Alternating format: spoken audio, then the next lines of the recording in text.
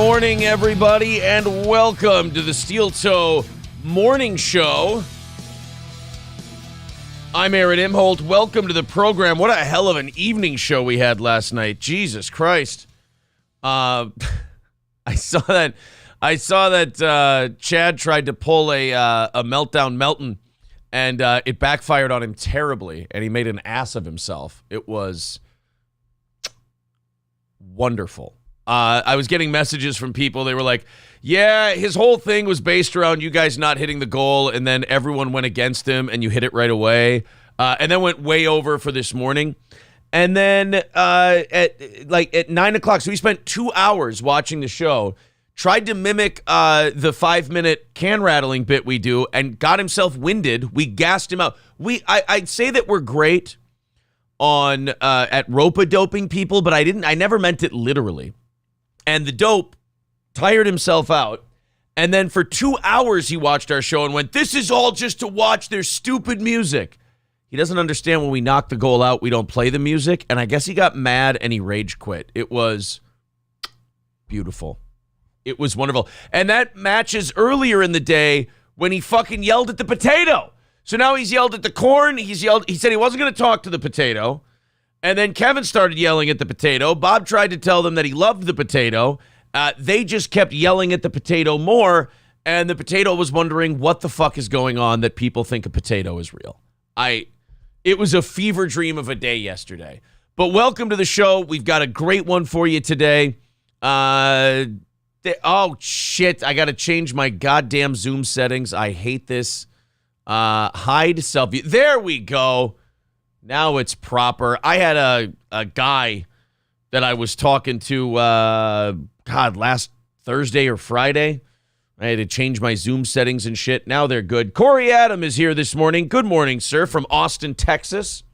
What up? All right, we have a lot to talk about. We will get to it in a little bit. Turtle starting us off this morning with $5, saying, good job trying to hide that during the intro song.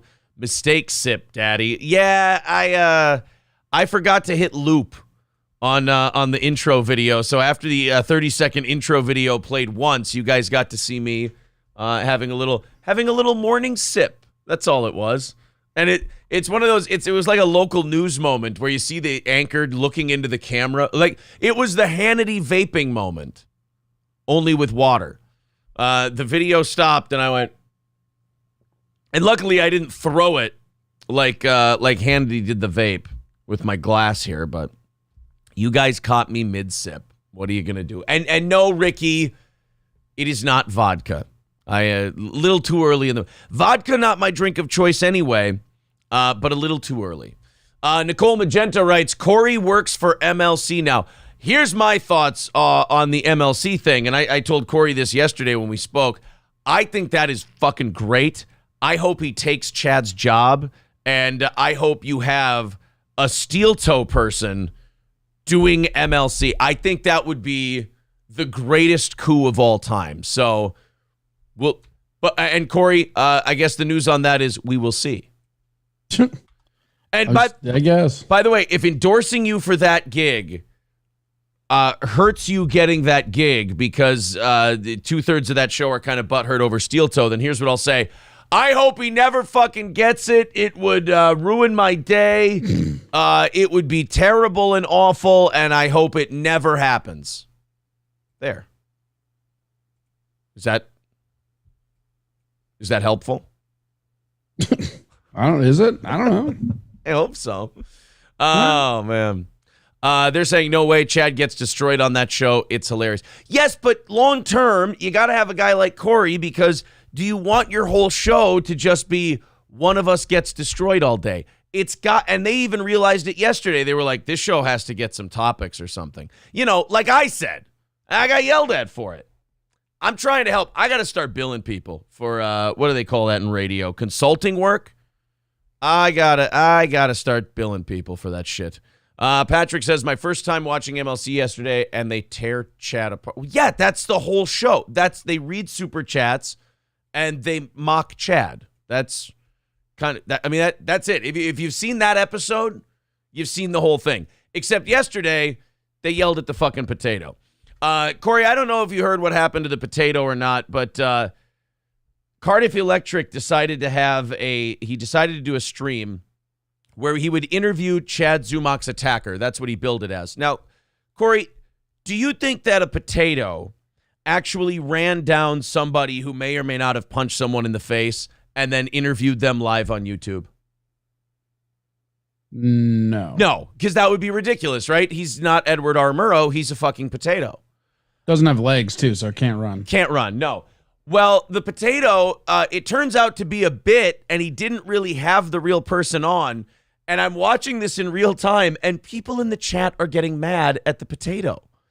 And if you like that kind of like making marks out of the audience shit, it would have been your favorite thing to watch ever. It was a true fever dream because they're all getting mad at the potato and yelling at the potato for not being a newsman and doing a bit. Like the cartoon potato, it ended up doing a bit out of it, and it wasn't really real journalism that he did. And they got mad at the potato. I think it would have been right up your alley. All right. Dynamite drop-in, Monty. That broadcasting school is really paying off for you. Okay, we got taking a look at the chat here, catching up. I thought from Wednesday to today this was a work. Corey doesn't seem like a mark for short money. We're going to address the whole thing. We had a lovely conversation yesterday, and I think everybody who loves Corey and everybody who hates Corey, I think is going to love the conclusion that it came to. I think we figured something out it's very rare that it happens in broadcasting or entertainment in general, but I think you all are going to be happy. I'm just kidding. Nobody's ever happy when it comes to these things. Thank you very much to Gator Bacon for $10. He says he is risen. Thank you very much, buddy. You guys went completely apeshit yesterday. You added 2 new VIPs. So this morning, it's just 155. Thank you very much. 155 away from overtime. Appreciated. Orange Boy says, oh, come on. There we go. Excuse me. Ugly Fuckling says, why would anyone be a hater? I don't know. Some people derive a good amount of joy from it. Now, before we get to the conversation that Corey and I had, I do have a bit of breaking news for you. And the reason I'm going to break this news for you is because it scared the shit out of me when I woke up this morning, and I have to scare the shit out of the rest of you. Corey, I scrolled down on the news app on my phone. Okay. And the first thing I saw, and see if you took this the way I did, acting legend Dick Van Dyke, 97. Uh-oh. Right? Dick Van Dyke, legendary actor, age 97.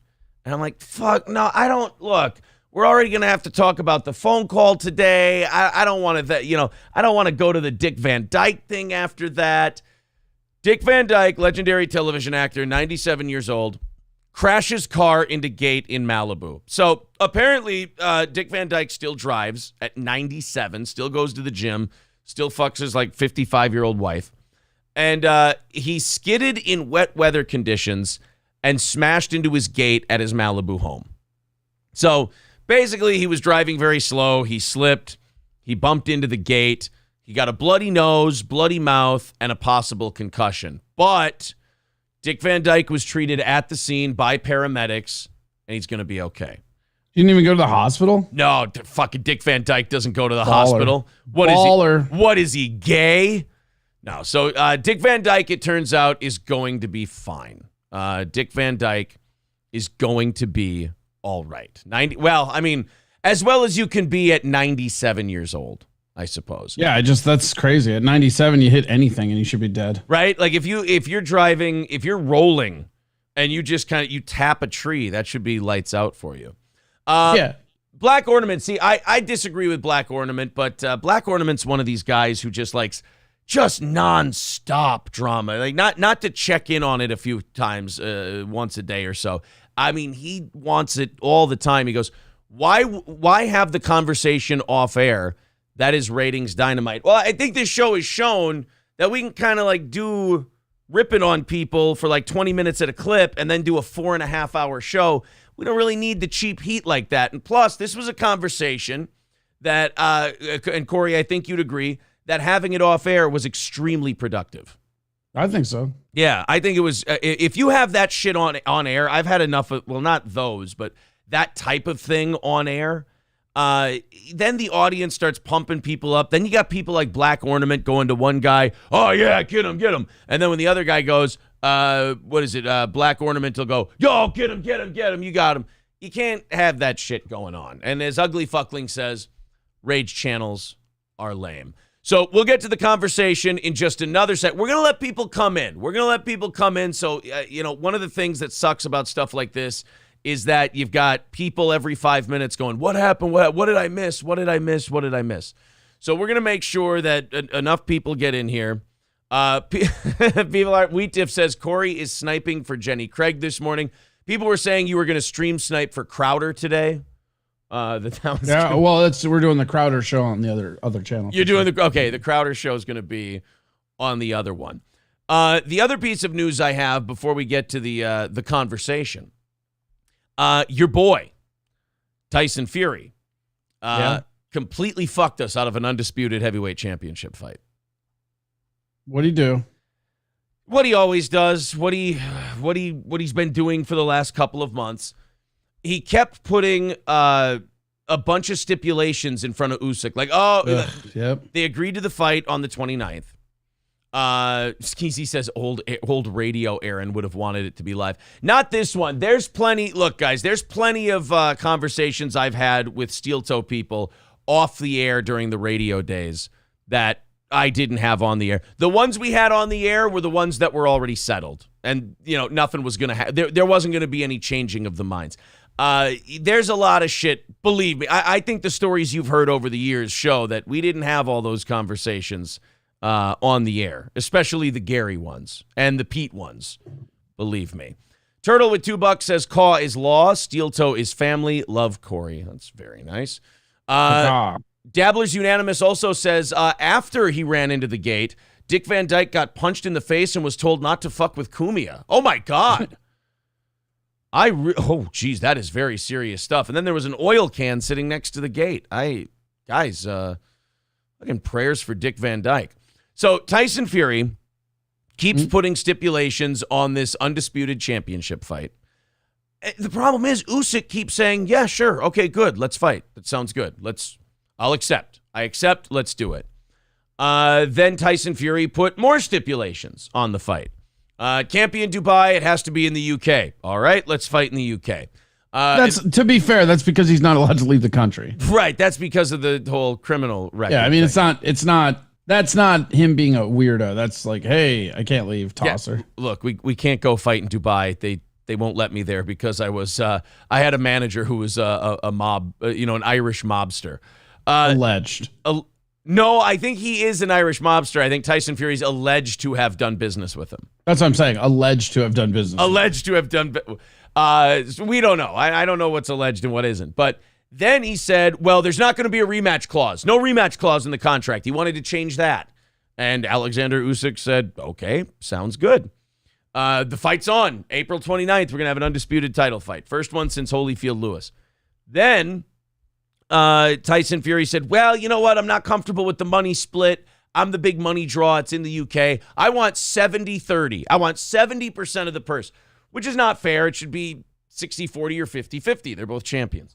Alexander Usyk. I mean, Tyson is the A side, though. Like, Usyk, even though he's very good for the fans, a lot of people don't know who he is. Everybody knows who Fury is. That's why I said 60-40, because, he does have the, what do you call it, the lineage. He's the lineal champion. Mayweather would do 70-30, though. Yeah. Mayweather. So, but Usyk said yes to that anyway. So, Usyk says yes to the 70-30. And then yesterday we hear, Tyson Fury doesn't think the deal is good, fights off. So Usyk says yes to everything, fight's still off. So now Usyk's going to fight somebody else on the 29th. And I don't know what Tyson Fury's doing. But this is, I guess, the third time that Tyson Fury has caused a title fight to be off at the last minute. There was Joshua Fury in 2020 2020 and 2021. Okay, I didn't know about both times. And Fury Usyk in 2023. So we are not getting an undisputed heavyweight title fight, which I didn't think he was going to fight him anyways. I was surprised when they booked it or when they started to. Yeah. Well, I still say that he fights Joshua and retires. Joshua's like personal for him. He really wants to whip that guy's ass. Yeah, it's the UK thing. It's the Olympics. Plus, Usyk is kind of a trap fight for him. Super good on the inside, very awkward, so he can't use his footwork. I think that fight is a lot closer than a lot of people think. Well, it's one of those. Yeah, it's one of those things where if he beats Usyk, he beat a blown up cruiserweight. He beats. He just beat a little guy, and if he loses, it's, oh my God, you lost to the little guy, you lost to that cruiserweight. How fucking dare you? So there's no winning for Tyson Fury. Although I will say one thing Alexander Usyk is not saying this morning. I'm very, very feel. I'm very feel. He is not feel this morning. And as far as Tyson Fury's opponents, it is my belief that he was handpicked. Turtle, you are right. Hit the like button. Hit the subscribe button. Subscribers going up, likes going up. That's what we like to see. I hope everything's going okay on Rumble. I'm getting this weird pink bar underneath our stream that says, "Please wait till our video finishes processing." I don't know if Rumble's having any issues this morning or what, but if you're on Rumble, follow the channel. It usually just means the server video is whatever one you put up as a play server is still rendering typically. Okay. So let's talk about the legendary phone call and what happened yesterday. Last Wednesday, I held it together because I've been doing this for a long time. I know how to just kind of get through a show. But Corey was being mocked and made fun of by another show's chat and stream. And Corey decided to lean into it, unbeknownst to me. And he was taking super chat money from a show that had been, I'll be honest, look, kind of desperate for our attention. I get it. And they had been pretty nasty to April. That's kind of what happens on the internet if you're a girl and you're any good, is people get this really incel-y rage about you. I don't get it. I understand, not liking me. I understand that 100%. But going after the girl and putting up, underage pictures of her on Reddit and then and this guy's asking people, oh, if you have any dirt on these two's private lives and their past relationships, get in touch with me, and all this really weird obsessive shit. Corey then started playing into them, and unbeknownst to me was taking super chat money and doing little gimmicks and doing little things and dropping little references.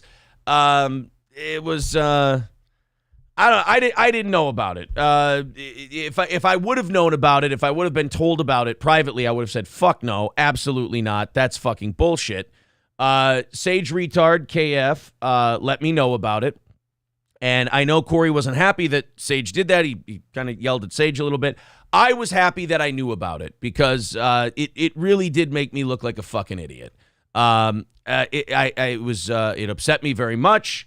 I took it very personally, and I told Corey, I go, look, I don't know what that was all about, but you need to talk to me before our next show. I need to know if we're on the same page. Because something like that happens, and I wasn't told about it. Your brain starts running wild, and you don't know what the fuck to think. You're like, is there some gay ops going on? Is there some bullshit? Whatever. So I don't hear from Corey all weekend. And then I texted him again yesterday, and I said, dude, you got to call me before you go on the air. I got to see if I got to, just know we're on the same page. What did I say? Rowing the same boat. Corey and I had a phone call. I raised my concerns. He raised some of his concerns, some of which go back a lot longer than the super chat stuff and the phone call and all of that. It goes back longer. There had been some issues, and he let me know that, it wasn't intentional. I didn't realize that it would be taken that way. I didn't realize that it would be seen that way. And, I'm sorry about that. And then apparently I said something. I used the term comics in quotes.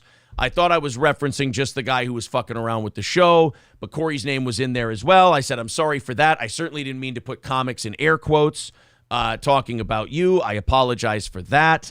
And we went back and forth. We talked it out.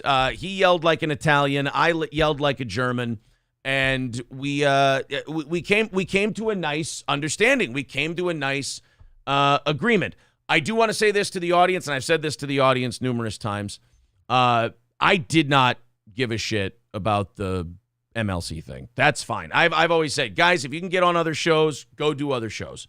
If you can make money, go make money. Once you're off this show, it's a contractor gig. Once you're off this show, you can do whatever you want.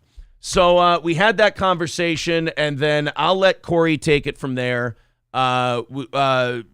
I'll let Corey speak for himself on what he thought, and then we'll get into the conclusion of that phone call. Corey, go ahead. I just think it was very good to yell. Yes, it was great to yell.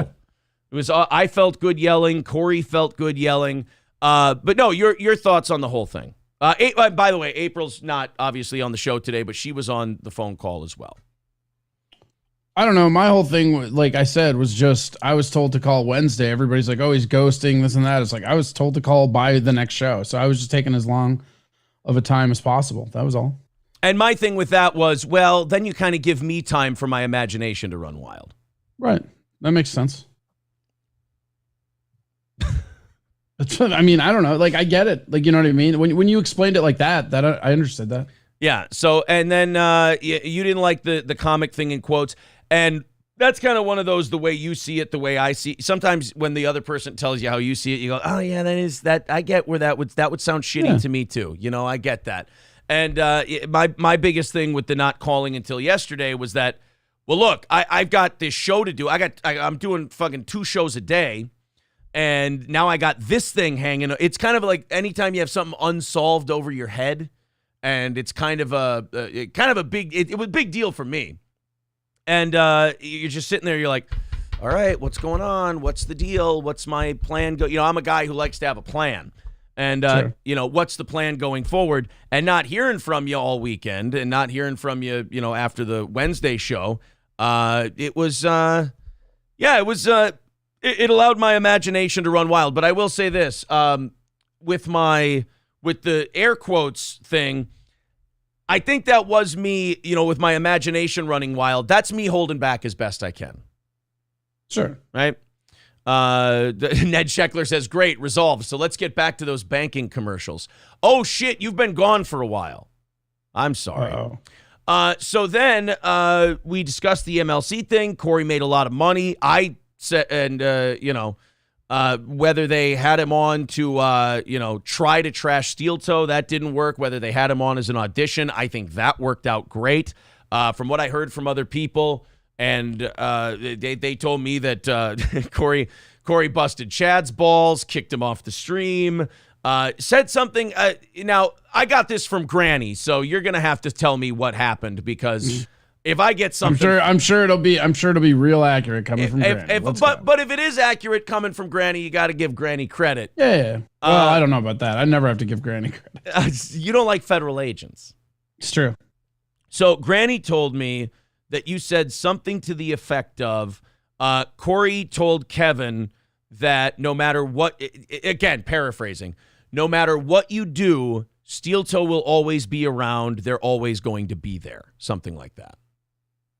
Yeah, I just think there's a lot of people rallying wagons as if it's going to shoot down, and I've seen you go through many of these. Like, it's whatever.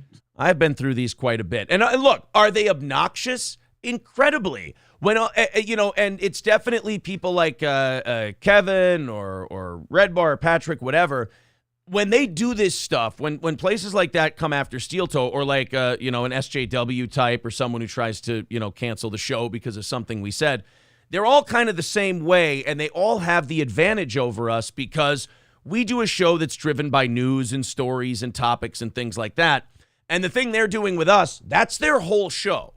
So they're definitely playing on their home court. So anytime we kind of shake those things off like fleas, I consider it a great victory for us, because They have to now go move on to somebody else, and we get to keep going on doing our show. And usually both shows end up with more subscribers and followers out of it. So it does end up kind of looking like a work anyway in the end. So no problem with the MLC thing, nothing like that. When we spoke yesterday, my whole thing was the Wednesday deal. All these shows are like, I'm going to get Steel Toe. And then one of my own guys is sabotaging the show and, making himself some money off of it, which Corey did. I will say this. Corey did give me half the money that he made off the deal. But I did tell him that's blood money. I tried to return. I don't know why my business Venmo won't let me return money. They probably do, and I'm just too fucking stupid to know how to do it. So I just said, you know what, Corey, I'll just give it back to you the next time I pay you. And so Corey went on MLC, made himself a nice little payday. Corey got a nice little payday out of the Onions thing. So it got Corey thinking, well, you know what? When Aaron goes on all these shows, it's Aaron and April. Johnny's not on there. I'm not on there. I made a ton of money, more than Aaron can pay me for going on these different shows. Maybe it's time to spread my wings and see how much money I can make maybe doing something else. Which, by the way, we talk about capitalism. We talk about business. That's exactly how it works in the workplace. Any job anyone's ever left has been because, they might not like the job, but they go, hey, look, I'm making this much here. It turns out I can make this much over here. Why don't I go do that? And that I think that was your whole thought on the thing. Yeah, and the other thing too is just I want to try doing some of my own stuff and just like there's a whole thing of money. We're all capitalists here, right? Yeah. And there was also, you saying you wanted to do your own thing. It's like, I'm trying to think if it's like a music group or you're like or like a songwriter. You guys being second mics on this show, you probably have things you would want to do if it was your show that I don't necessarily do here. And at some point, you're like, look, man, I want to spread my wings and see if I can do something like that. Kind of like a guy in a group going solo. So Corey and I talked about that. I had problems with what he did Wednesday. He's had some problems with me in the way I've done the show and run things. And we both said, we're like, well, I like you. I don't dislike you. And I don't want to trash you. And, I don't want to trash the show and this or that. So we came up with a solution. Ugly Fuckling says the Peter Criss of Steel Toe. Very good. We came up with a solution, and Corey, since you came up with the pro wrestling analogy, I think you should kind of let them know how the solution is going to work. Shit, I don't know. I don't even know how the solution's gonna work. Like, I'm just gonna go out there and just do my own thing, I guess. I don't know. Like different territories and shit. I don't fucking know, man. All right, so you're the the fucking analogy guy. You're the fucking analogy Were you guy. high or drunk during this conversation? Probably. Okay. Explains the yelling. Right. Oh, that doesn't explain the yelling for me. I can do that on a good day. I can too, but So here's what. Okay, no, Phil. See, now you didn't explain it to him, so now I got people's imaginations running wild. Philip Sears says Texas Death Match. No, there is not a Texas Death Match. There's not a 2 or 3. I could have swore there was a Texas Death Match.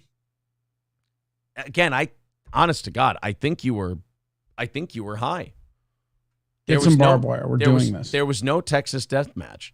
Are you trying to get out of the Texas Death Match now? I never. That was a pivotal point. That was a pivotal point of our phone call. We're not. There was no Texas Death Match. Getting to hit your boss with a bat wrapped in barbed wire was hinging on this whole thing. You know that. And I'm more of a ladders guy. And now you're gonna sit here and act like you won't. Thanks. It was like. Thanks. It was the Tyson Fury negotiations. All these different things out there, and it ends up off at the off anyway.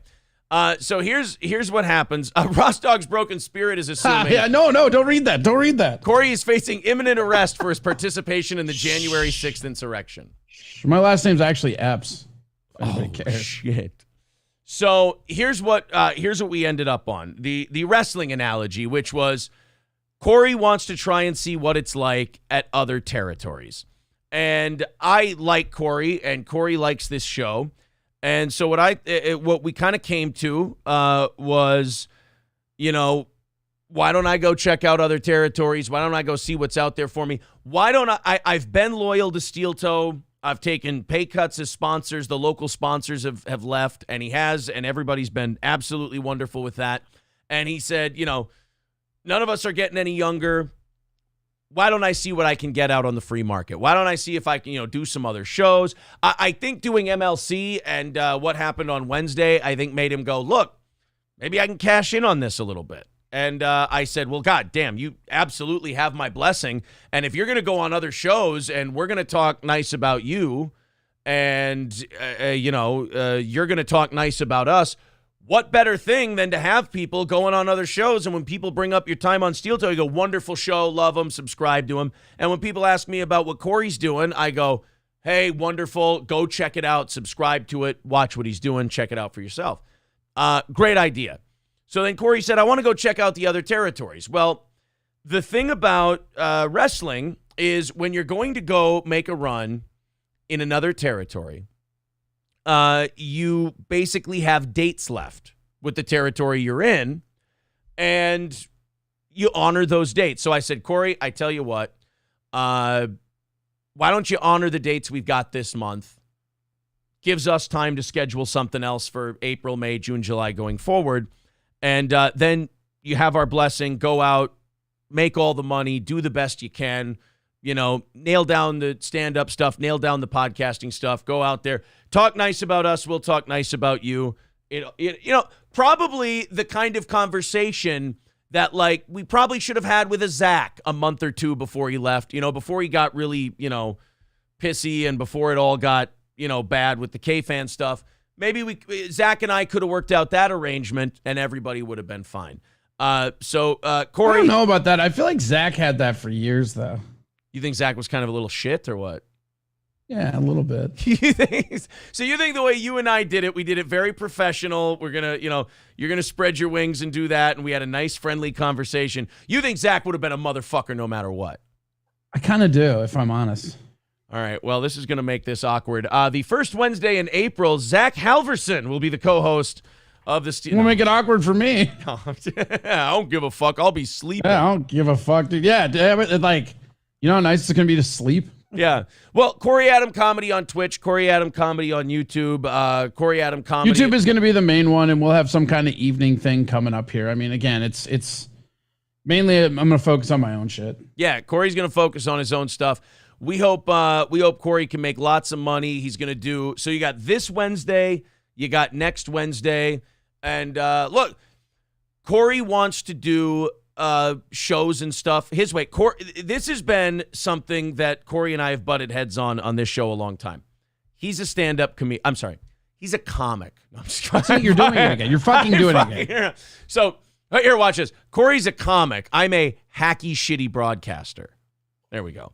I can't be a hacky, shitty comic? How dare you? Okay, Corey's a hacky, shitty, terrible comic. I'm a hacky, shitty, terrible broadcaster. There we go. And I disavow anyone who says he's hard to work with. So Corey's going to do the next two Wednesdays, today, next week. Then he's going to move on and do his own thing, and I encourage everyone to follow him, check him out. I encourage everyone to stay Go to here, YouTube and watch smash the subscribe on that. We're rebranding the whole thing. That's going to be the main focus is the YouTube. Corey will be doing that, and it will be a lot of fun. But, yeah. Hold on, just real quick. Stevie J said, I'm always nice to Corey, and he banned me on my channel. No one banned you on my channel, guy. Or if they did, I didn't. So simmer down with that. You banned Stevie J? Why would you do that? I would never. I don't ban anybody. I don't care. That's really mean. Shut up. Oh, man. No, somebody said, I don't care about that. Let those guys do their own thing. I'm not here to, stir up shit with anybody else. Well, here, we'll just go through everybody's thoughts on the matter.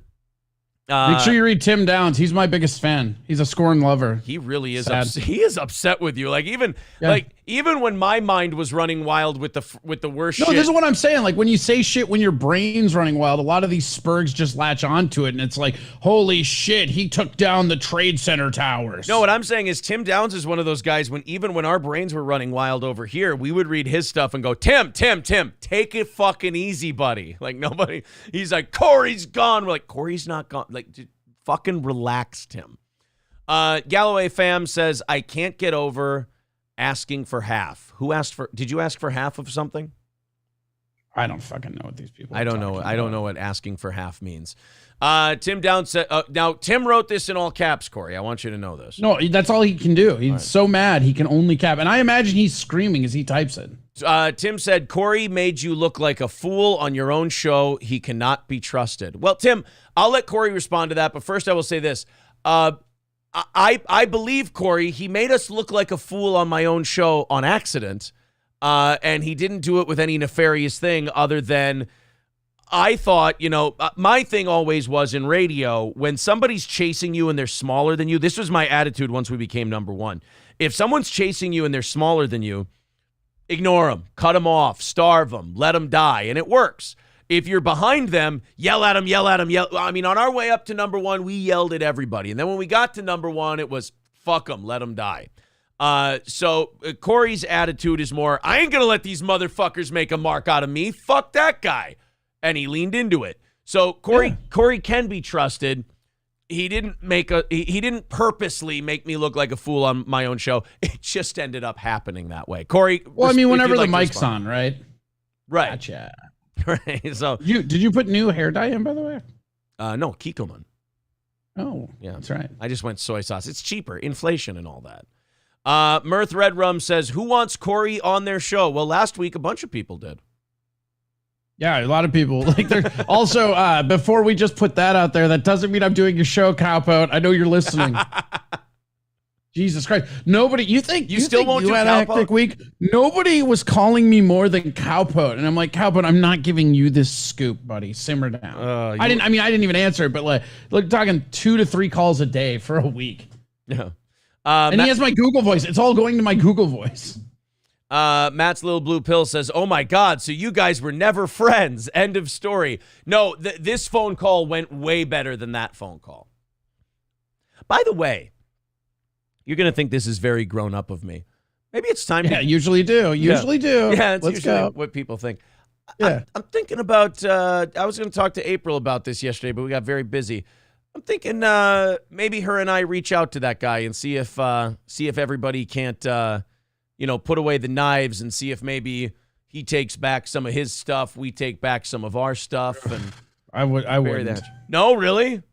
I don't know. I just, at this point, it's been long enough with no interaction between you two. Just let it lie for a bit more. I suppose it's been a while though. Maybe that was my thought. Was kind of like, I have that thought every so often. I'm like, well, what if he said sorry for being a dick, and I said sorry for really trashing the ever loving shit out of you, and then he probably needs to have a separate conversation with April, I think, and then everything gets. But then I thought about it, and I'm like, okay, but what does that accomplish? Then what?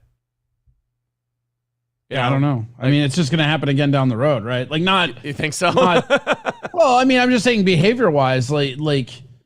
I don't think. Do you think you and him are different people at this point? Well, he's black. So no. You're saying that because he's black, he's just going to be untrustworthy and do it again. Is that what you're saying? No, I was saying that about you. Oh, because I'm black. Okay, I understand. Wait, what? Delish says letting Aaron talk for him like an abusive boyfriend. Look, I threw I'm talking. What are you talking about? I threw it over to Corey. I didn't interrupt Corey. I let him speak until he was done speaking. Look, he just texted me a picture of where my cousins go to school. So he's being very reasonable, you guys. Yeah, I'm just letting him know, hey, I take an interest in your life.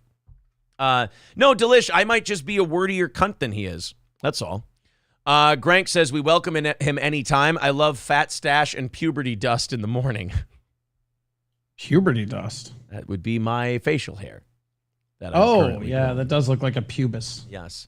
I know you hate Mad Men, but I have a line from Mad Men stuck in my head. It's when the British. Oh, good. It's when the British guy went in to tell Don and Roger Sterling and the partners that the guy from Jaguar's getting a divorce because his wife caught him cheating. after they all took him out. They all took him out for a night on the town. Lane said no. The British guy said no. He's got a family, this and that. They took him out to a whorehouse. The guy got laid, the whole thing. And they were all like, Lane, how did he get caught? He told her, and he yells, I don't know why I just yell this throughout the house now randomly, but he goes, she found chewing gum in his pubis. Yeah. What a wonderful line. Chewing gum. I just imagine that some girl blew him, and before she did, she took the gum out of her mouth and goes, I need somewhere to put this. You know what? There. Just stash it. Because in the 60s, they had giant pubes. They didn't, trim those or anything. So they just put it in the guy's big old giant bush. Worked perfect. Turtle with $2 says, not rock and sock. Aaron and Corey need a team. I guess that's the other thing we didn't tell people. You will be back. Right? You'll show up. Yeah. We'll do some things. I'll be around. I mean, whatever. Again, my big focus is going to be on my YouTube, and I think we figured out the format of what I'm going to do. So we'll see. Yeah, Corey wants to do his own show. Corey doesn't want to sit here and be held to whatever horse shit I'm doing on a daily basis. No, it's just a format thing. Radio show is great. I want to do a night, I don't know, a coast to coast type show, something weird. Oh, like some George Norrie shit. Yeah, or because think about in the circles of all these internet people, how many people call in and they're all acting like other people. How much fun could that be if you just had it cycled around like an Art Bell experience? Yeah, no, I loved Art Bell. And once a week. The other thing, man, I'm telling you, not getting up early, I'm gonna enjoy it. No offense to you, I know that's just the chain that you wear around your neck. That's just God me, damn it. Even you feel that alarm go off and go, ugh. I'll say maybe not at this point, but I'll say maybe once a week, just Wednesdays. No, I'm just kidding.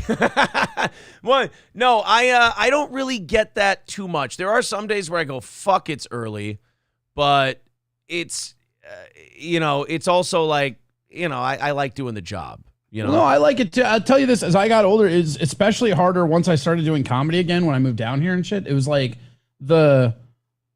being out, because back when I first was working with you, I would be out till fucking 2 a.m. at Grumpy's, and then I would wake up and drive on 2 hours of sleep and do the show, and it's just not possible anymore. I mean, I guess it is, but it's definitely not as enjoyable. Sad Boy says, Aaron never looked like a fool, yo. Corey looked like a backstabber. Hey, two things can be true at once. I looked retarded. I don't see it as back. I just leaned in. I get why everybody feels that way, but that's fine. Just that, just make sure Tim Downs isn't allowed at my funeral. That's all I ask. Are you dying? I'm dying. Neil says, couldn't Corey make lots of money if you paid him what he's worth? Well, that's kind of what the argument is. He's like, look, I think I'm worth more. I'm like, I'm giving you everything I can at the moment with the little small business we've got here. Well, I think honestly, that's what makes everything a little bit more amicable is it's, when it comes to finance, it's just business, man. It's nothing. It's me going, look, this is what we can do. Corey's like, I want more. I go, well, I can't do any more than what I'm doing. And Corey goes, well, if you don't mind, I'd like to go out and see if I can get more. And I'm like, well, I've never stood in the way of anyone making any money. I mean, Jesus Christ, Adrian Washington even held up one of our fucking venues to get himself a raise without me knowing, and went and told the owner he wasn't coming up unless he get a couple hundred more. And I didn't cut him loose for that. So is that real? Yeah. Oh, I never told you that story. No, I think he did, but I think I forgot it. And then he goes, "Oh, I got you an extra 100 too." So now there's blood on my hands. So Adrian and I are sitting there. Were we still at the radio too? Was that a payola thing then on top of that? Really? Yeah, it was really Gary got really fucking mad at him for that one. And when I can't remember the guy at Shady, when Ryan came up to the two of us and handed us each he goes, "Oh, here's the extra that we agreed on." In front of Adrian, to kind of make a statement, I went, Ryan, I can't accept this. I didn't agree to this. I agreed to this other amount. You take this extra. You take it back. And I looked over at Adrian, and Adrian just goes, thank you. I appreciate that. And kept the extra fucking money. Fuck, what? I didn't hear that part at all. Oh, yeah, he kept the money. I never heard the end of that. I heard that I think you told me that he was asking for money or something before he went up, and I was like, oh, that's weird. Well, and it was, I think it was the last time we ever did Shady's in Albany, because the guy, I remember I'm in the grocery store, and Ryan calls me, and he's like, hey, man, I got you guys the extra money. And I'm like, what do you mean you got us the extra money? And he goes, well, Adrian called and said that you guys weren't happy with what we were paying. And I got you guys some extra $200 a piece or whatever it was. And I'm like, dude, I never cleared that. I never said yes to that. Whoever told you that, it's a prank or whatever. He goes, oh, well, Adrian told me. And I'm like, oh, fuck. Like, he held the guy up for more money. And I'm like, nope, I'm going to make this right, whatever. And honestly, Corey, you're a stand-up comic. You know what we were getting paid for that gig? Nothing, right? No, 600, 400. No, I don't even think we were, because I think that was the first. Oh no, you know what? No, you're membership. right. You're right. But the Shadys one, he was getting 4. I was getting, I think, 2. Sure. 400 to do 45 minutes of comedy is not bad. I mean, it's not the greatest payday in the world, but it's not bad. It's a 30-minute drive. You go do your set, and you get $400. I just remember him never being able to not be the headliner. Yeah, there were a few times where we tried to have you headline, or we tried to have Johnny headline, and he would kind of put on that kind of pouty face. Like, there was always kind of that little pouty face, like, are you sure? Because, like, he would always tell us there were people there to watch him go last. Yeah, or his people are, like, the people that were coming weren't there yet. That was the other one. Yeah. So... And then he was all like, well, I don't know what to do. And I was like, I'll go first, because then I can get drunk and not worry about it. Yeah, exactly. Like, we were always there like, hey, let's have fun. If Adrian was like, can I do more time? Like, sure, we do less time. We get paid the same. It's fine. He was, he actually wanted to do the art. What a queer. Stevie J says, Corey, you banned me on your Twitch channel. I never did. I'll double check. Like, send me a message. CoreyAdamComedy@gmail. Like, I never fucking banned you. And if I did, it was tongue in cheek. I don't ban people unless it's John and SLP, and he deserves it. Return Trip says, see, now this is the way this whole thing should go. Good luck on the future gigs. There you go. Yeah. That's exactly how we feel over here as well. Dalish, I don't know this person, but they're trying to stir shit up, says, laughing my ass off, you're letting Corey do 2 more shows for the half of the money you took. Do you feel like a big, strong man now? I think you misunderstood what I said. Corey gave me half the money that he got for last Wednesday from the Wait, I'm getting paid for these last 2 shows? From the other show. I'm giving that back to him. Wait. He's getting paid in full for the month, Delish. People get paid for this? I'm sorry. I didn't mean to break that to you on the air. But, Delish, this is what happens when you're constantly on the lookout for drama. You don't listen. Oh God, Tim is really after you today. I'm hoping this is a bit. No, it's not. Tim has been a cocksucker in chat ever since you were talking shit about me on Sunday. No, in fairness, Tim was a cocksucker before that. Yeah, that's probably fair, actually. Yeah. Tim's been a cocksucker for a while. Fair. Ian Mount says, I'm staying with Steel Toe. There's no staying with Steel Toe or not. Like, Corey's not getting up early in the morning to do the counter. Guys, just so you know, make sure you turn over to the fucking Carbon Composite Toe morning show, which will start fucking Monday. I mean, even the people that hate on this show aren't getting up early enough to hate watch it 5 days a week. Right, Simmer down. Exactly. Like, even Melton got bored, you know? And that's my plan with everybody who comes after me. I go, I'm going to bore the shit. That's my rope-a-dope. I'll bore the fuck out of them.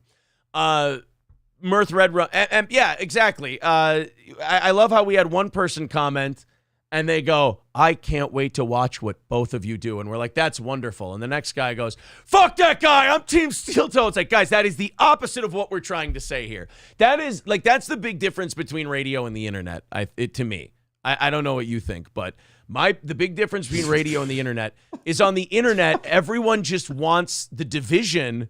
And, like, you tell them that there's no division, and they go, I'm going to choose not to hear what you just said. I'm going with division. I just think it's funny now. It's everybody like Corey, all these different fucking Corey banned me and stole my bird bath is one of the comments. Oh no. Corey banned me from his channel and said, don't fuck with Kumia. That's true. Citizen M says, the whole time I've just been imagining how real and entertaining the off-air conversation was. I think Kind of was, actually. Like, they all missed out. kind of, but not really. Like, the yelling part lasted maybe The only 2 person minutes. that didn't miss out was April, because she had to sit there while we were yelling at each other. Yeah, Corey's like, you never put me on any of the shows. I'm like, I'm running a fucking business. My favorite part about that call was, like, every now and again, April would, like, come in and she's like, well, just for the record, I never did any of that. I'm like, yeah, no, I never did. And then I would just go back to yelling at you. Yeah.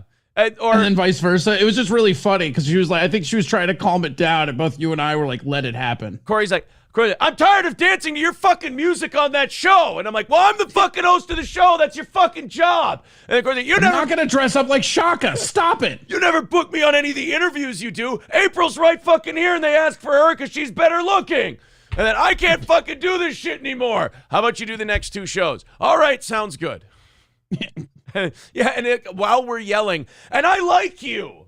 I like you too. That's exactly what it was. It started to get loud compliments. Yeah, it was like, I You're really good at what you do. Stop it. It was like 2 people realizing that they need to spread their wings and do something else, but they really want to promote each other at the same time. So they're like, I have to have some sort of animus so I can leave. And then the other person going, I also have to say the things I feel about you because I really want you guys to do well. It's like, all right. We're men who don't know how to express ourselves. Fair enough. So Citizen M, there's the conversation that you missed. It was half shouting resentment, and then the rest of it, how much we like each other and want each other to do well. And then April just going, I was really sad because that guy was really mean to me, and then you took his side. It's just like, as you and I are yelling. Shut up, we're talking. Yeah. April's like, I'm just really sad, Corey, because you've always been really nice to me, and then you did that, and it really confused me. I didn't know why you were doing that. And then that was where we both kind of calmed down and went, look, man, I'm sorry for being a dick. And the other one's, yeah, look, man, if I was a dick, I'm really sorry. And I hope it goes well. Just April's sadness made us go, yeah, we are cunts. I get it. Tin Man Taylor says, that's all you got for the shows? That seems low compared to how many people bought tickets. Oh, the Albany thing. Wait, you guys are going crazy in the chat. The thing with the Albany shows is they were one of the first venues we went to. So I always gave them a nice hometown discount. I always did it for cheaper. Was that Partners was Albany? No, or Albany was the one. Albany Shady's. was the one that was like open when they weren't supposed to be, right? Yeah. That was the one where we like had that awesome show, and it like they had a sign that just said this is not safe. Do it at your own risk. Like I remember that was when we did that show walking in, and it's posted on the door. It's like, all right. Yeah, what was it? The mask. Yeah, the mask thing. They were like, do what you want. So that would be like 400, 200. And as the shows got bigger and they all sold out, Adrian's like, why can't we get a better deal with these guys? And my thing was always, it was like a 250 seater that would fill up every time. Albany loved it. It kind of ruined our relationship with them. We can't do Albany shows anymore. But that's why? Yeah. I mean, I guess. He was not happy about that. And I tried to smooth it over, but, you know, when you don't, like, fire Adrian on the spot or you don't show any way of, like, disavowing him, they just think that you're trying to bullshit him and, you know, whatever. So that was the last time we did Shady's. But I can't remember where I was going with that. Yeah, they got a hometown discount. That's all it was. Look, when you're a comedian, yes, they pay you less than what they bring in. That's how they turn a profit. I mean, you brought in this much in tickets, you brought in this much in drinks. Yeah, and then they paid us a fraction of that, and then they made all the money. Ownership has its privileges. Patrick says, so you can afford to bring Oz back now. Well, here's what we're going to do. I don't want to talk about, like, going forward like Corey's some kind of a fucking corpse. We got 2 more shows to do. I'll be a corpse. You think I won't? But where's my bullet dinner? I'll be right back. We'll probably we'll bring Corey back to do morning shows, probably however often he wants to do it, once a month, once every other month, once a quarter, whatever. But for the time being, I'm going to book like Blast from the Past. I'm going to book some guest hosts. I asked Matt to do a show next month. I asked Oz to do a show next month. Oz and I are on great terms. I don't like this. As I get older, everyone who leaves the show is leaving on good terms now. It's fucking gross. I've lost my edge. Well, you had your chance with Zach and you wasted it. I feel like you were living your best life when Adrian left, so you got it out of your system. Yeah, maybe that's what it was. The guy, I hate not being angry anymore. Ooh, actually, no. You know who you got it out of your system with was fucking Mark Allen. That was one of the best leave the show moments ever. Boy, did we fucking... I remember that. I was still always remember that guy because when I first got the job, everybody was quoting him all the time. Welcome to my home. And you... Whiskey Pete, Oz, Zach, all doing that was way funnier than that guy ever was. And then when everybody was excited, I got super excited because I'm like, oh, this is that Welcome to My Home guy. I can't wait. And then it was just immediately just a cunt. He was terrible. Yeah, he was not good. It is funny. Oz and I are the ones who actually started the Welcome to My Home thing. And we worked ourselves into a shoot. We thought Mark Allen was funny because we made a funny I had never heard him before, so I was like, oh, let's hear this guy. Seems like he's pretty funny. And then I remember when he quit, you read that. It was like the night of one of the shows. It was, I remember it was Cormier Stipe 2 was the fight, but it was whatever show was that. And that was an anniversary I think it was show. at Red Carpet. It was an anniversary show at the Red Carpet. I think it was the big room in Red Carpet. Yep. And you just read that letter online, and that's still my favorite. He was pissed. I ripped that letter apart. Oh my God, was that somebody showed that back to me like a year or so later, and I was like, oh my God, that is so mean. I was like, holy shit, did I go off on that guy? Let's try to catch up with you guys. John Lastman says, Corey banned me because I asked about a gumbo recipe. I don't know why funny. You banned That's an old school. That's an old school one right there. That's good. Corey, one of the first shows we did on Twitch Talk had a guy calling in, just giving the slowest gumbo recipe ever, and like John Russell, when he was still on the show, just flipped out at him. Yeah, Corey, that's a really like weird. It's always weird, and I'm sure this happens to you. I'm sure this happens to everybody. When one of the fans says something that's just like a deep cut from years ago, you're like, oh yeah. Let's continue on. Fatty Melton says, Corey, are you ignoring our super chats with an angry face? You son. I don't see any super chats. Juno says, he's fucking around. He's doing a bit. He's a parody account. Juno says, proud of you, Corey. I will support and follow you wherever you go. Good luck, friend. See, isn't that nice? Can't we talk that way? Isn't that just wonderful? Hit the YouTube. We need 1,000. We're at like 900. And then, like I said, the new concept show will be in 2 weeks. Go subscribe to YouTube. Is that why you want to leave? Is it because you believe you've squeezed every last subscription out of this audience and it's time to move on to greener? Obviously not if I'm trying to hit 1,000. Get Gino in for Corey now. You think Gino Bisconti is going to do a Wednesday morning show? He can't get up in time. There's no way Gino is going to do. And plus, I need Gino to get a better audio setup, for God's sake. Fauci's Pangolin says a lot of what's people, up with that? That's so weird. What? He's real good, but the setup. He's 54 years old and he works in Anthony's studio, so he doesn't really need a home thing. So I don't know. You went on the radio after trashing Spano. Oh, Ryan from Shady's. See, that's what I'm talking about right there. You went on the radio. When did I trash him? Did I trash the guy from Shady's in Albany?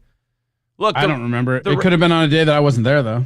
Look, the radio days I was a very angry guy. I was not that happy with a lot of the radio stuff. So if I went on and brutally savaged someone, my apologies? ? Dallas says, a corpse would probably be more entertaining than the both of you. I'm sorry we didn't give you the hatred and anger that you want, and now you're mad about it. I'm sorry. I will. If you subscribe to my Patreon, I have copies of our conversation from yesterday. There you go. Derek Chauvinist says, Aaron and Artie Lang every Wednesday. I mean, you could pay Artie Lang and dust. Right? I'm not going to fall for the same thing many others have fallen for before. No, thank you. They're saying hungover Gino in the morning. Yeah, working with people who are hungover is a lot of fun. No, thank you. I love Gino. He's wonderful. He had his 1,000th In Hot Water show yesterday. It was great. But I don't think Gino would get up in the morning. Ugly Fuckling says, Tim, you repeatedly spelled traitor wrong. You have no place to correct it. I guess Tim is still going off. I've been missing it. You did light up Ryan for being like 5% owner. It was classic steel toe, though. I remember why I shit on that guy. So we were doing an anniversary show at Stoney's, and I was negotiating with the main owner. And I said, well, for the anniversary, we'd never done an anniversary show there before.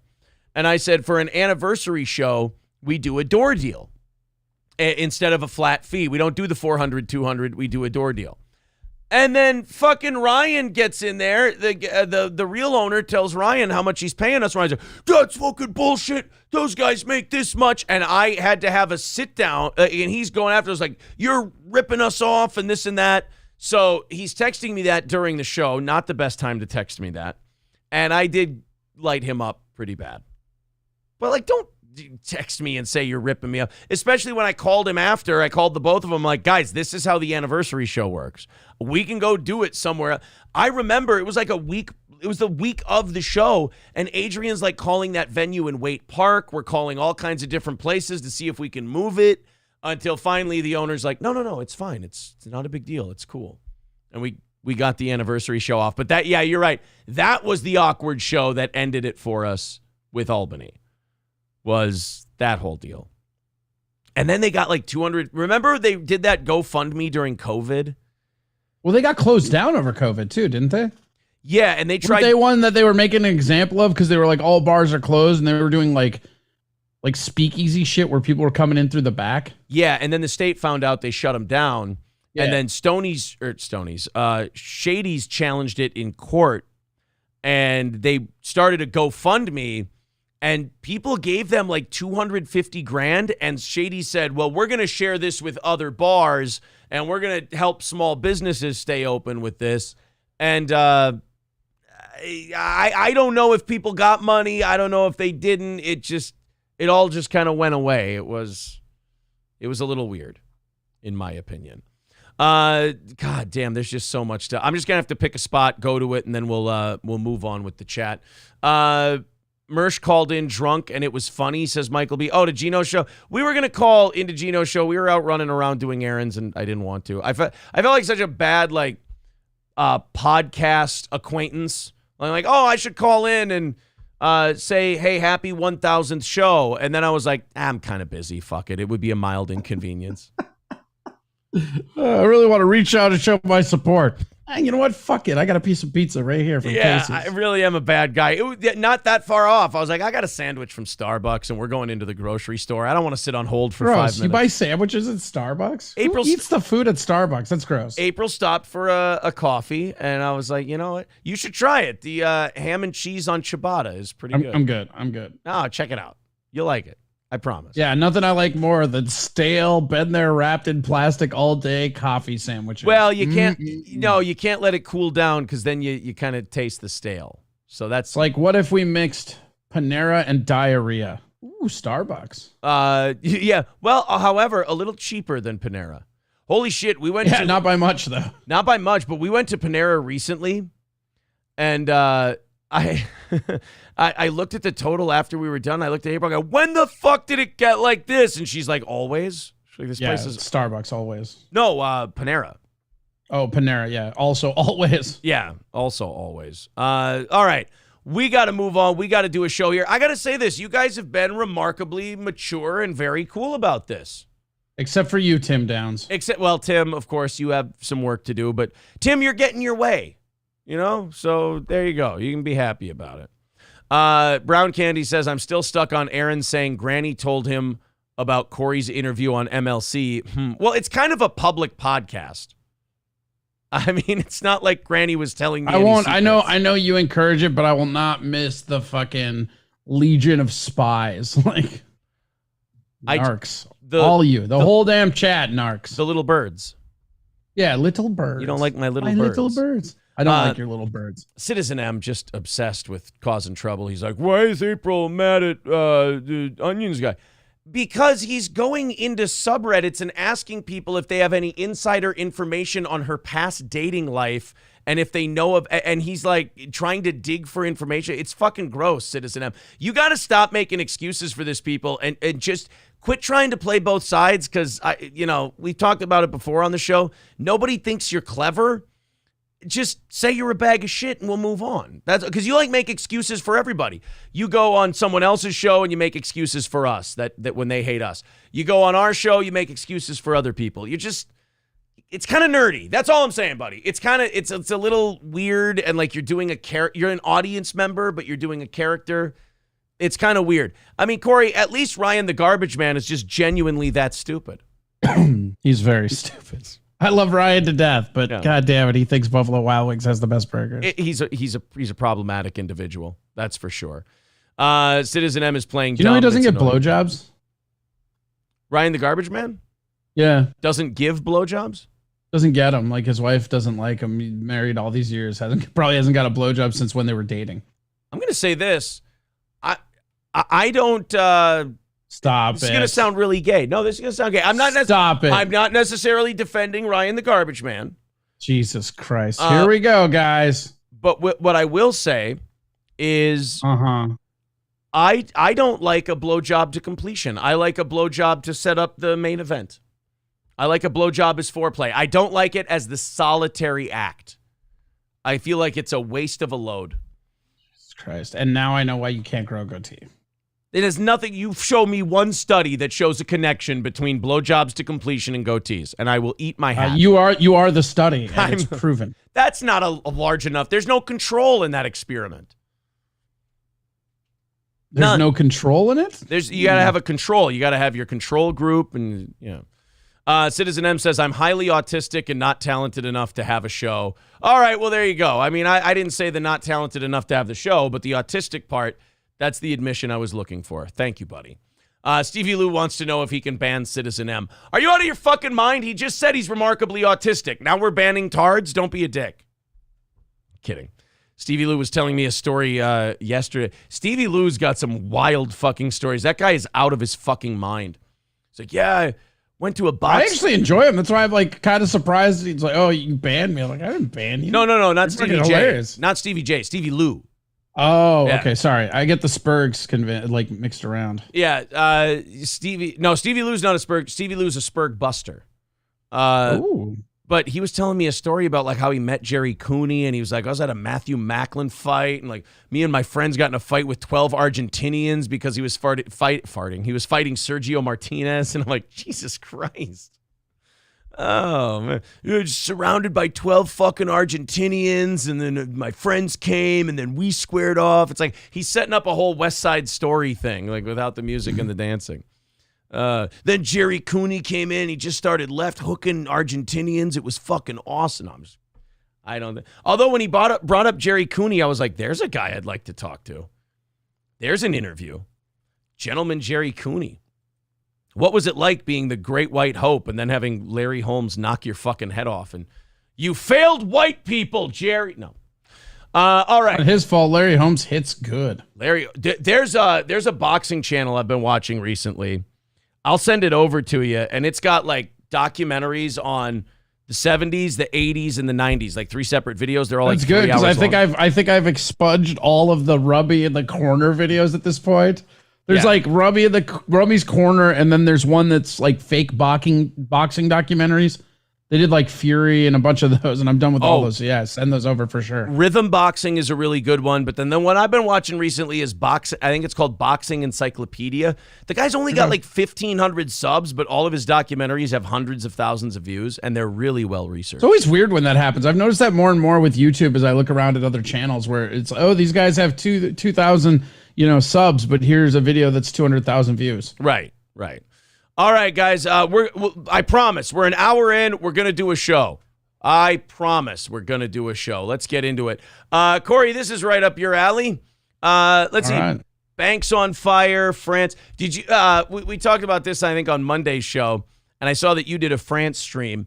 Did you see that they were threatening guillotines in France over the $2? Yeah, no, it was so funny because for those that know me I love to do the live on the street riot streams. Like we covered the trucker convoy, and I knew shit was going to pop off on Friday. So I cleared my schedule, and I'm like, all right, we're just going to stream straight through. Part of the reason I didn't see the text on Friday at first was like sitting there like, all right, let's go.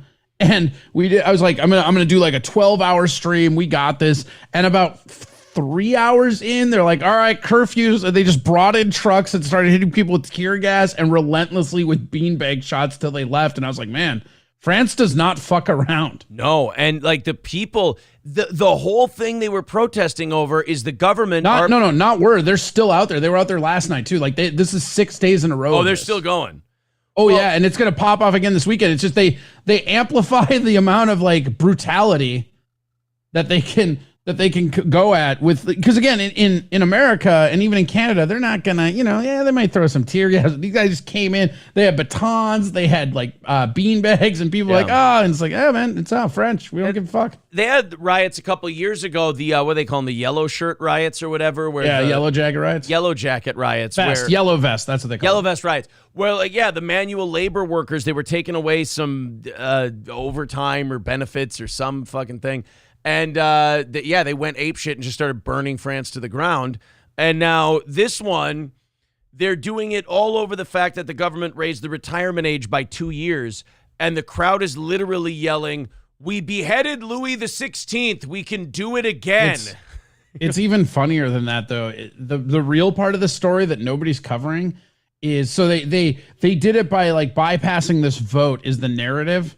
But what they don't talk about is 2 years ago, the French people voted for that. Really?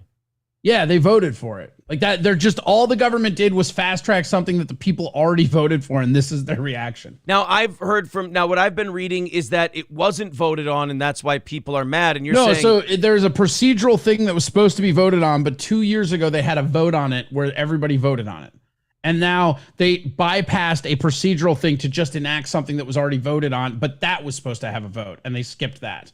So you're saying that they kind of did a thing. They did like the Iraq war thing, where they never declared war, but they gave like an authorization for the president to use force. Yep. And then they enacted it. And then they just fucking flipped out about it. Wow. Yeah, and are still flipping out about it, apparently. I mean, it's one of those where... It's probably because a bunch of the stuff with the yellow vest never got settled. They also tried to do their own COVID protests. That never... It's like 3 or 4 protests that didn't really get anything accomplished. So it's just going to be a cumulative upkeep every time. So you got... And here's the thing about... and you just nailed it. The thing about these French or these European riots is like, they'll get mad and they don't fuck around and they'll break shit and set stuff on fire. But they always end up bending over and taking it in the end. Sure do.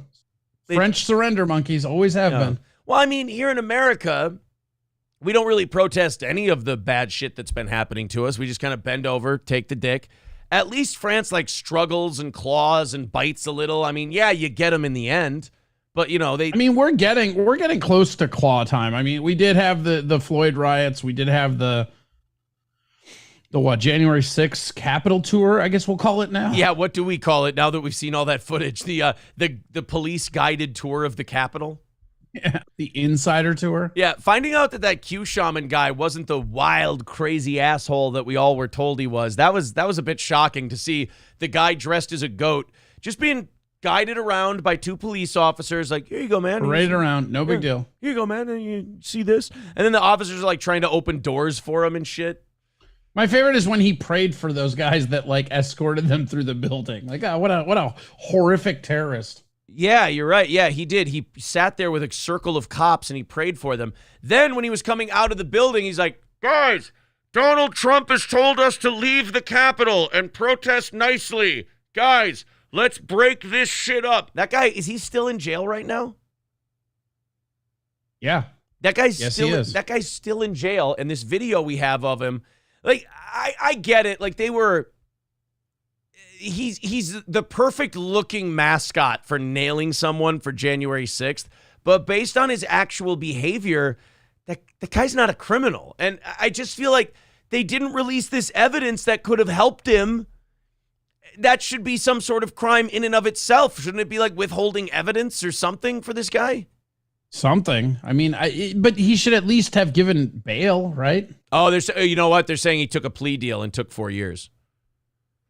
Well, I mean, yeah, of course. Everybody would. They're like, hey, you either take this plea deal or we're going to fucking execute you publicly. Yeah, that's... God. I mean, they wanted blood. Like, all those people from January 6th were like guilty. All because like again, what are you going to do? You're going to say not guilty, and you're going to be the martyr that they hang publicly? No. They nailed all those guys, and then like Tucker went and showed all that footage that he has, and the people like CNN and MSNBC are like, oh, he's playing all this out of context video. I'm like, well, what the fuck did you guys do for the last 2 years? Like he's doing the exact same thing you're doing. He's cherry picking. If you guys cherry pick your videos and he cherry picks his, eventually, if we put it all together, we'll get the whole picture. Yeah, the Gravy Show or Garvey or however you say that. Just for. Meanwhile, Ray Epps is at a Hooters eating wings somewhere in Texas right now. Yeah, or well, you know what? I mean, in fairness, Ray Epps may be on standby in New York City. He may have to go to work here pretty soon. Boy, that was my favorite because everybody thought Trump was getting arrested yesterday. And they said that there were only like 4 or 5 protesters. Like, yeah, but how many of those are cops, guys? Right. But how dumb do those fucking if they are real protesters, how dumb do those 4 or 5 people feel? Like they're getting ready. They're going to feel dumb for long. They're going to feel incarcerated. Yeah, but they're getting ready. They're like, yeah, we're going to go see who showed up for Donald. And then there's 4 of them. They're like, you guys want to go get a sandwich or something? I mean, a lot of good restaurants around here, I guess. We stay out on the street too long, we're going to get mugged. So why don't we just go inside and grab something to eat? Did that turn out to be a nothing burger yesterday. Oh, Trump's going to get it. No, it's happening today. Will it happen today? They put it off because of all the hullabaloo?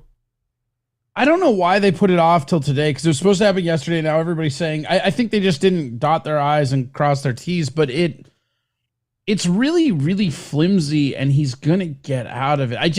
Of all the stuff they had that they could have gone, like, I think the obstruction of justice on the classified documents was their easiest path to getting him convicted of something. But then Biden's finding his top secret shit on Camaros and Corvettes and shit, you know. And then they do a study that finds, oh yeah, it turns out all presidents end up taking classified documents with them. Yeah, and I just think the thing about this one that they're going for with the Stormy Daniels stuff is it's going to come down to his lawyer because the only evidence they have is a guy who's going to go to jail if they don't pin it on Trump. Right. And and it's going to be his word against Trump's, and that's it. Yeah, well, and the actual charge that they're going to indict him on is a fucking misdemeanor. Like, he's getting indicted on a misdemeanor, and we're making all this big hullabaloo about it. That's the second time I've used hullabaloo. I want you guys to ban me from the chat if I use it again. But it's a misdemeanor, and like we're threatening Civil War 2.0 over it. It's ridiculous. Well, and it's not something you see out of a former president. You don't just arrest a former president. That's kind of just always been an agreement. Yeah. And it's like Chris Rock had a really good interview where he was talking about how Democrats are stupid. He's like, are you fucking dumb? Because you put that dude in jail, he's going to be popular like Tupac. I did. I saw that. I saw Chris Rock do the Tupac thing with in that interview. Who was that with? Was that CNN? I don't know. I saw it in print on... It was Guardian or something. I don't know. It wasn't like where I read it wasn't the original source though. It was just somebody reporting on it. But I saw Chris Rock said, "Yeah, you arrest that guy, he's going to be president. Like you're going to make him the winner." That's like the weird makes me believe that this is all somehow set up. Like it can't actually be going this way. Well, it is. That district attorney in New York is super crooked, and that's what they're doing. Well, and he's a Soros guy. It's funny because all these people are like, hey, let's not punish criminals for doing crimes, but let's pin this thing on a guy. Let's go. Right. You'll have a guy in the subway beat the living shit out of a woman, and he's out with no bail by the end of the day. And meanwhile, you're going to do a perp walk for Trump over a misdemeanor. It sends from a weird Florida. message. You're gonna ship him in. Yeah, you're going to ship him in, and like. This Alvin Bragg is a Soros guy, and he wants to do this Trump arrest thing, but they've got to know that this Trump arrest thing would make him more popular because it would look like a political witch hunt. It's just every time it feels like these people who hate this guy can be rid of him and not have to worry about him being president. They just thrust him right back to the front of the line. I just am super excited to see somebody from jail run for president.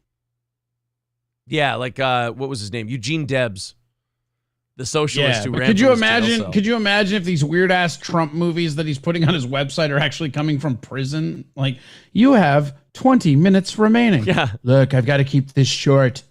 He's in an orange jumpsuit. He's like, all right, look, my tax plan looks like this. Orange is the new orange. I've actually changed my opinion on felons voting. I've met a lot of really nice based guys in here. A lot of Republicans in here. I picked up some ideas on economics by trading cigarettes and sexual favors, so you're going to see a lot of new stuff from me, but I got to go, guys. They're telling me I got to get back. I've got KP today. The rest of you, remember, we're trying to make America great again. I got to go wash the dishes. You'll notice my pocket is inside out. I never grab anyone else's pocket. They hugely grab mine. Orange is the new orange. Look for it on Netflix. There's a guy named Davon who thinks that he has the most people grabbing his pockets. I can assure you, I've got way more people grabbing mine. I can rest assured that we bigly have the best commissary in all of the state. Right. And I'm hearing all kinds of rumors, and I'm going to tell you right now, I shower and I wash thoroughly. There's no shit on my dick and balls. I promise you. Okay.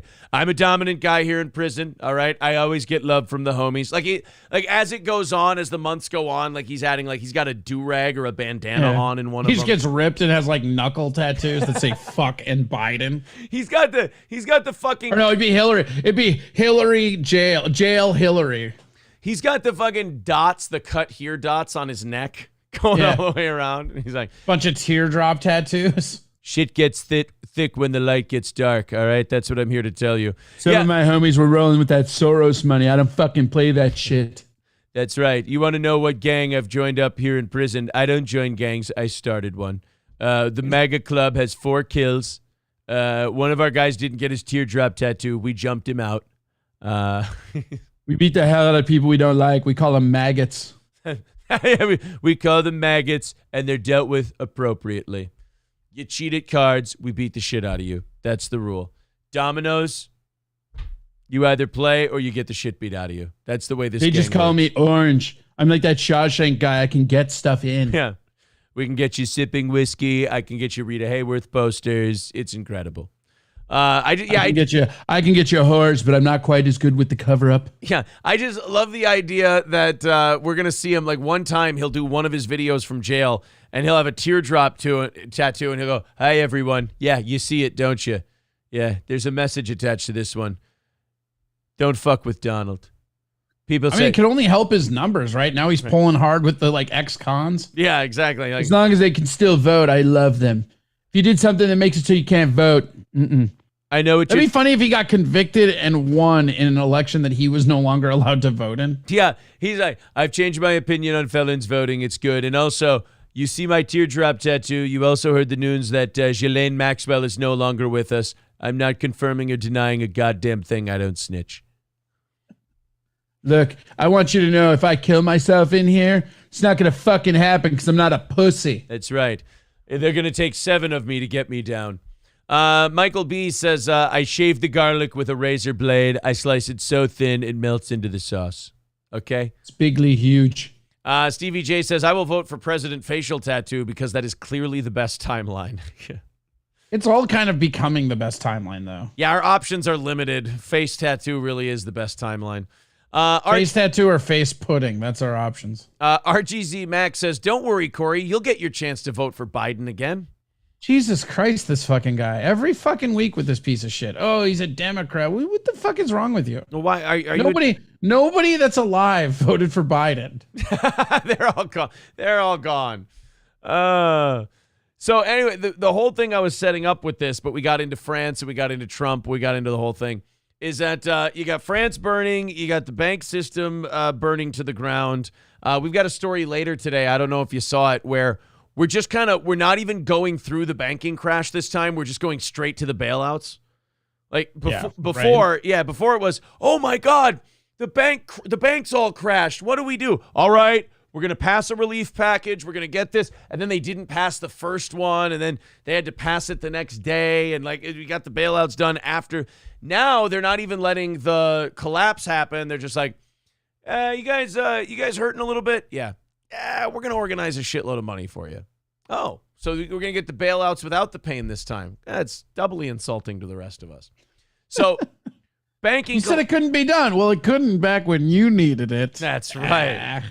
There's that. I know you've probably seen the meme of the flower meme of like the banks when a single mother overdrafts her account by 3 cents. and it's screaming at the person. And then the banks, when they they can't cover billions of dollars of customer deposits, and it's just smiling. Here, banks flower meme. We'll find this fucking thing. Yeah, here it is.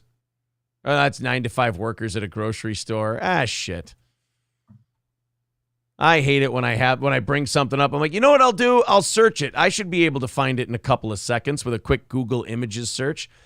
Fuck me. Nope. Sorry, boomer. Anyway. I know you're just messing with me, RGZ Mac. I'm just messing with you. Simmer down. You're all messing with each other. Tim Downs is the only one I hate. I'm not liking all of this. Tim, I love you. I'm not liking all this mutual admiration shit, which was supposed to be. Kumbaya, my chat. Kumbaya. Everyone's looking for drama. Kumbaya, my chat. Kumbaya. Everyone thought they were getting drama Wednesday today. And like, why is everyone getting along and being amicable? Sorry. I'll do better next time. Because we're capitalists. Kumbaya, my chat. Kumbaya. France on fire. Banks on fire. Trump maybe. You want to sing Kumbaya with me? Getting arrested. I'm Muslim. I can't. I converted. That explains the really shitty facial hair. Yeah, thank you. Well, yeah, I have to. Otherwise, Allah's going to molest me. That's the way it works. Allah's my imam. So, France burning. Banks burning. Trump maybe getting arrested. I saw a story yesterday. Germany and Japan said they want to have better relations with one another and become closer. That's probably Germany just trying not to die. Yeah. Well, I mean, you got, let's see, banking system collapsing, world economy in the shitter, Germany and Japan forming an alliance. Nothing could go wrong. Well, Xi Jinping and Vladimir Putin have now signed a new economic deal and also plan to, quote, stand guard over the world order under their new, this is their words, friendship without limits. Oh, good. Yay, right? That's like the last time those two got on the same page, it was real good for the world, right? Oh, yeah. I believe we were pushed back. We were all the way up through North Korea, and then the Chinese and the Russians signed a deal to help each other in Korea, and we got pushed right the fuck back to the 38th parallel. So yeah, those two get together. It's always just great news. Hey man, they earned our attention with Pearl Harbor, but they were also kicking our ass around the Pacific for a while too. I mean, they fought us pretty good. We're like, you know what? Nuke them. Wait, now you're on Japan? I thought we were doing Russia and China. It's all the same, right? No, Corey, they're different. They're two different groups of people. Culturally, they're, oh my God, we're going to get letters from Japanese people. They're not going to be happy about this. Yeah, one of them, Japanese, Chinese. I could do it with the fingers to the eyes, but I believe it's against the terms of service. Somebody draw the guy a picture and get it to him. Yeah, they're different human beings. Really? Yeah, they're a different. Like different how? Like they have two penises? No, they're just, different cultures, different. That like a tentacle porn thing, the two penises? Yeah, the tentacle porn. See, now that would be the Japanese. The Chinese would be very unsettled if you said I love that the Chinese. I love anime. No, the anime is not them. That is the Japanese. That is the Chinese are not into that. The Chinese have more of a sense of humor. They play this funny joke where they go pee-pee in your Coke. That's more of a Chinese thing. Sounds gross. Japanese do the girls with 13-year-old faces, 30-year-old tits, and 8-year-old hips, which I thought culturally we would have a talk about at some point in my life, but apparently. How do you pee in cocaine? Well, you got to cut it with something. It's like putting an egg in flour so you can make dough. It's kind of that whole thing. You just kind of roll it all up together. They call it Coke crust.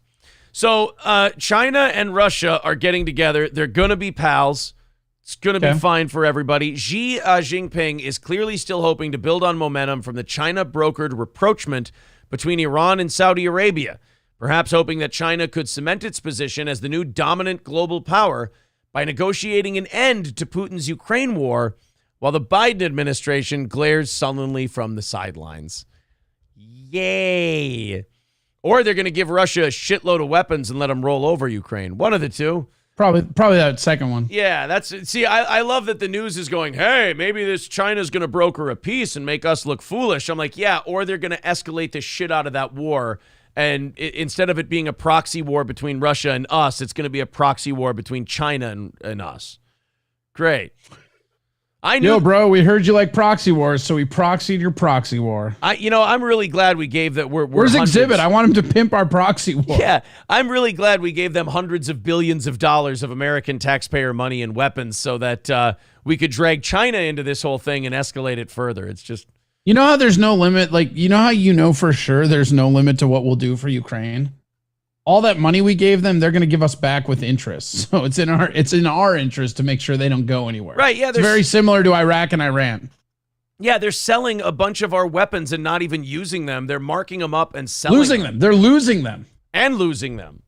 They're using last I heard was like 20% of the weapons are being sent to the front. I just don't know when we've ever done it this way. Korea, Vietnam, yeah. Syria, Bosnia, I mean, Korea and Vietnam, Iraq, we actually sent people. I mean, this one, we're just like, here, we're getting lazier now with our intervention. We're like, here, you guys take the weapons and do it. It's fine. You want us to use all of them? Do whatever you want. They're your weapons. Yeah, Cambodia, Pol Pot for sure. Yeah, all of them. It's all the same. So China's getting involved now. They're buddying up to Russia. Xi said when he landed in Moscow that his regime is ready to stand guard over the world order based on international law. I have a question. Do you think our international law and their idea of international law is the same? Yeah, would have to be, right? It's international law. Right, it's international. You think there's only one international? And well, you can't have everybody redefine or define what they think international law is, right? Because it's international. Right, that would be like lying about how a virus started. Should never happen. Did you see their new one, the new thing, the new study they came out with? They figured out where COVID came from. The lab. The Chinese found out. Oh, they figured it out. Oh, what are they saying now? Raccoon dogs. Oh, okay. Because 3 other places came out with more studies last week saying lab. Yeah, but they weren't China. I mean, this is where it happened. They weren't China. That's fair. China was there on the ground, and they said, "Hey, guys, you know what? Pangolin thing, we're idiots. We were wrong. We're sorry." Finally, China's going to admit it came from a lab. Yeah, raccoon dogs, it turns out. Fuck. The fuck is a raccoon dog? I have to Google that. I don't even know what the fuck that is. A coon dog. They call it a coon dog here in the States. But also China did a study and they found out that they're actually not putting Uyghurs in camps, Corey. I don't think you could say that word here. No, the Uyghurs are actually being treated by coon dogs. All these problems that China's having can be traced right back to raccoon dogs. They're causing all. I think when they meet them, they're like, "Wigga, please." Actually, I think in this situation, the Uyghurs.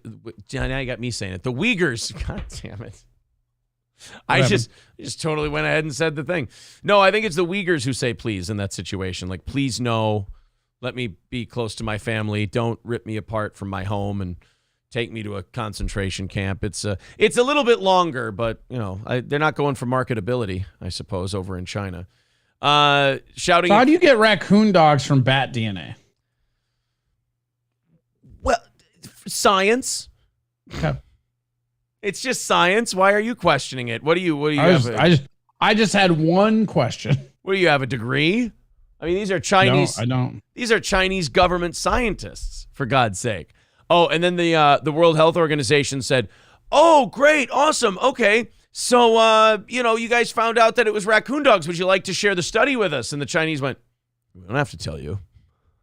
And the World Health Organization is like, "Look, dude, if you have information that it was raccoon dogs, give us the fucking study." And they're like, "No, I don't wanna."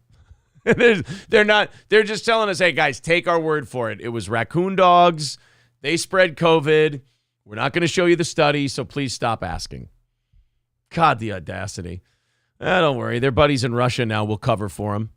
It seems like a hollow boast for a leader who refuses to denounce an invasion that the UN has resoundingly condemned on several occasions over the past year. Putin touted plans for a gas pipeline from Siberia to China. Oh, goody.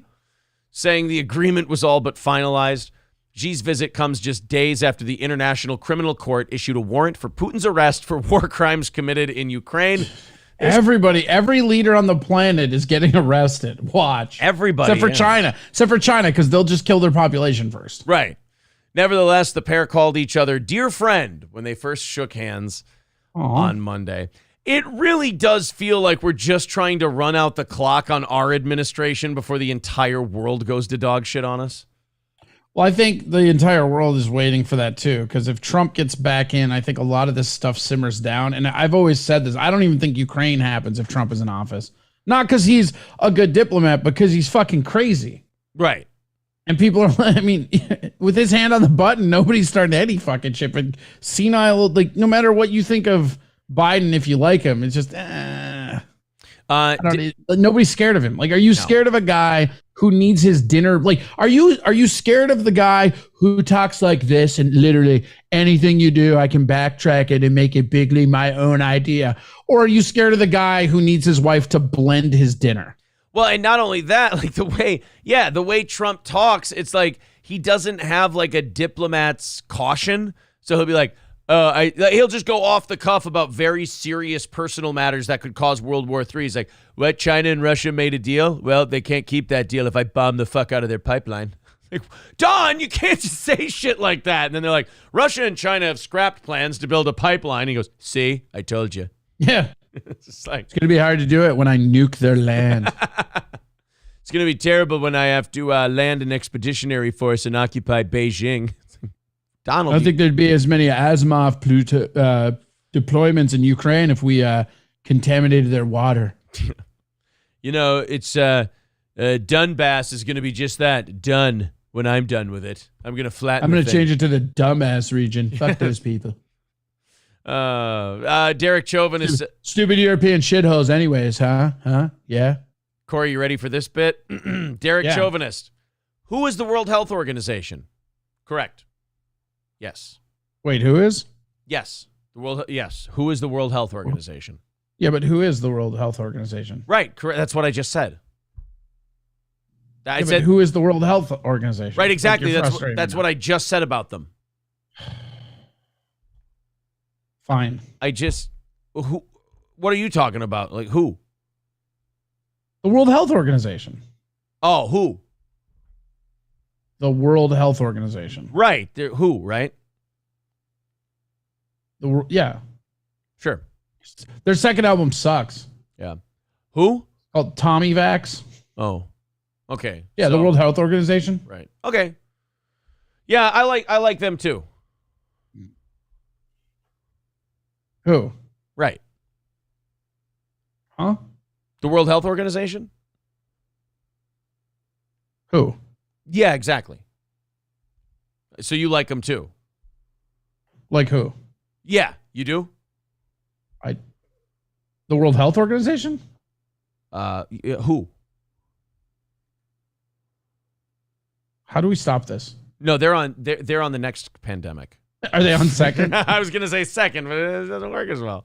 All right. I wish I knew more acronyms for government facilities overstretching their bounds. That bit would have been fleshed out. Yeah, more. It's not like we can make that bit. Oh yeah, the fucking Tacoma Habitat for Animals Without Tracheas. Right. It's that. Also, we both need to go back and reread that Abbott and Costello bit so we can get more of the script. You know, anytime we do an Abbott and Costello bit, I always swear to myself I'm actually going to go read the fucking thing this time, and I never do. I never do. Guys, thank you very much. I know there's some kind of deal with our upload shit on Rumble. I don't know what's going on there. It's streaming fine for me. Like I have Rumble up over here. Yeah, it's streaming fine. So whatever it is, it's just on your viewing end. Okay. It's not like it's. I mean, I can check the sound real quick too. I don't know if the sound is fucked, but the picture's fine. If you guys are feeling like it, go ahead and hit the like button here on YouTube. We appreciate that. Subscribe to our channel. Become a Steel Toe fan. We do appreciate it. We're $155 away from today's goal. Not very far away. There is the Streamlabs and PayPal link in the chat if you'd like to contribute to this listener-supported show. Also, super chats and memberships work as well. Very big evening show last night, way ahead on tonight, or on this morning, excuse me. 155 away. There's all the links. They're also pinned to the top of the page. If you feel like contributing, we can knock this thing out pretty easily today. Thanks, guys. Appreciate all the support. One more China story here. This does seem like it's way too late in the game, but like now the federal government's banning TikTok from everybody's phones, and state governments are now starting to realize, oh shit, maybe this social media app that's incredibly popular and is owned by the Chinese government, maybe we shouldn't be having government workers on it and people with within the Defense Department. Maybe we shouldn't be sharing that kind of information. Well, might as well just say fuck it and let them keep watching, because the parent company of TikTok is tracking the websites of dozens of U.S. state governments, as President Biden still weighs an outright federal ban of the Chinese app. That drives me insane, that they're just still sitting there kind of stroking their beard and going, now, should we do a federal ban? Should we wait? Meanwhile, every minute they hesitate, the Chinese are getting more and more information out of our government. I think the telling point is that one of the first countries to ban TikTok was China. That tells you all you need to know about it. China was one of the first. Oh, okay. So they want when everyone TikTok first came, China banned it. And again, China's super anal about their internet for sure. But they were one of the first countries to say no TikTok here. They saw what it's doing with the youth in America. They're like, Jesus Christ, blue hair and septum piercings? No, thank you. Well, it's not even that. All the stupid shit comes from TikTok. That's where those Tide Pod challenges came from. I mean, all that shit.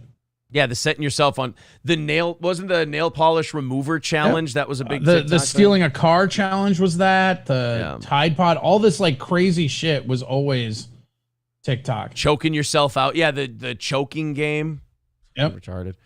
Canadian cybersecurity firm Faroot Security found at least 27 state government websites have web tracking code placed by ByteDance, the company that runs TikTok. I don't know what's worse, the fact that we're being spied on by China, or the fact that they don't even have to hide it and just any cybersecurity firm can go onto a state's website and go, you guys know you're being spied on by TikTok, right? Like, what? We had no idea. Yeah, we literally just looked into the coding for your website, and that's how we found it.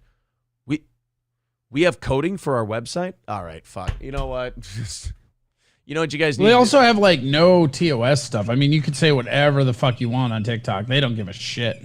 There was a guy on last night's show. It was so unfortunate. He's a therapist who wanted to help people with their problems on TikTok, and he wanted to give people advice and help, and just try to make the world a better place. And his name is Zach. He's a therapist, so he made his screen name Therapist Zach. Oh, good. The rapist, Zach. Yeah, and it didn't go well. Here, let me show you this. This is from the evening show last night. You'll like this. Again, got TikTok because he wanted to help people with their mental health problems, make the world a little bit cheerier place, and this happened. It has been brought to my attention recently that I have chosen a name for this account that can be easily misconstrued. And there it is right there. Therapist Zach.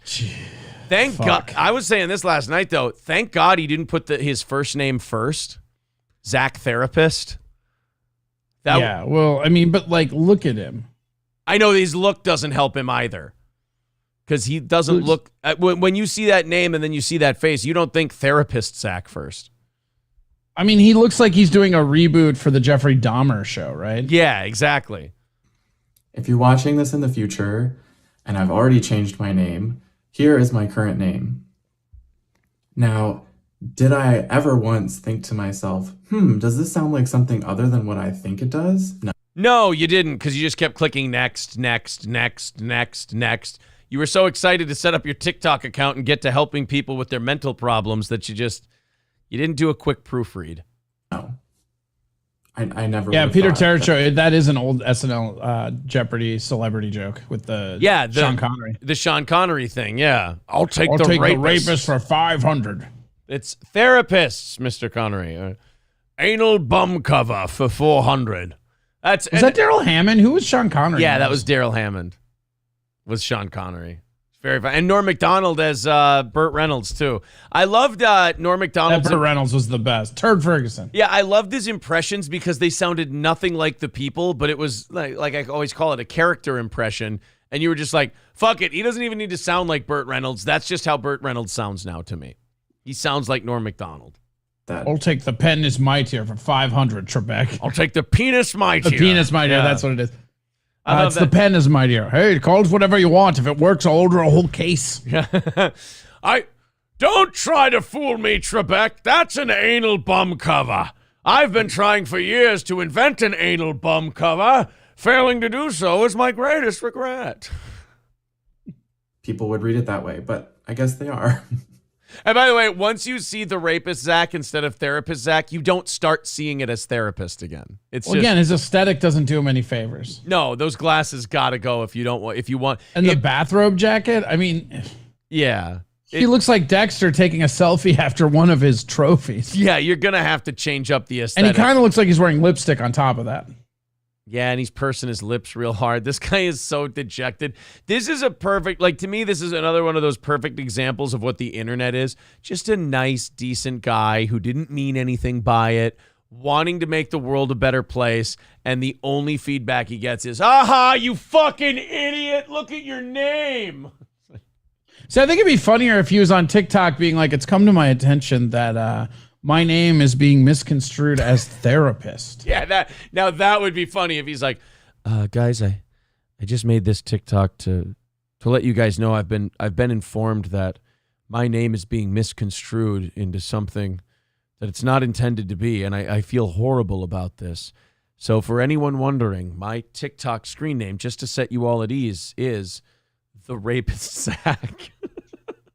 People were coming to me So stop sending me your therapy questions. Yeah, people were asking me to help them feel better about their bipolar disorder. I don't know how to do that. I don't even know how to ask for consent. How am I going to help you with your problem? So please, if you have therapy questions, don't ask me.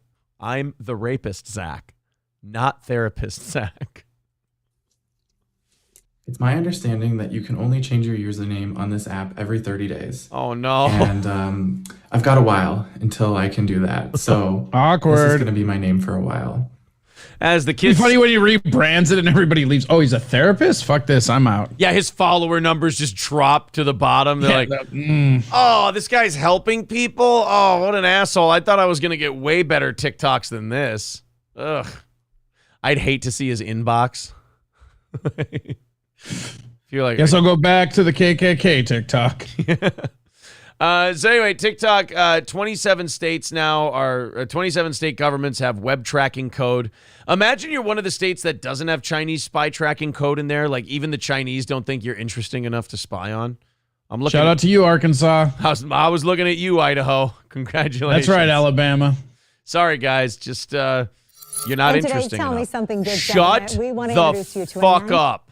All right. There. It would be really funny if two of their no-fly zones were California and New York. Like, it's too fucked up for us. Yeah, We're fine. you know what? We were going to keep an eye on them just because of the large economies. God, it's fucking depressing.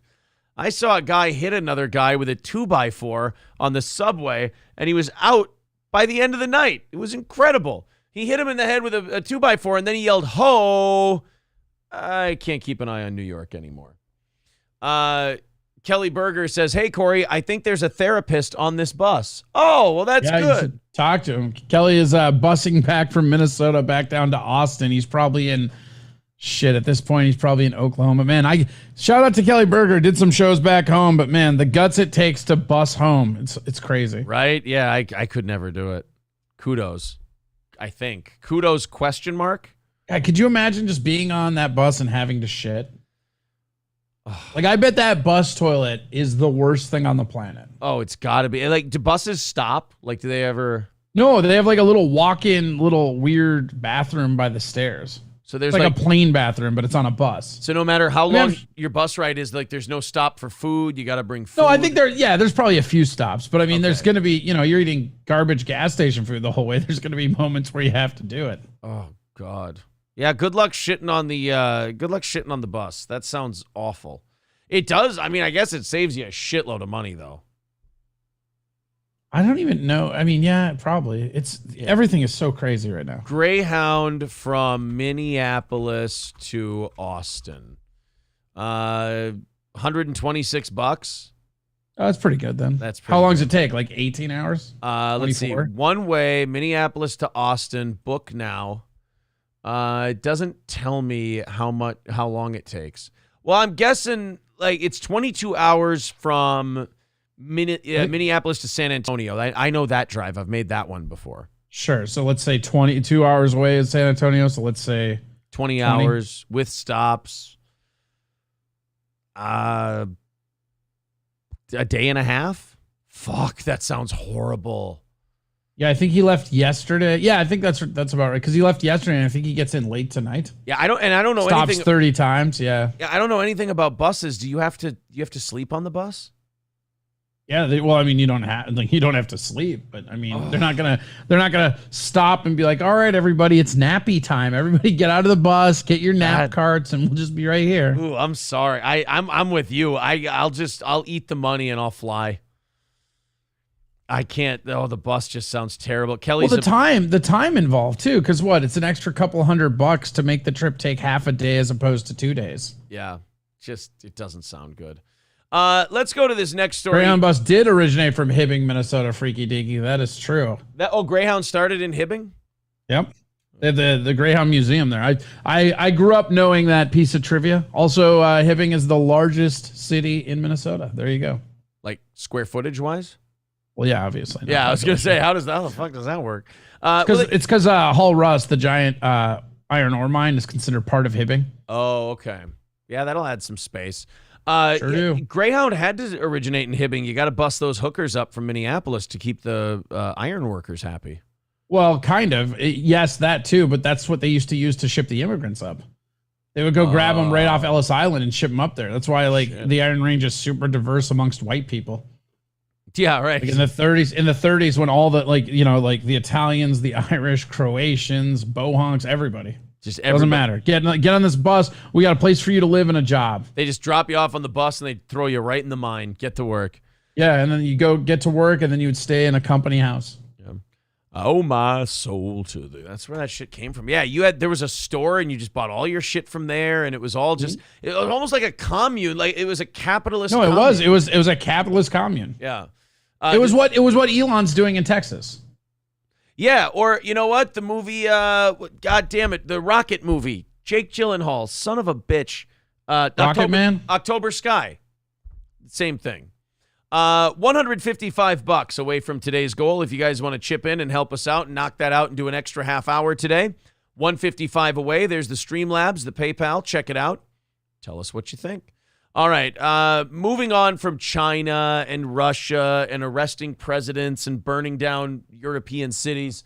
The only reason I put this story in today is because I had an awful experience with an elderly person yesterday. Okay. I really am getting very close to supporting any legislation that would ban the elderly from going out in public. They're just... They stay too long. And I mean on the planet. This next story is about a 91-year-old Chick-fil-A team member. And what really frustrates the shit out of me about this story is that you're 91 years old, you work at Chick-fil-A, so now if you're taking fucking forever and you can't hear my order or you're slow with the food, I can't get mad at you. Because you're 91. And look, Chick-fil-A is Christian. First of all, you can't get mad at Chick-fil-A anyway because they're all about Jesus and you got a fucking statue of Jesus in the back and he's staring at you and judging you if you get mad over the chicken sandwich. Now you got some 91-year-old who can barely walk anymore, and I'm supposed to be nice. I don't know where this hostility to old people is coming from, but I feel it deep in my bones. It's anchored inside of me. Here's the 91-year-old. In today's Tell Me Something Good segment, do you think it's getting worse?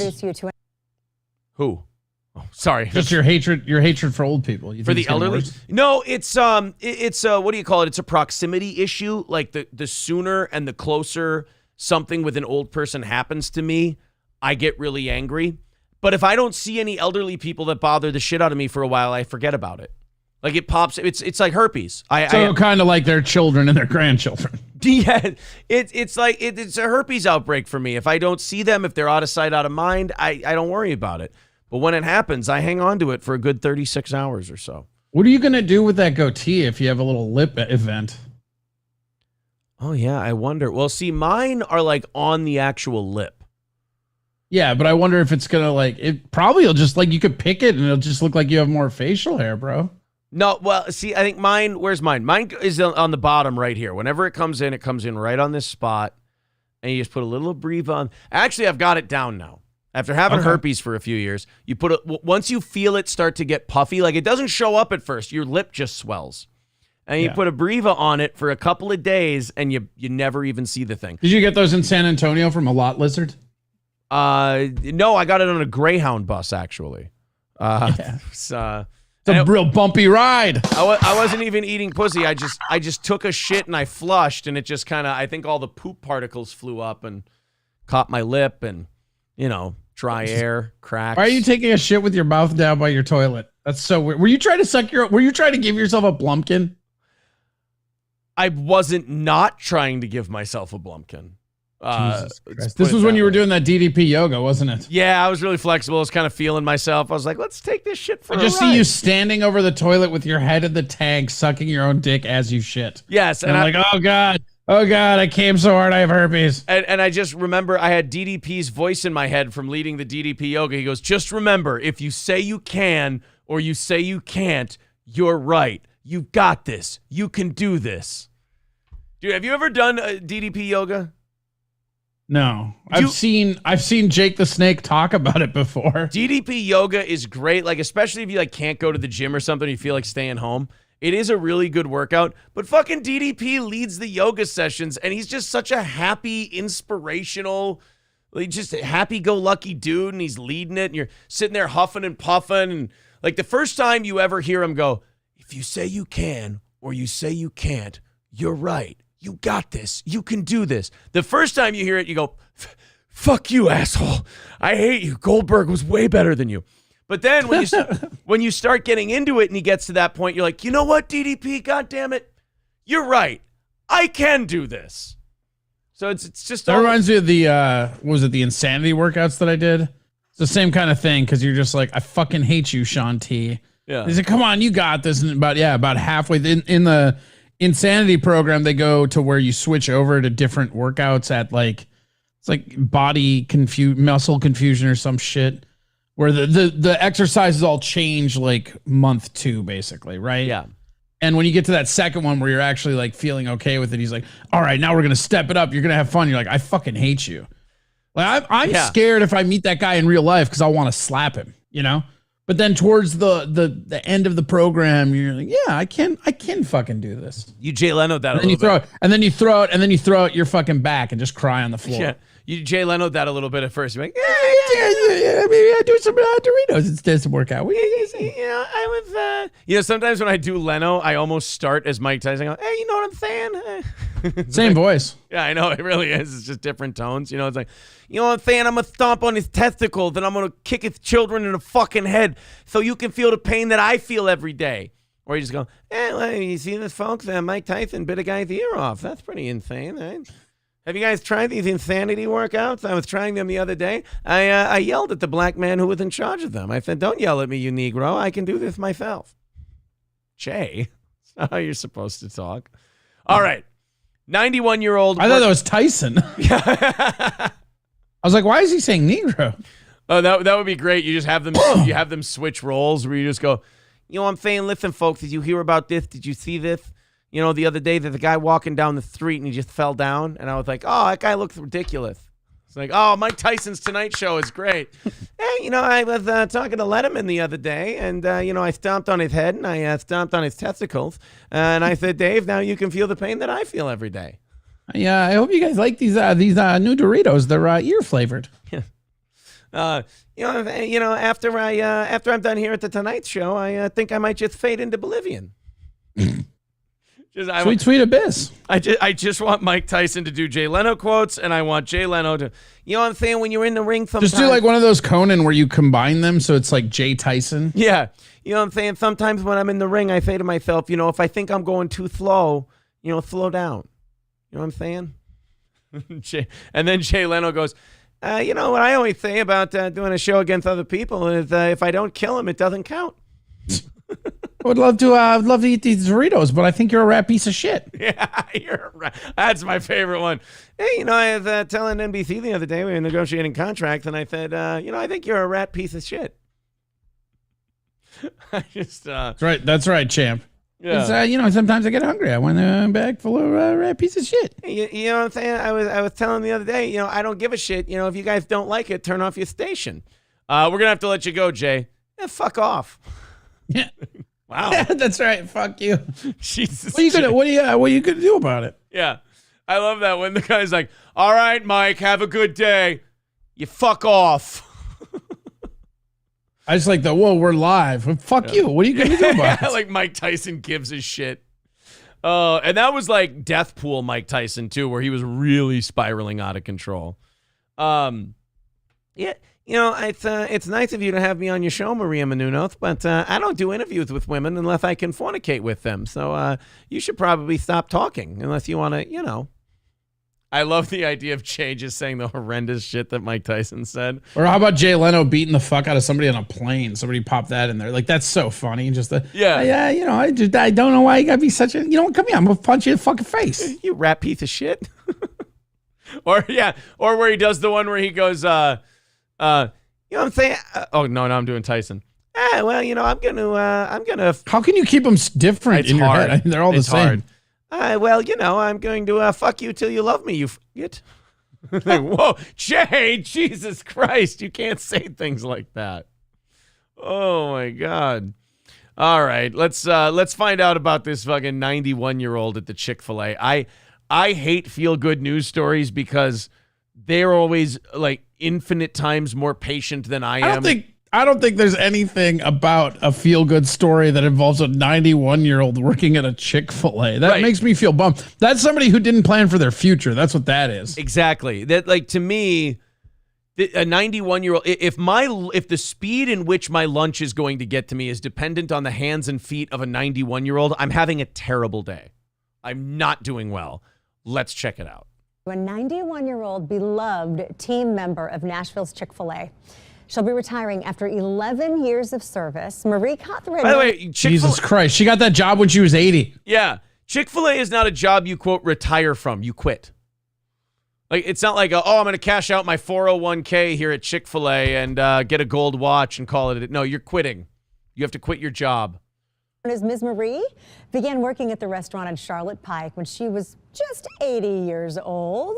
Chick-fil-A says Miss Marie was a humble servant. I hate this condescending tone that people get whenever they're talking about old people. Like, I get so mad when people do that, talking down like they're helping old people, because people get that it's like a fucking puppy or kitten voice, but they do it to old people. It drives me fucking nuts. Hi Edward, how are we feeling today? Do you want some blended fucking okra and medicine? Yeah, like this woman's doing it so bad she's screeching. She's like, she did it. She's like a fucking tea kettle. She's talking down to this woman so much. I always feel bad for the old person when that happens. I'm like, God, if that person was 30 years younger, they just beat the shit out of this guy for being such a cunt to him. Just like that Tyson, or no, that was Mayweather. Yeah. If I was 30 years younger, I'd beat the shit out of you. Yeah, Larry I'd Merchant. whip your ass. If I was 30 years younger, I'd kick your ass. And it's like, I didn't want to be the one to tell Larry, Larry, no, you wouldn't. I mean, I think Mayweather would be pretty easy to beat up on the street. I still hold that. I just don't think his ground and pound is there. Maybe, but I get think one good tackle, you're good. But you're not beating him in the boxing ring for sure. That's not happening. I think I'd be surprised how hard Floyd Mayweather hits. Because like as a boxer, we're like, he doesn't have much power for a boxer. But like a Paulie Malignaggi could probably knock out a stranger on the street, you know? Like he still didn't he do that? Didn't he like get in trouble for that? Oh, yep, you're right. Or that was his wife. My bad. No, I think allegedly. Who? Paulie Malignaggi? Yeah, he fucking hit. Was it a guy on the street? He popped somebody off. I have this story up on the computer right now, and I don't want to leave it, so I'll look it up right here. But I think you're right. I think Paulie Malignaggi beat the fuck out of somebody. It was like at a club or something. I could be wrong. I think you're right. I think it was a club. Paulie Malignaggi beat up Bobby Flay. What? Yeah, that's what it was. No, Paulie Malignaggi did not. He hit Bobby Flay. I'm almost positive that's what it was. That is funny. Paulie Malignaggi chokehold. Fight night douchebag as role model. The case of Paulie Malignaggi. All I have here is Paulie Malignaggi gets punched by an angry fan. No, it's not that. I'll look. That'd be awesome if a boxer hit Bobby Flay. I need to know what Bobby Flay did to you that as a pro fighter, you had to punch him in the face.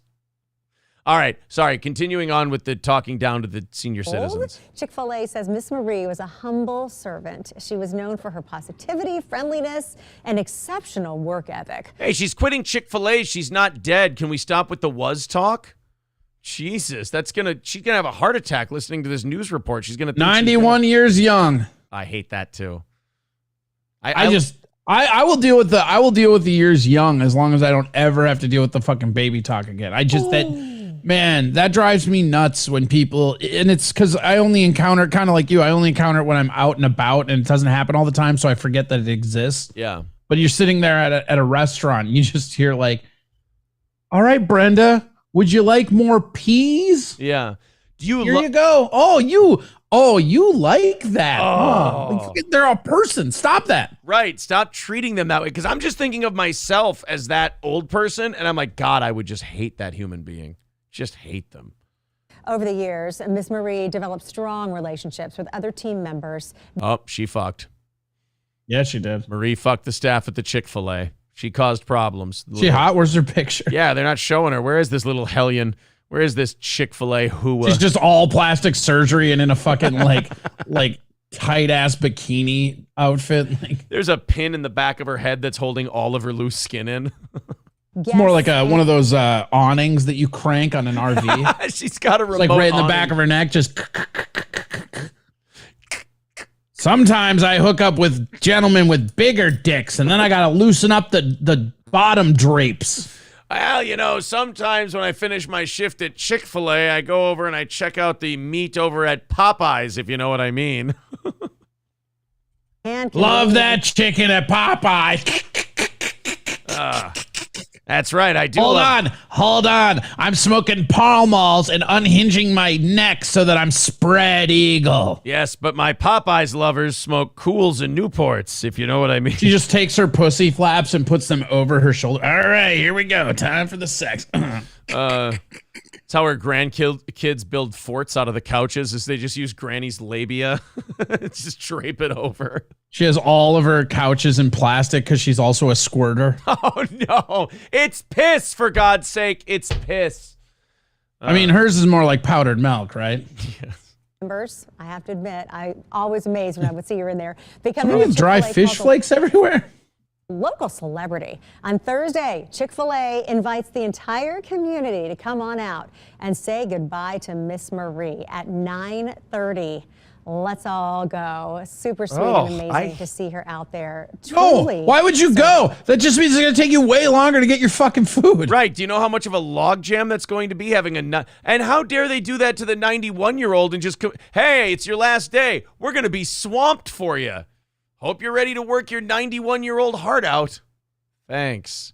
I always wanted to have my last day of work just be me being absolutely destroyed by the what do you call them? By the clientele, as it were. Lot B says herpes kills you early, so you don't need to worry, Aaron. Wait, your initials are AI. Okay. Now this whole thing is making sense. Yes, I know, Allen Iverson. I look just like him. I'm really tired of hearing about it, to be honest with you. They're retiring. That practice? Man, we talking about practice. We ain't even talking. Uncanny. Yeah, we ain't even talking about a game. We're talking about practice. I love the only real difference between you and him is he can grow a goatee. That's about it. Yeah. And when he does his cornrows, you don't see the top of his head. Well, you know what? Maybe today you do. We haven't seen Allen Iverson in a long time. Allen Iverson seems like the kind of guy who would get fat after retirement. I don't feel like he'd be the skinny, tiny little guy that he is. Allen Iverson, 2023. Yeah, he's not working out, right? Yeah, I feel like he's... Oh, look. Oh, he got a little... There's a little paunch there on Allen Iverson. He got a little chunky. Oh, yeah, he did. Can't quite see it yet. There it goes. Allen Iverson got chubby. Oh yeah, just a little bit. Okay. Kind of looks like he's funny. Like it's funny, just me being such a fat ass. Like, man, that NBA guy sure let himself go. Isn't it funny? Yeah, like we're not in the greatest shape, and we're like, oh man, what a fat piece of shit that guy is. What has he got? Like 2 abs? Fuck that guy. What an asshole. Michael B says he is broke. Imagine that. Yeah, I've heard that. He went broke a long time ago. Veldrain says... Is he like, what's that guy's name? Is it Delonte West? Who's the guy that's like broke? Oh, Delonte West is like a drug addict on the streets. Or no, I think... Did he get better? He's the one that was like at a 7-Eleven in Dallas, right? Yeah. I thought that Mark Cuban helped out Delonte West, or somebody helped him out, and he's doing better now. Yeah, June 21st, 2022. Delonte West says he's okay after panhandling video. Here's a July story. We're going to turn now to a story of strength and resilience on and off the professional basketball court. Delonte West's mental health struggles. Oh, shit. Are these the two who were fucking each other? Kind of looks like it. I think those are the two. Oh, my God. The fucking each other behind their spouses' backs duo was on this one. Fun. By the way, we did a story last night. It turns out that these two are like begging for a gig in news. Like they're going to every single syndicate, every single network, and they're like, "We'll do a show together. We'll do a show together." And like Fox and all these other sources are leaking it to TMZ. They're like, "Yeah, we don't want them to do a show together because all people see are the people who were deep dicking each other behind their spouses' backs on Good Morning America, and we don't have the heart to tell them that that's not a good look for our company." But yeah, they're at the point now where executives are like, yeah, they'll do a game show at this point. I'm like, fuck it, give them a shot. People know them. Included by porno. Yeah, or porno or a game show. Disorder derailing. That can be the game show. Game show or I was going to porno. say, what if we just combine them? We got porno and game show. Like, what's that? What's that fucking with the Howie Mandel and they had all those fucking suitcases? Deal or no deal. Yeah. Bang or no bang. Yeah. They brought back, by the way, you almost said let's make a deal. I think they've brought that back with Wayne Brady now. I think they already canceled that. Oh, whoops. NBA dreams. Whoopsie daisy. So we caught up with the 38-year-old this spring who is now, we're happy to say, on the road to recovery. Oh, shit. Oh, he's playing ball. Basketball. For some, it's just something to do. For me, it's been a lifestyle. You know, living a life with mental illness, they call it. I like to say mental superpowers. Basketball. Oh, God. I like that. Oh, they call it mental illness. I like to call it mental superpowers. Every time I do PCP, I get more superpowers. Yeah, I don't have mental illness. I have mental superpowers. I can take a cordial event and I can turn it into a nightmare by just a few words. I got superpowers. You ever having a party? I can come in and wreck it. I got superpowers. Were you having a nice dinner? I'm going to call you and tell you about wanting to kill myself. I got superpowers. I can make you stop eating dinner. Ball always was my escape. Two. Growing up in the D.C., Maryland, Virginia area, a hotbed for NBA legends. That's a lot of like areas. That guy's fat. Well, when you do drugs, you got to travel a lot, you know? And Grant Hill. Delonte West always dreamed that he too would one day play in the NBA. Here comes Delonte West with LeBron. Delonte tries to go coast to coast. Oh, yeah, this is the guy who fucked LeBron's mom. Yes. Oh, yeah. Yeah, that's right. I got superpowers. We could be a good team on a way to a championship, and I could deep dick your moms. I got superpowers. Hey, LeBron, you don't have to call me dad. No, you do have to call me dad. He makes him call him dad. We had a bet when I was a kid. We had a bet with one of my friends. He had like a hot mom, and if any of us could pull it off, that friend had to call us daddy. From ever on. What a piece of shit the mom would have to be if she fucked one of her son's friends. Like just Dude, she almost did. Who? My buddy Nate. Like she almost got that. Oh God! Like how little of a shit do you have to give about I'm your child? 90% sure that Nate at the last minute couldn't go through with it, but she would have. Oh no! Like how little do you have to give a shit about your kid that you'd fuck one of his friends? Like that's gonna get out, and it's going to humiliate your child. I mean, I don't know. But she wanted, or just make them think they're LeBron James. Yeah. Were you guys of age? Yeah, well, I think we were like 17 or 18 when the bet got made, but okay. When that incident happened, it was like I think he was close to like 28. Oh, okay. Well, that's not as bad then. I thought it was like she was gonna fuck the high school him. No, it was a running gag since like high school, and then it became funnier and funnier as we got older because she got less hot because she was also getting older. Right, like she was probably in her late 40s, early 50s when your buddy had a chance. But she got like Botox and a lot of plastic surgery. I mean, like she was looking good for a while. She had a proper amount of shame about her appearance that she went and fixed. Correct. It. Okay, good. I don't know. Does that answer our questions about Delonte West? West? At a Chick-fil-A now. Yeah, she's doing great.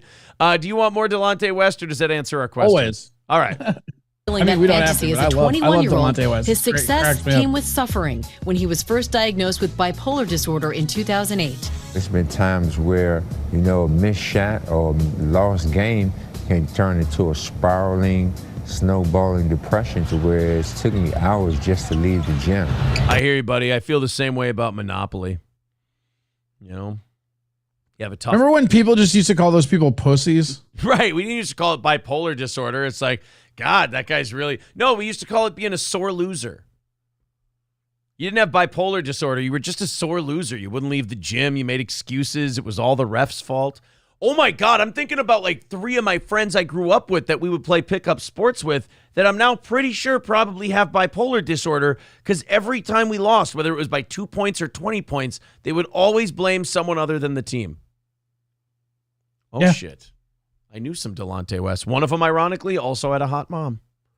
Did anybody bang her? No, but one time her and the son went out of town, and my friend left us the key to his house and said, you can have a few people over. So naturally, we threw a gigantic fucking irresponsible party, and the house got completely trashed.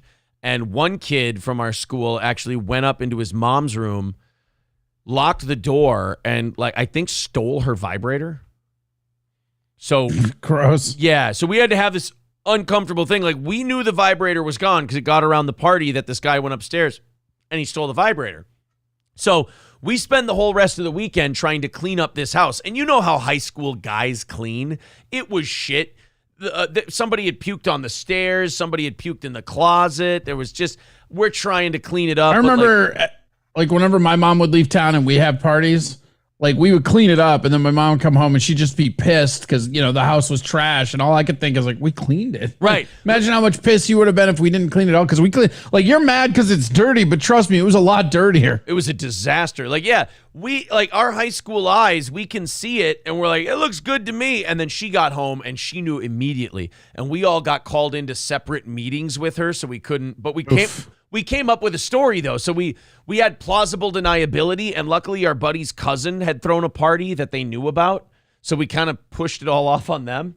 But we were all talking to each other before we had to go into our meetings, like, what are we going to do if she brings up the vibrator?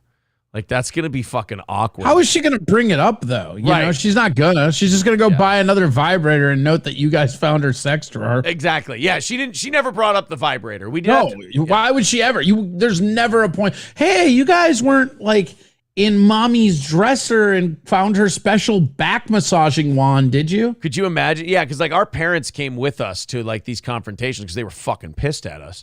And could you imagine how quick the room would turn on her if in front of the parents and everything, you're 17 years old and she goes, and also the thing I use to stimulate my pussy is gone from my drawer. Where's my vibrator, you little shit? And the parents are like, whoa, is it necessary to talk about we'll go get you a new vibrator. It's not a big deal. We'll get you 3 of them. Just shut the fuck up.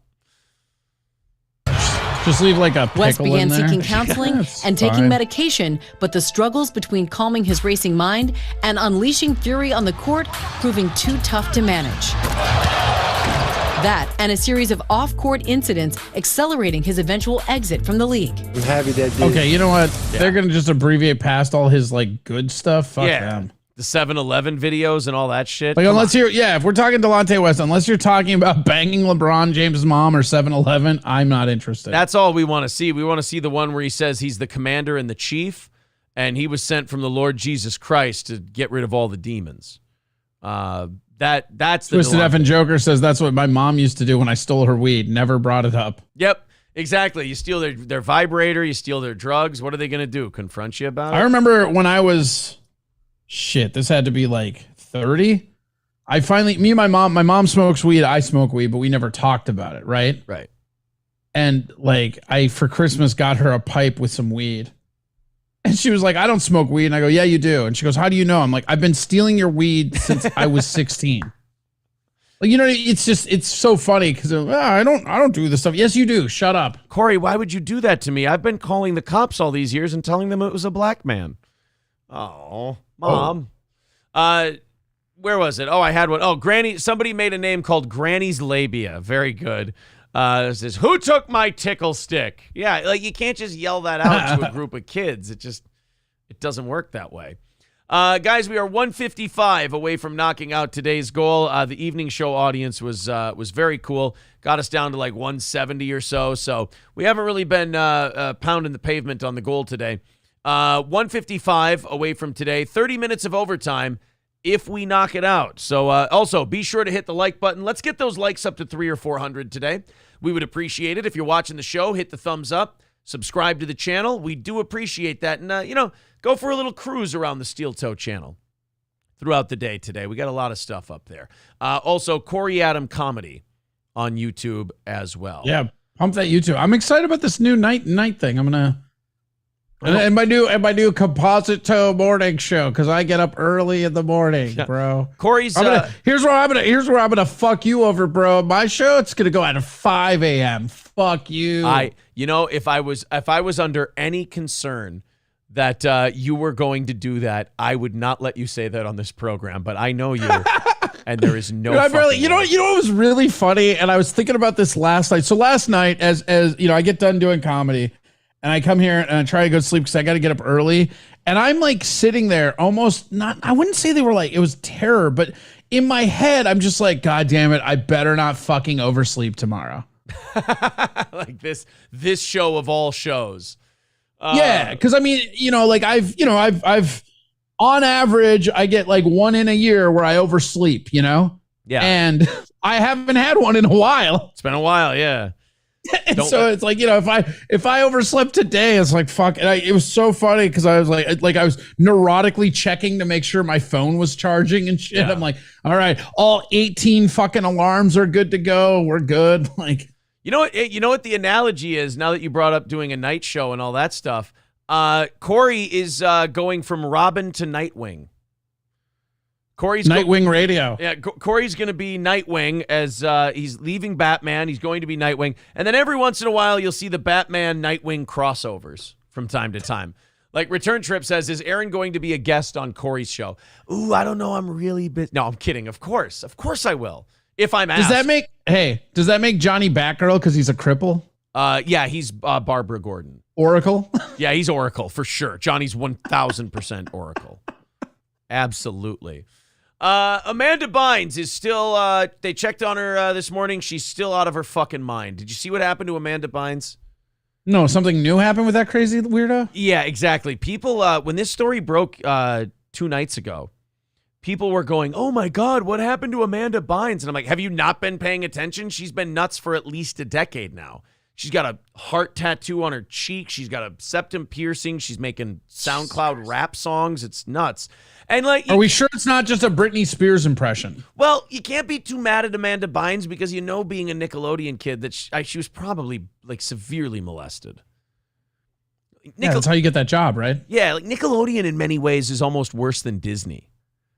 Like it's Paramount, but it's close. It's really close. Amanda Bynes was found walking the streets of LA naked. And they put her on a 5150. They put her on a mandatory psychiatric hold. Is she hot? I gotta Google her now. I haven't seen her since that kid show. She's still got tits, but she didn't take care of the face or anything. Jesus, no. Yeah, wow, she didn't hold up very well. Holy fuck, dude. And you go look at her in her prime, and holy shit, right? Like Amanda Bynes. It doesn't even look like that because she looked like a younger Britney Spears back in the day. Yeah, she was very hot. Very. Now she kind of looks like Jalen Hurst. She's like Jalen Hurts lookalike. That's never good. Wasabisto with 500, whatever the fuck those are, says the African nation of Chad just announced it's changing its name to Brendan Schaub. $4.99 from Hulkamasha Baby says Corey isn't Dick Grayson, a.k.a. Nightwing. He's 100% Jason Todd. That's just mean. That's the one that the audience voted for the Joker to kill. Yes, that's uncalled for. That is actually incredibly. Does that make you Tim Drake? You fucking loser. There, Hulkamash some baby. nerdy Batman comic knowledge. Who would be Tim Drake?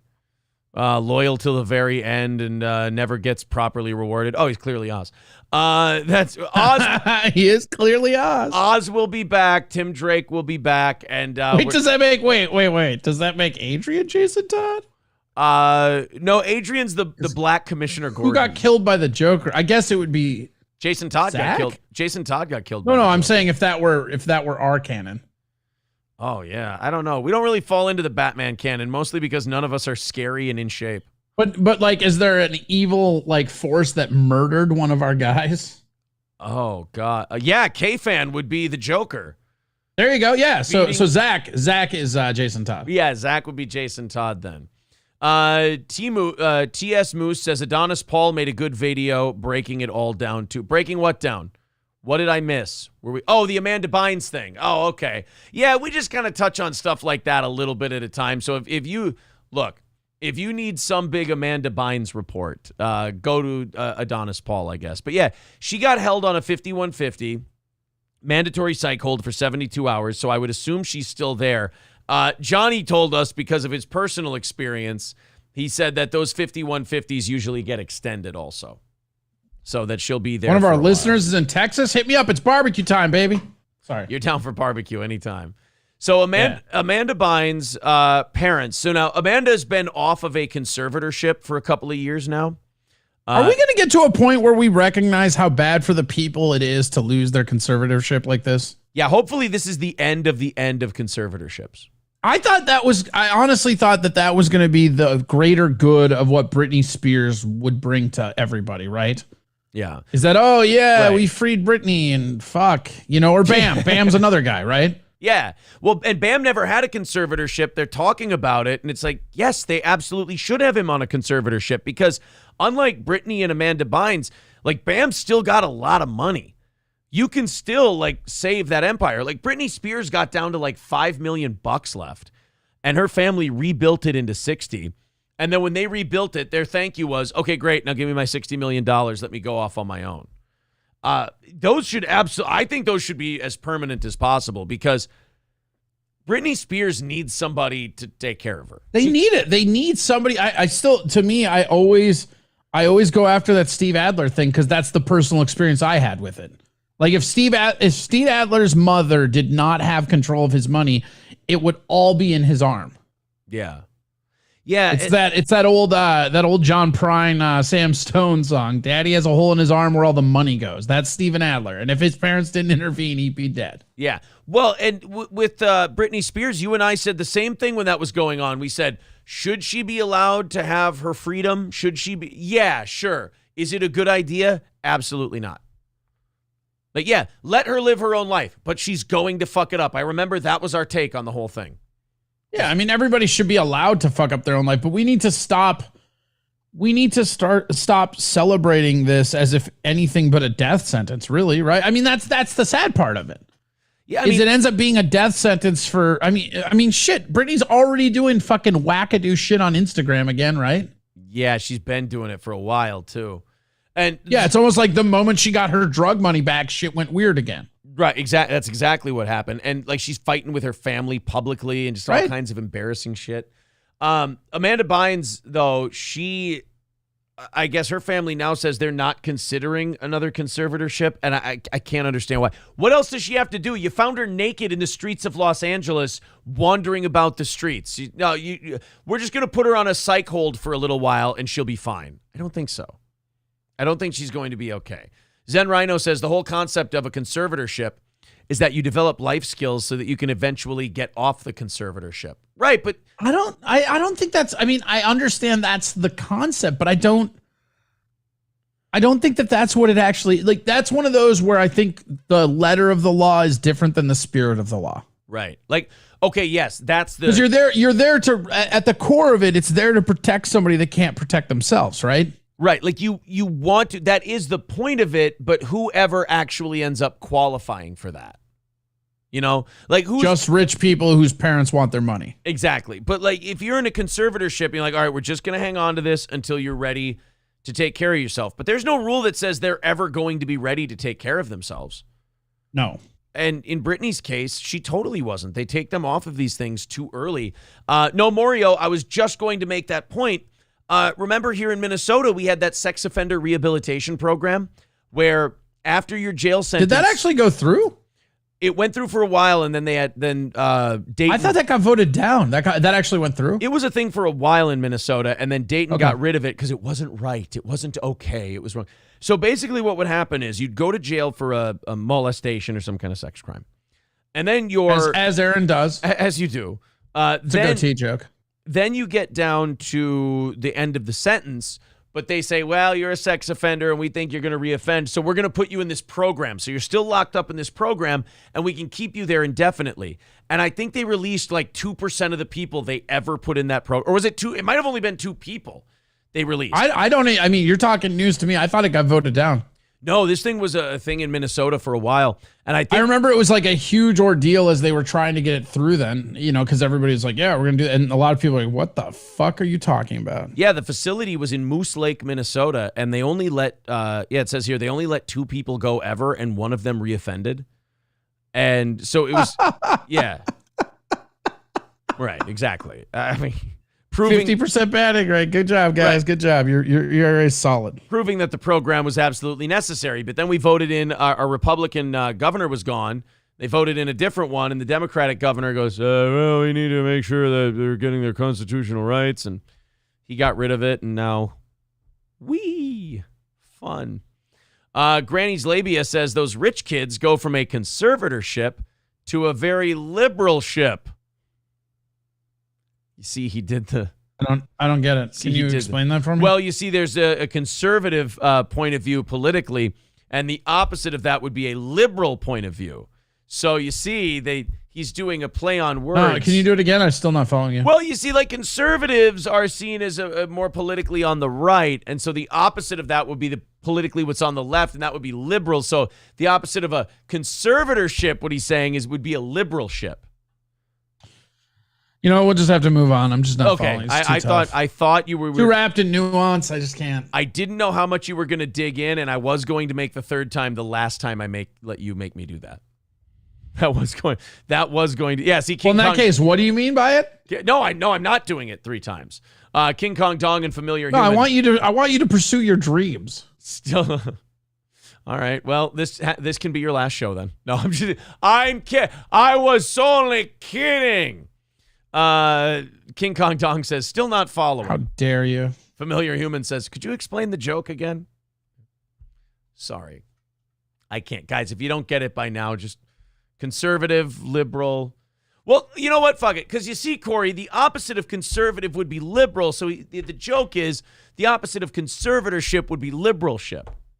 Oh, why didn't you say so? That's very easy. Right. Okay. So see, now you get it. I just had to explain it one more time. Yeah, I don't know why you didn't explain it like that from the beginning. I really need to work on patience, I think. You know, this is part of the problem here is the communication. Susan M says you would have and you talk down to me like I'm a 91-year-old employee at a Chick-fil-A. Oh, you're doing such a wonderful job. Your career is over after 11 years and you're 91. Oh. Now all that's left is death. That was funny. That was an old Norm Macdonald joke. He goes, Barbara Walters is retiring from the news after 47 years. She's now 82 years old. What's next for Babs? Death. All right. I love when you guys beat a dead horse. Yes. But it's a conservatorship. Not a I don't get it. Ship. Yes. 150 away from knocking it out today, guys. Let's see if you feel like knocking in a few bucks. We'll have everybody do that. Streamlabs, PayPal, there's the links. And I'm gonna start my car. And we'll knock that out and do a half hour of overtime today. Midland Armory in downtown Foley, midlandarmory.com. Of course, our pals at Midland with a great selection of firearms, tactical gear, and so much more. That's Midland Armory in downtown Foley, midlandarmory.com. Take a look at that selection.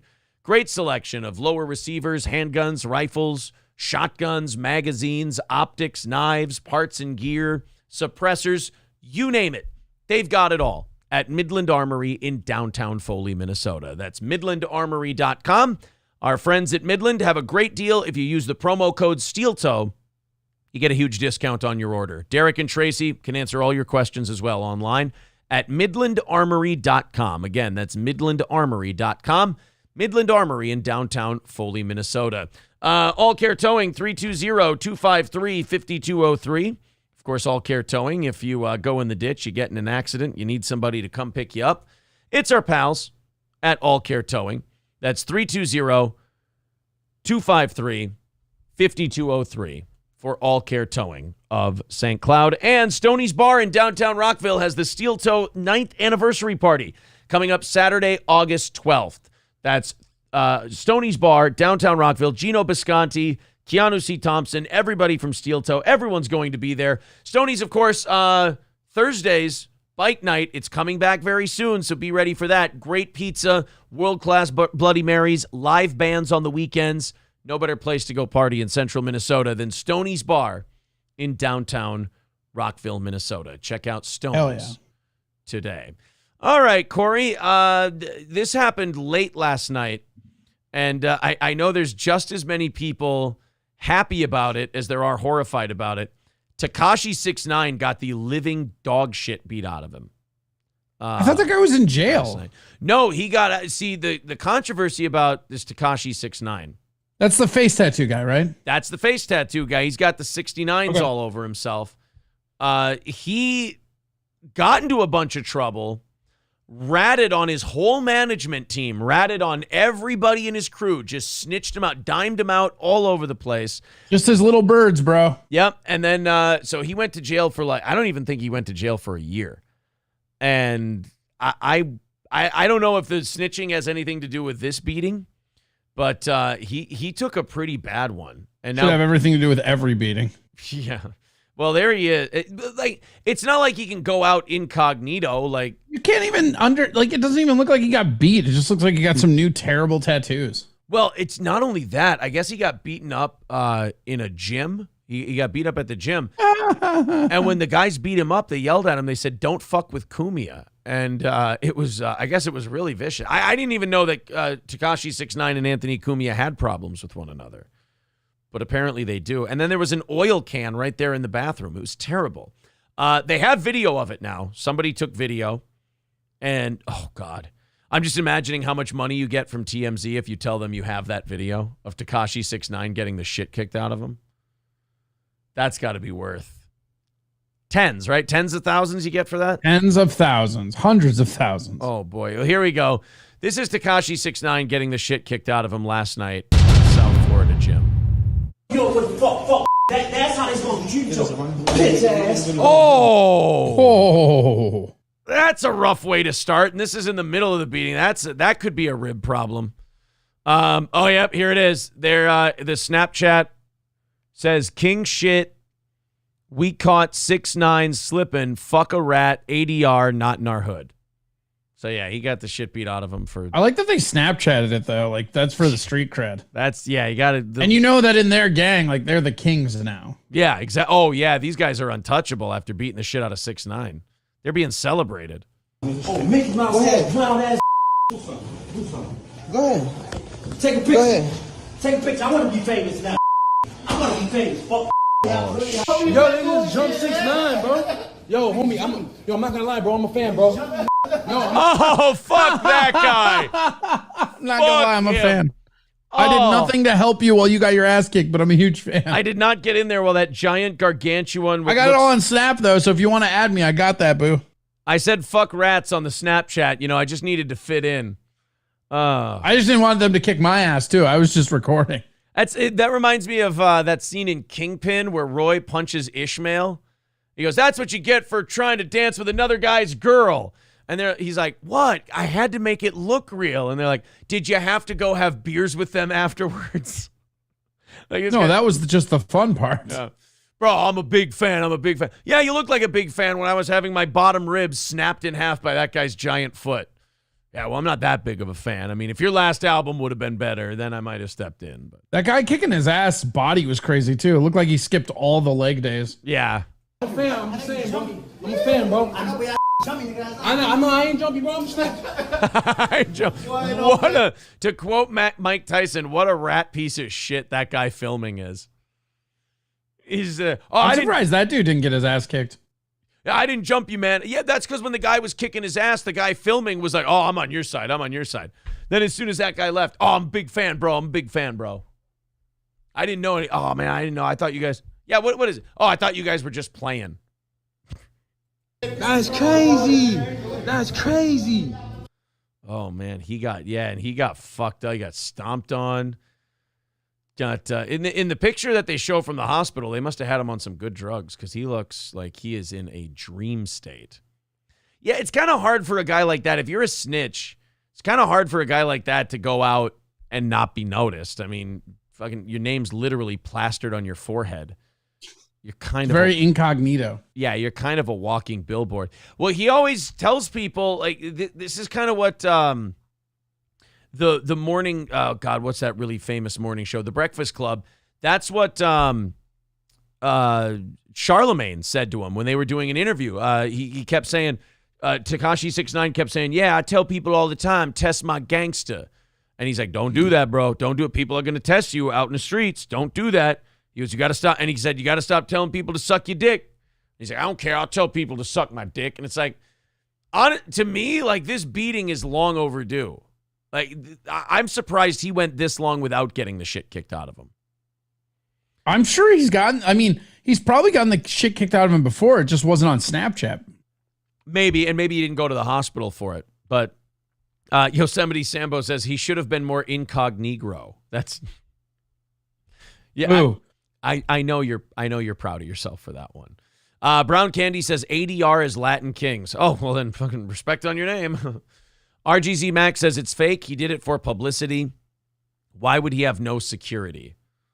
I don't know. Maybe because you're at the gym. Because he's at the fucking gym. What do you mean no security? I mean, I guess if you're going to be the level of snitch that he is, you better fucking have security constant, right? Right. That's kind of what I was thinking. But yeah, I mean, this isn't like a thing, though, where you get one beating and it's like, okay, you paid the price, you snitched, you got beat up. This is going to be a thing for him now because now that there's probably a lot of people. Oh, I don't think it's going to be a thing for him. I think one of these people are going to kill him. He's going to get killed. Like, that's the next step. That's what I mean. Like, I mean, if those people in the gym were a little bit more hardcore, he would have. I bet that they might have murdered him if that dude wasn't there snapping it. Maybe. Like, there's a lot of people who were waiting to put hands on this guy until someone else did. And I think now the word is out, as it were. So, best of luck to him. I mean, he kept himself out of jail, but it's probably not worth it. It's probably going to wish he was in there by the time this is all over. For his own fucking protection. Oh, Corey, Zen Rhino knows the location of this gym. Oh, yeah? Yeah, it's apparently, he says it's at the intersection of Fuck Around and Find Out. You know, a lot of people get beat up at that intersection. They do. That is a very violent intersection. In fact, if they'd add extra sewer grates because of all the blood. Yeah. Actually, it's the second most violent corner in America. I'm just looking up the stats here. The most violent corner is the corner of Jabroni Drive at the SmackDown Hotel. You know, it doesn't matter what you think it is. No. Tekashi 6ix9ine. Who do you think's out of the hospital first, Tekashi 6ix9ine or Amanda Bynes? Yeah, all right. Wait, okay. So is Tekashi there just for physical shit? Yeah, like ribs and face and all that. Probably him then. He's probably going to walk out with some bandages and medication. Okay. Pretty early. Because Amanda Bynes' 72 hours is up, I think, tonight. And you think Tekashi's probably going to walk out of the hospital today? She's going to say something where they're going to keep her, right? Yeah. I'm totally fine, you guys. I'm all right. By the way, can you fashion my shoelaces into a noose? All right, we're keeping her here and we're giving her slippers. Sorry, guys. We wanted to we wanted to release your daughter to you, but we can't. Oh, Yosemite Sambo says he's out already. So he's already out. So he beat Amanda Bynes out of the hospital. RGZ Max says this is what happens when you fake like you're hard, but you're really sucking schlong. Well, that's a hell of an accusation right there. Tekashi. Oh, Tekashi's doing a live stream right now? Fuck yeah. We want to watch Tekashi's live stream, Wait, don't we? what? Yes. Yes. Why aren't we doing this? Is he on YouTube? Is he on Twitter? What platform is he on? Tekashi 69. He's on D Live, bro. He's a D Live guy. Oh, here we go. Half a cup of Henny. Oh, have a shit going? Half a cup of Henny. Damn. Half a cup of Henny. Okay, so half a It's cup. not that bad. If you think about it, it's not that bad. Yeah. Oh my God. 6ix9ine is saying I was attacked and Drake was involved. What the fuck? Hey, my whole thing when it comes to the industry, Drake did this to you. He's fucking dead. Yeah, right? You're a millionaire rapper and you can't afford a better streaming setup. Come on. I wanted Tory to be gone. Y'all should keep the same energy when shit don't happen your way. Yeah. You feel me? Yeah. And that's the worst thing about the industry. There's never keeping the same energy. They never keep. Me and you argue about that shit all the time. All the time. But I feel like people now getting to see it. Like now. Bro, people never. Yeah, I'm not. I wanted to hear him talk about the jumping and the beating and shit. This is. I don't want to listen to two dipshits going, oh, you know what you got to do about the business, bro. This is what you got to do about the business. Yeah, as the guy fucking sits there with bruises and welts all over his face. I don't think I'll be taking career advice from that guy. Drake is a Jewish theater nerd from Toronto. Hard as fuck, says Digo. Yeah, I don't think Drake had anything to do with the Tekashi 6ix9ine beating. That's like, there's a conspiracy theory out there that Drake had something to do with XXX Tentacion's murder. And it's like, Drake's worth $100 million. He's not killing anybody.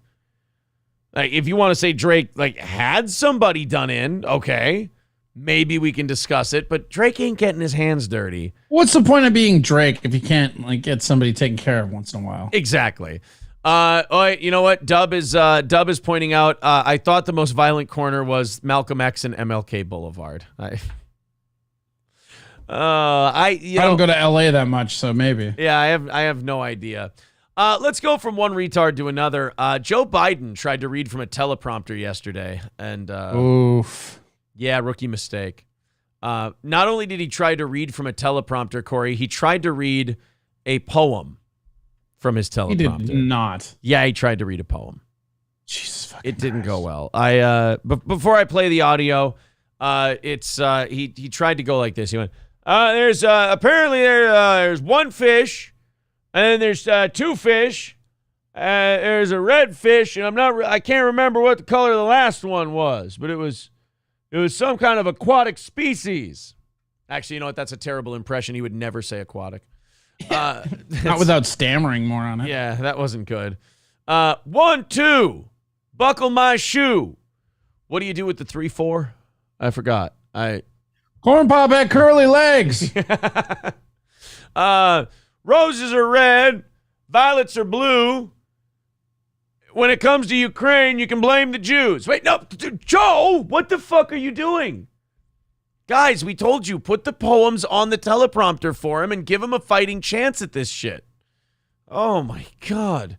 All right, let's find out what the poem was. If they tried to make it like Ralph This is Waldo... only going to bum me out. If they tried to make it like Ralph Waldo Emerson or Robert Frost, then... There's only one way this doesn't bum me out. What? And that's if he's reading Goodnight Moon and somebody smothers him with a pillow while he's reading it. But the problem... It would have to be a My Pillow, too. And it's Mike Lindell. No, Lindell can't be trusted for first tasks. He'd fuck it up. Yeah, you're right. He'd fuck it up. But they'd have to be a My Pillow. It would make a statement. He would get the pillow right up to his face, and then he'd be like, I have some polling information about the last election. I was really wondering if you'd look at the numbers I have in the trunk of my car. You see, the thing about Arizona is that they're pretty weird and fucked up with their reporting. They were just reporting the memory card tabulations. They weren't actually counting the votes. Can you say I like Frank TV before I do this? I need the promotion. All right, look, you got a choice. Promotion. You got a choice here, Mr. President. You can either take this pillow to the face, or you can say, I love Frank TV. Look, it didn't have to go this way. You could have just retired from that Chick-fil-A. So Joe Biden tries to read a poem from a teleprompter.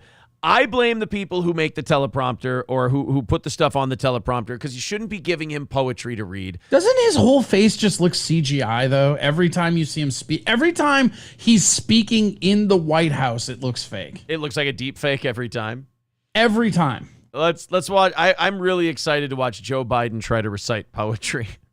I bet you are really excited to hear from Joe Biden. Return to a poem he wrote from the second inaugural Barack and Me. A poem. A what? Today. It says a brocame. You've never been to a brocame? Brocame? Yeah, let's go. Let's listen to it. Is he trying to say broccolini? No, he's a brocame. I've been to so many brocame. I can't believe you never have. Poem he wrote from the second inaugural Barack and Me. The second inaugural Barack and May? Oh, no, it was, no, you know what? Yesterday was Moroccan Day.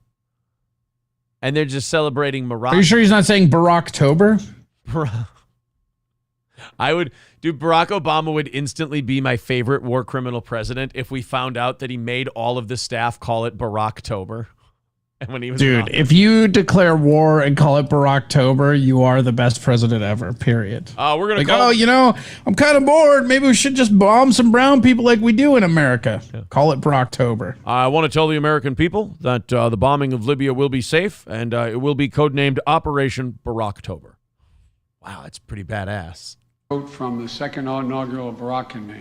A poem, one today. It says, and always one moon like a silent drum tapping at every rooftop and every window on every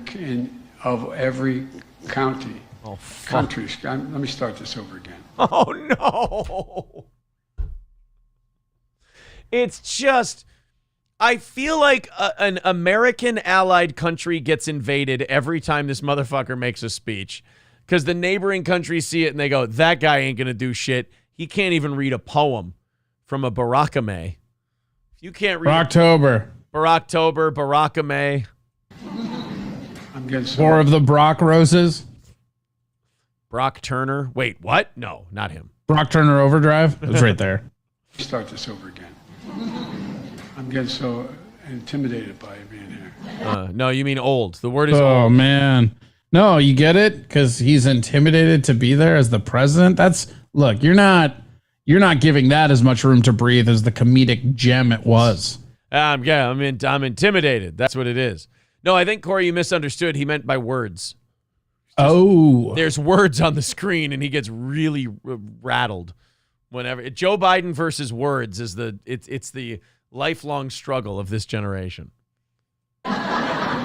He's losing. Always one moon like a silent drum tapping on every rooftop and every window of one county. All of us facing the stars. County or country? Hope, a new constellation waiting for us to map it, waiting for us to name it together. There you go. Joe Biden reading poetry. I hope that whoever wrote that poem sent him a cease and desist. Jesus Christ. I hope that they... What rhymes with?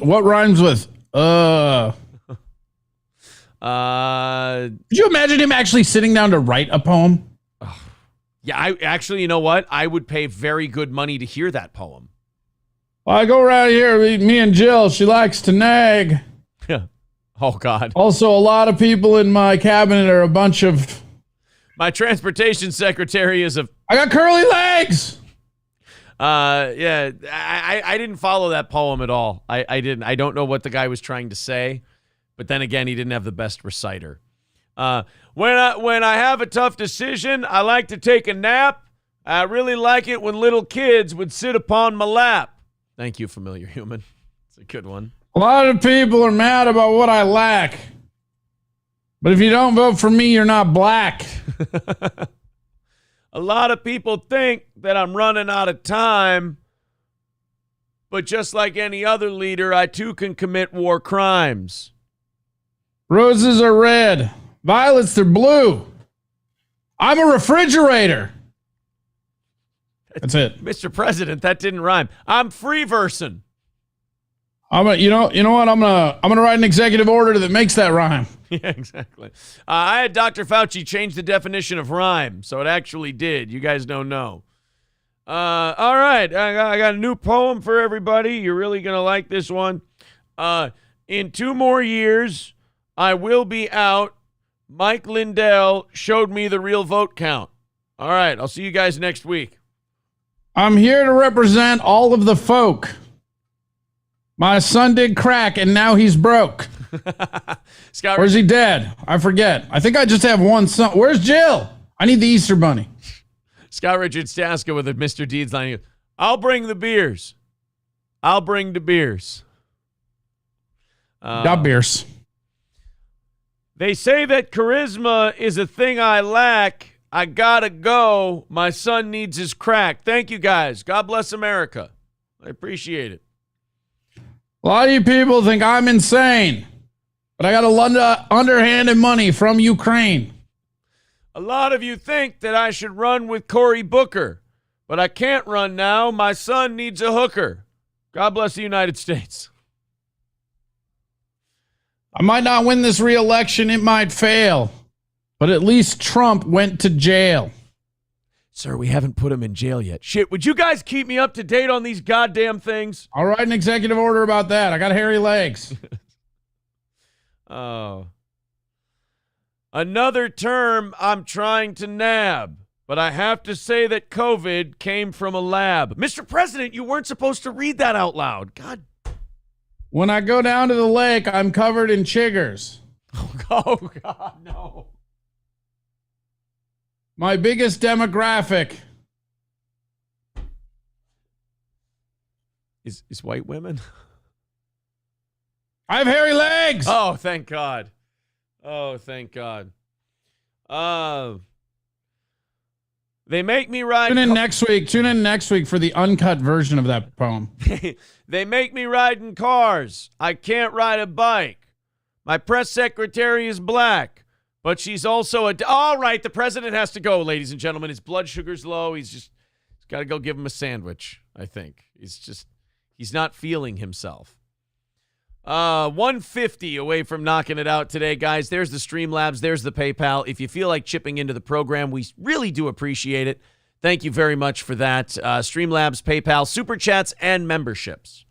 Thank you very much. John Hahn says, roses are red. Violets are blue. I like the smell of young teens' hair, too. RGZ Mac, roses are red, violets are blue. I'm a piece of crap with pants full of poo. Now it's just getting childish. Now it's just getting childish. All right, guys, let's open up these 7 o'clock hour stories. We've got an hour left in regulation. I figure we can open up the second hour stories by now. And boy, do we have some good ones. In Idaho, and I thought that Idaho had already done this, but Idaho is bringing back the firing squad. Whoa. Idaho voted that... just in time to get 80% of Oregon. Right, yeah. Oregon's like, oh, now we really How about this? We're going to bring back firing squads, and we only want Portland. Yeah, right. You guys can keep those other 5 counties. We got firing squads, and we want the city of Portland. God, the rest will work itself out. What a shitbag state Oregon would be if they lost those counties that want to join Idaho. It would just be that little sliver on the coast that has Portland and Eugene and Salem and all that. When you know those places outside of Portland eventually will leave too. I mean, they don't want to, nobody wants to be tied to Portland. This is the problem with how our system's set up, right? Like everybody, yeah, vote for a vote, but you have just a few urban areas deciding what the entire country does. Right, exactly. I mean, you look at the maps of like the congressional districts and how they vote, and like it's just it's 3 or 4 population centers that decide the election because the entire map is just awash with red. But like the blue ones that exist are just 1 million people here, 4 million people here, 12 million people there, and all those little dots of red are like, oh, there's 80,000 people living in that district. Idaho is poised to allow firing squads to execute condemned inmates when the state can't get lethal injection drugs. See, states are going one of 2 ways. States that have the death penalty are either tapping out because they're not making these drugs anymore, and they're just going, you know what, fuck it, we'll just do life in prison. And then other states are like, we'll find a different way to fucking kill you. And Idaho is one of those states that's decided that, there's more than one way to skin a cat. What do you guys think about shoving firecrackers up people's asses? Could just go with a firing squad. Yeah, or that too. The firing squads will only be used if the state cannot obtain the drugs needed for lethal injections. And one death row inmate has already had his scheduled execution postponed multiple times because of drug scarcity. See? Now under this bill, the next time that happens, they just drag that guy out back, tie him to a post, and blow his head off. I mean, look, taxpayers don't have to waste any more money feeding the guy. None of it. They just shoot Isn't him. it like more expensive to just kill him though, with all the cost involved in that? I thought I read that. So maybe that was just the electric chair back in the day. I think it's the drugs and the appeals. I think that costs all the money because a lot of these people on death row, like they're getting public defenders, so it's not like they're paying out of pocket for their own defense. It costs the taxpayers money. So between death row and the appeals and all that, I think they do. I don't know. I've heard it both ways. So it's one of those things like I guess you can probably cook the numbers based on what your opinion on the death penalty is. Because I've heard people for the death penalty say it's cheaper, and I've heard people on the anti-death penalty side say that keeping them in jail is cheaper. So I don't know. I'm always back and forth on that because I understand the retribution aspect of it, but in a lot of ways, isn't making somebody live out their life in a cage worse than just killing them? See, and that's what I think too. I've heard people make the argument that a lot of those people are like lifetime criminals, so they don't really mind it as much, and that's like us projecting our fear of jail onto them. I guess it just depends what you think people fear more, death or incarceration. And personally, That's what they should do. Get like a psychiatrist to like consult with them early on. And they're like, no, this guy really wants to live. We're going to kill him. Yeah, just do whatever they're more afraid of. Just do that. Yeah, whichever they want least, you do the other one. Yeah. So Idaho's bringing back the firing squad. They're like, look, other states can be pussies and get rid of their death penalty because of the drugs, but why bring it back though? Why not innovate it? Like get like a tube with like a rail gun where you can like off 4 or 5 people at once. Do something cool. Or like the Anton Chigurh air compressor. Yeah, that's a cool one. Yeah, or just like, I don't know, a giant microwave. Have them scratch on the windows before they explode. Oh God. Yeah, the world's largest. That seems like a Texas thing because they have the death penalty here. Home of the world's largest microwave. Keep your fucking hands off our kids. Yeah. Just have what's his name, Javier Bardem, go up to the condemned and go, "Could you hold perfectly still for me?" Yeah. I love how that guy. The dude in an executioner's mask just walks over and opens the giant microwave door. Yeah. Get in the fucking box. Javier Bardem comes up to you with that horrible haircut. He goes, "What are you in here for? When do you get out?" Dark isn't a time. When do you get out? He goes, sundown? Maybe I'll come back then. Why would you? I'll be out. I know, you already said that. Call it. The inmate's like, what the fuck is going on? Call what? You have to call it. You're like, but I didn't put anything up. Yes, you did. You've been putting it up your whole life. Now call it. It's like, I need to know what I stand to win. Everything. You stand to win everything. You need to call it. Then they flip it. And then if Javier Bardem hands you the quarter, you're like, oh, thank God I'm not getting executed. And he goes, don't put that in your pocket. That's your lucky quarter. You put it in your pocket. Do that. That's yours. It'll get mixed up with all the drugs and the other coins and become just a coin. Which it is. By the way, that fucking look he gives that guy after he says, which it is I don't know why, but that's one of my favorite parts of that movie. Just the fact that this demonic serial assassin is being playful with this gas station attendant, and the gas station attendant still has no idea how close he was to getting a nail right through his head. And he's just like, hey, hang on to that quarter there, big fella. That's your lucky one. Hey, don't get it mixed up. It's like, this guy is sitting there being a menace to you for the last 5 minutes, and now he's like, hey, catch you later, lucky quarter haver. Huh? Big win on the coin flip today.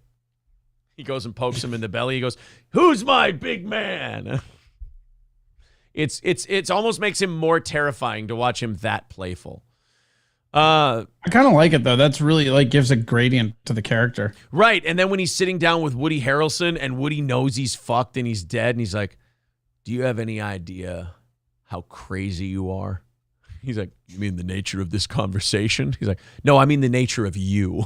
And he's just like, Like Shigeru's whole journey through that movie is him going, I don't understand what the fuck everyone's so pissed about. I mean, I flip a coin for him. Yeah, he's like Two-Face. I did that. It's fine. Yeah.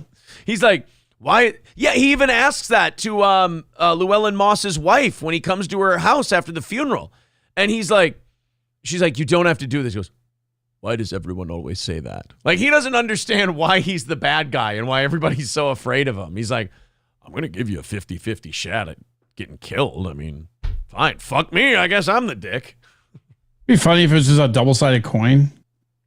Yeah, like it's the same result no matter what. Fuck him. Yeah, and he calls the gas station guy Friendo. He's like, what difference does it make to you, Friendo? Well, I haven't seen that movie in a long time. I should go watch it again. I didn't mean nothing by it. Oh, didn't mean nothing. Like, he's just being an antagonistic cunt, just playing with his food. That, I might agree with Familiar Human. That might be the best movie of all time. It is way the fuck up there. I don't know. I don't even think it's the best movie that was made that year. I know. Well, yeah, because No Country, There Will Be Blood was made that same year. They're both right up there. That was a great year. 150 away from knocking it out today. Omega Dread's gaming channel. Yeah, all of a sudden later in the movie, there's a deleted scene where that guy's going, oh man, where is that quarter? And you see Shigeru come up behind him and go, I told you it would get mixed in. It's like, I told you it was your lucky one, and then he just kills him. And then he kills him anyway. He goes, you've disrespected the quarter. What is this? April, what did you just bring me? April just made kale chips. Gross. I've never had a kale. Have you ever had a kale chip? Yeah, they're gross. I don't know. I mean, go for it. Oh, that's a texture. Yeah. It's like fried seaweed. But you know what? I don't know what she seasoned it with. That's actually pretty good. April, what'd you put on these kale chips? Oh, I think holy shit, she snuck in and out of here real quick. Guys, excuse me for one moment. Oh. Corey, the texture takes a little getting used to. But that's nice. Lucky for you, having vagina does not take long to get used to. Oh, man. I think it's the manliness. Sick kale chips, pussy. Look at this. Kale chips for breakfast. Oh. Jesus Christ. Olive oil, garlic, and sea salt. What do you chase those with? Testosterone supplements? Oh, Corey, this is so good. This is so delicious, but I'm getting a weird hankering for cock. I bet. I fucking bet. That's really weird. Kale chips and dick, they just sound like they go well together. Your Huckleberry. That is a tasty kale chip. Do you mind if I have some of this water to help wash this down? You know what? God help me, I liked it. The next time you go on a long-winded rant today, if you end up on a good monologue, I'm going to sit here and munch on some kale chips while you take the stick. I'm never taking the stick then. Corey's gonna be one-word answers the rest of the morning. He's like, I'm not letting this motherfucker eat any kale chips. True. But guess what? I'm having one more. Are you? The olive oil and the sea salt. It just all works together in unison so well. Oh, wonderful. I'm not going to take your stick, Aaron. Knock it off. All right. Well, yeah, it's the kale chips talking. I'm really, really sorry. I bet. Paul Polito says, have some almond milk with it, Buttercup. Yeah. Yeah, was it cooked in avocado oil? I mean, look, one gay step at a time. You know? One gay foot in front of the other. That's all. Now that, they want me to turn in my man card. I can see your tits getting bigger. I mean, guys, I got to be honest. This just sounds like jealousy. You guys wish you had some kill. I get it. A lot of you are at work. Look, we're happy to entertain you while you're at work. That's our job. Our job is while you are working, we are your entertainment. We make the time go quick. So I don't understand why you have to be so hostile just because you want kale chips and I have some. I don't want kale chips. Look, if you guys were here, I would share with you. Look at this. Thank God for not being there. God, that seems disgusting. God, really? What if I do one here? I'll do one more, and then you can tell me if it still looks disgusting. Yep. Let's see. Still does. Oh. You know, Corey, I hope that hits your herpes lip and makes it all sore and act up. That was a terrible thing for you to think. Corey, it's really, they call it a superfood. Kale. Do they? Yeah. Is that because it's super? Yeah, I'm going to have all this alertness now from having this superfood. Thank you very much to Sid Saraf for $50 over on PayPal, buddy. Thank you very much. We are an even 100 away from knocking out tonight or this morning's goal and doing an extra half hour. Thank you guys very much. If you feel like chipping in, there's the PayPal and Streamlabs link in the chat.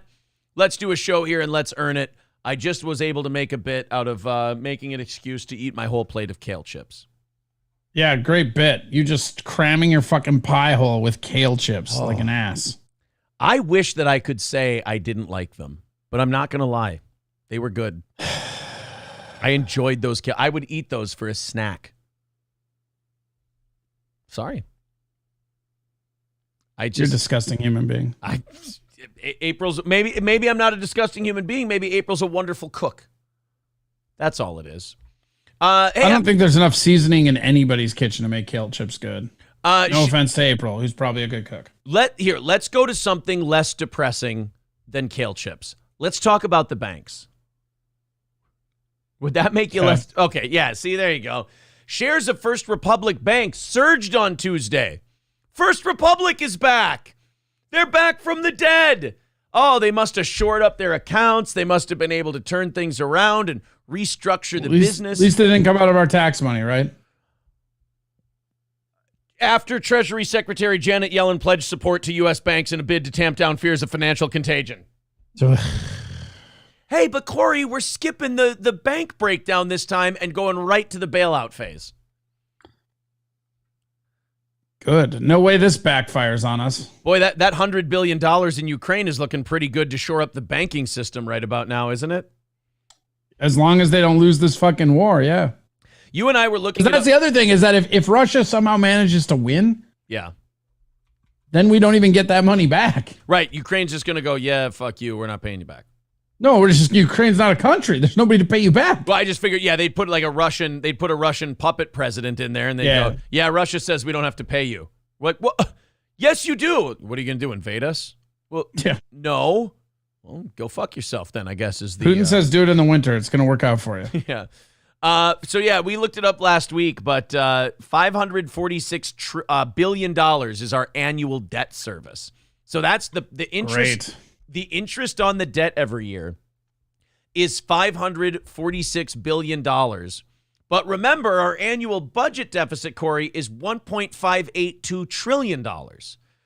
So you're paying $550 billion a year to keep the, to keep the debt where it is, but you're adding an extra $1.5 trillion every year.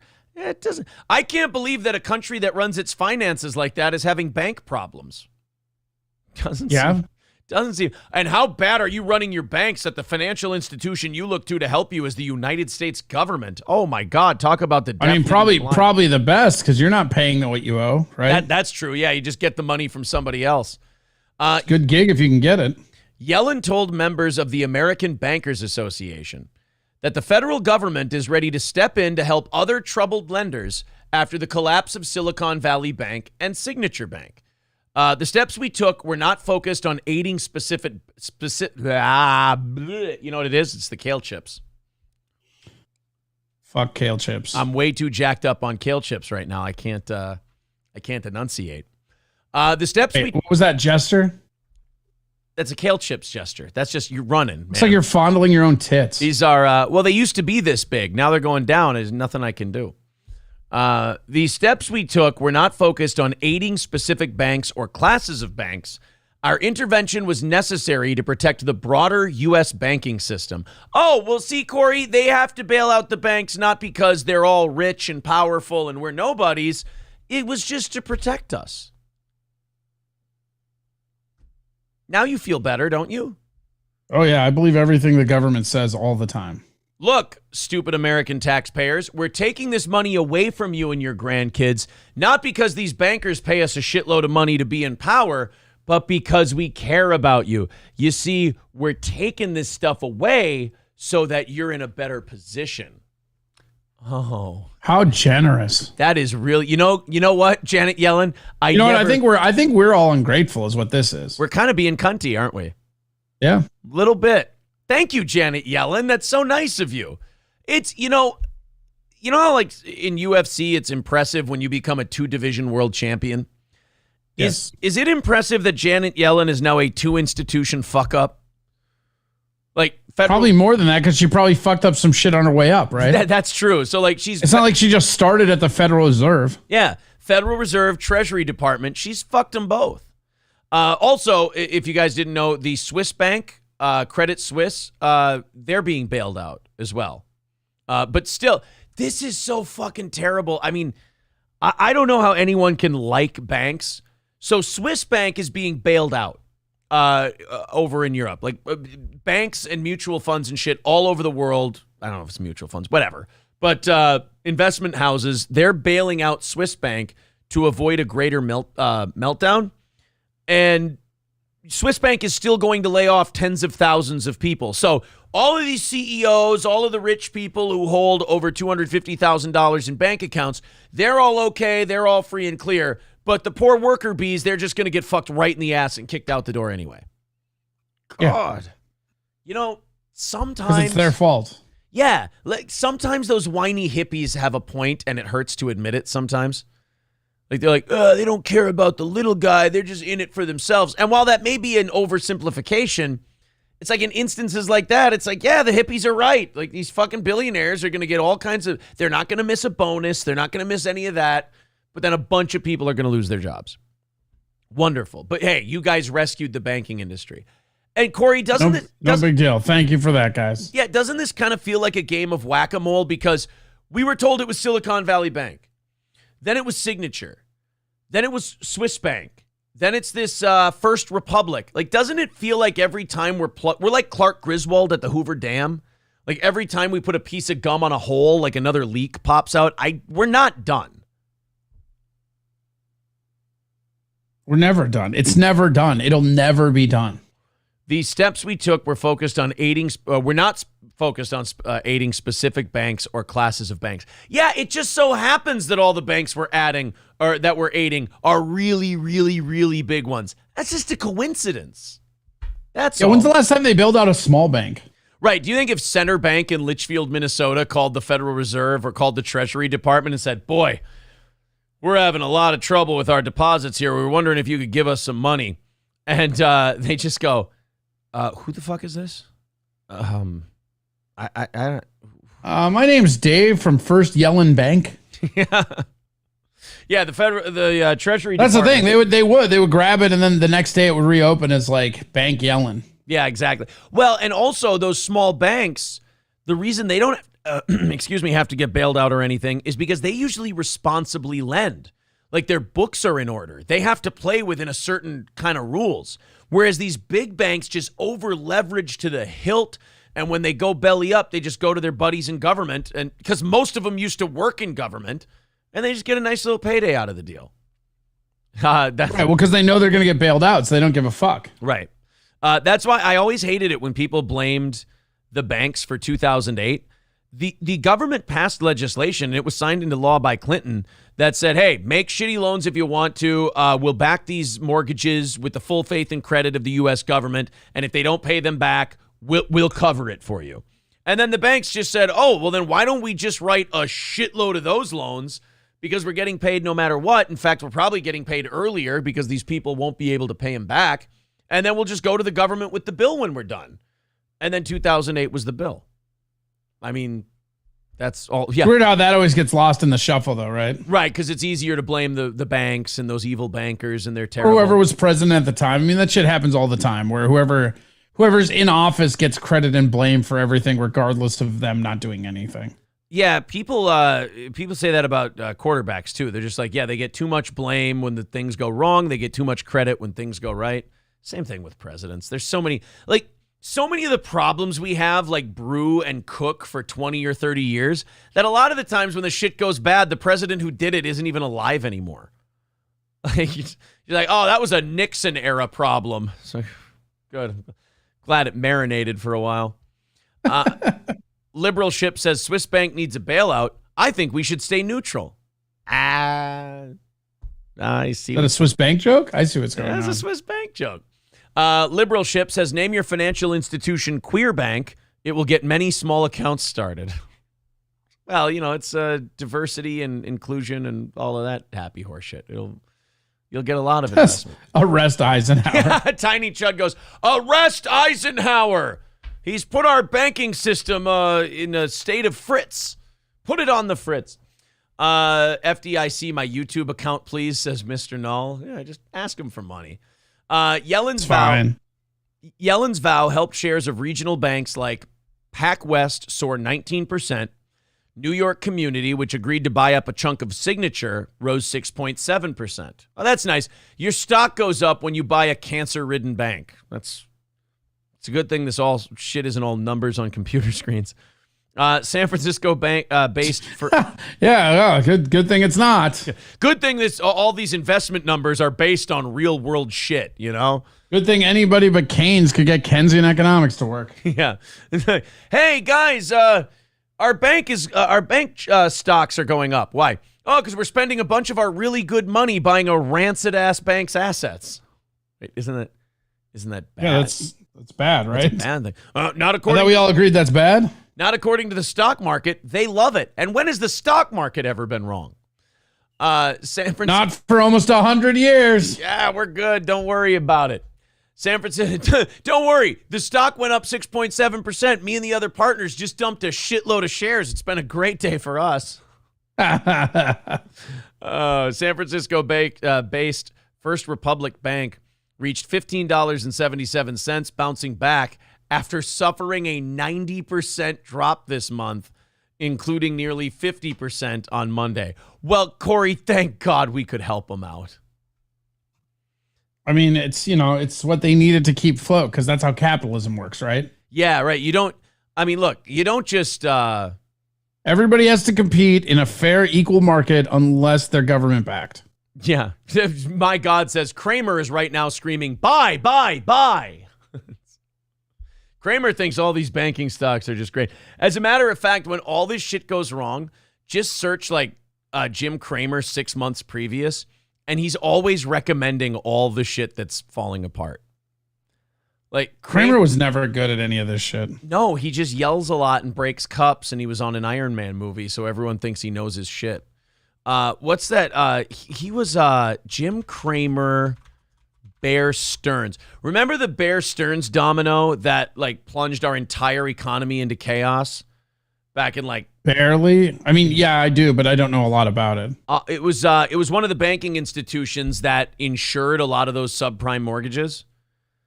Because what would happen was the banks knew that they had all these shitty government guaranteed mortgages and they were rated F by insurers when they go to sell these mortgage backs, these bundles of mortgages.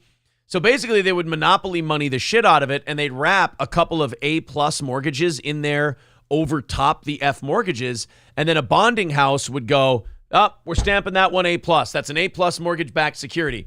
And then Bear Stearns would buy and sell those mortgage-backed securities. And it was a game of hot potato, and once the music ran up and people stopped paying their mortgages, Bear Stearns just took a shit. Well, this is Jim Cramer on Bear Stearns about 3 or 4 months before Bear went under. March 11th, 2008. Okay, Peter writes, should I be worried about Bear Stearns in terms of liquidity and get my money out of there? No, no, no. Bear Stearns is fine. Do not.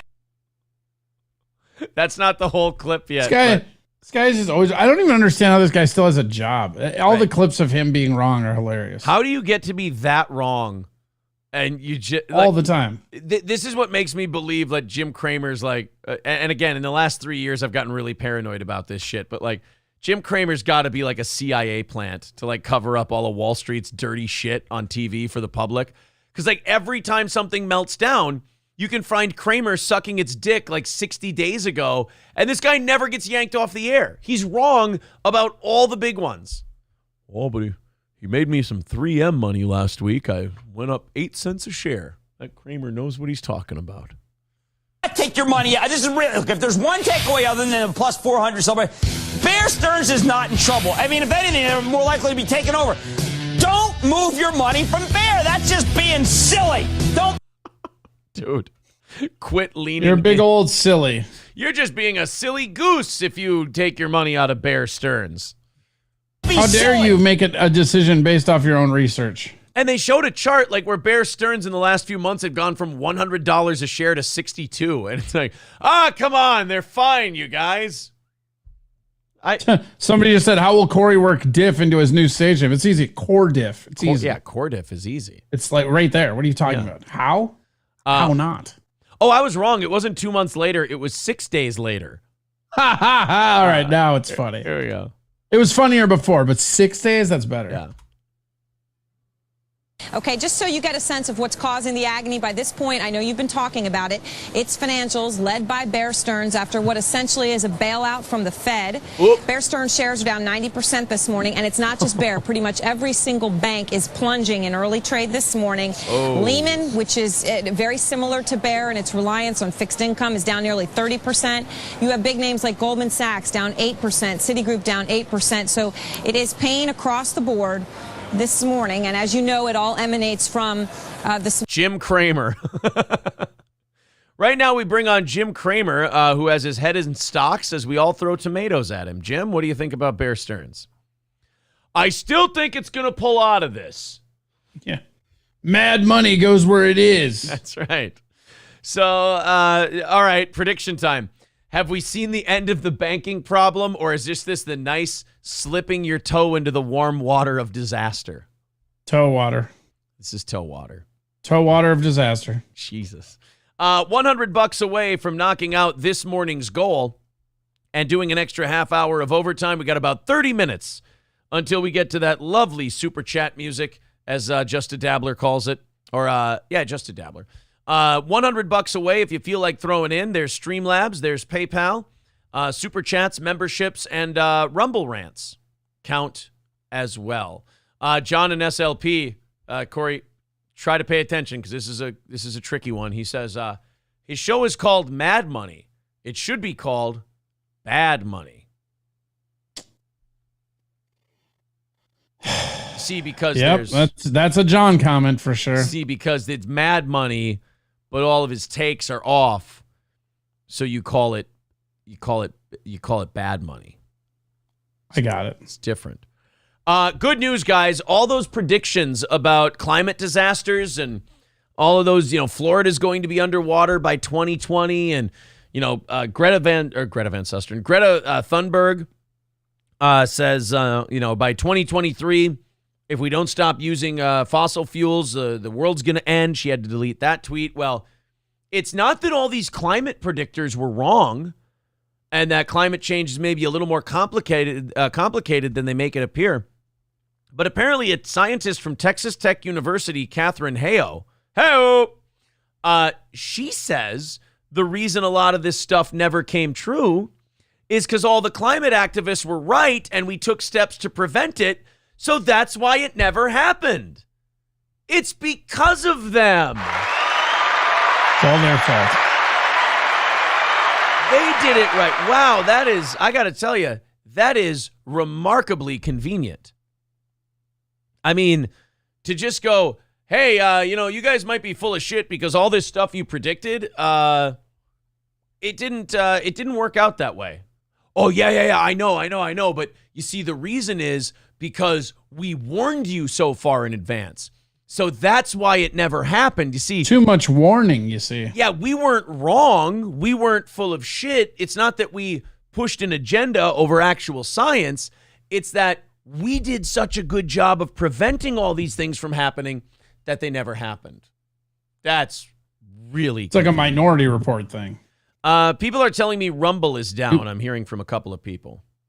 Is it? I'll check. Yeah, I'm hearing Rumble is down. Ours has been a little wonky all morning from my end, like setting up the stream and everything.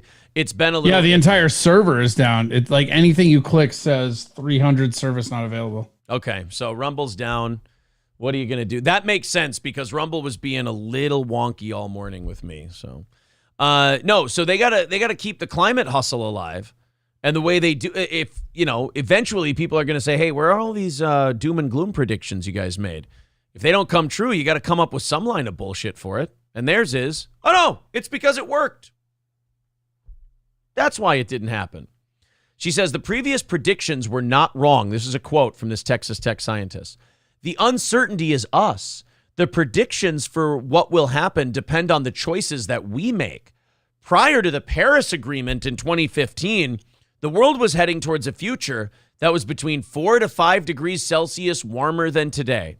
We have already, thanks to the Paris Agreement, reduced the amount of change we can expect by policies enacted by at least 1 degree. But we still need more because every bit of warming carries a cost with it, the scientist insisted. It must be amazing. So it would have to be. The temperature was going to rise 3 to 4 degrees, but because we did something, it went down and it prevented it. So, hey, job well done, right? It's all over. No. You guys don't understand. We have to keep doing all of this stuff so it keeps not happening. Oh. You know the crazy. So it's not happening, so we have to just keep doing it. Otherwise, it will happen. Right. And people fucking buy this shit. Like, people repeat it. They like go to their friends and they go to school or they go to work and they repeat. I feel bad for those people. They repeat this horse shit and their coworkers go, you do realize that sounds like a complete Ponzi scheme, right? No. You see, what happened was we were heading for a disaster, but then these heroes came in and swooped in and told us to turn our lights off at night, not drive our cars as much. And the whole world in just 8 years, the entire climate turned around. It's interesting. I've never heard of a climate just turning around in 8 years. Oh, well, that's how great we all did. Pat yourself on the back. Oh, good. So we can go back to driving, SUVs and stuff. Well, no. See, you gotta keep driving the shitty cars that we made, and you gotta keep conserving energy because then the 4-degree monster will come back. I mean, this kind of sounds to me like Jerry Lundegaard in Fargo talking to the car people. He's like, oh, no, see, well, I wrote down the VIN numbers, see, and they're there. And they're like, yeah, but we can't read them. Well, I'll just fax them back over to you. Well, no, why don't you read them to us now? We can't read them. Yeah, just read them now. Yeah. Oh, well, I'm away from the numbers, you see. I'll just send them back over. Or like when he's talking to the guys who are going to kidnap his wife and they're like, I don't understand. You're going to get 80 grand and you're going to split it halfway with us. You're robbing Peter to pay Paul. Oh, no. See, it's coming from my wife's husband, or my wife's husband, my wife's father. He's real well off. It just, I just don't like. I wish they'd come up with a better lie. That's all. Like, why? The old lie's been working for so long. But they talk to me like I'm retarded, and it makes me feel retarded, and then I feel bad. That's all. But they don't care about your feelings. I know they don't. That's why I'm asking them now. Could you please just, I don't know, come up with smarter lies?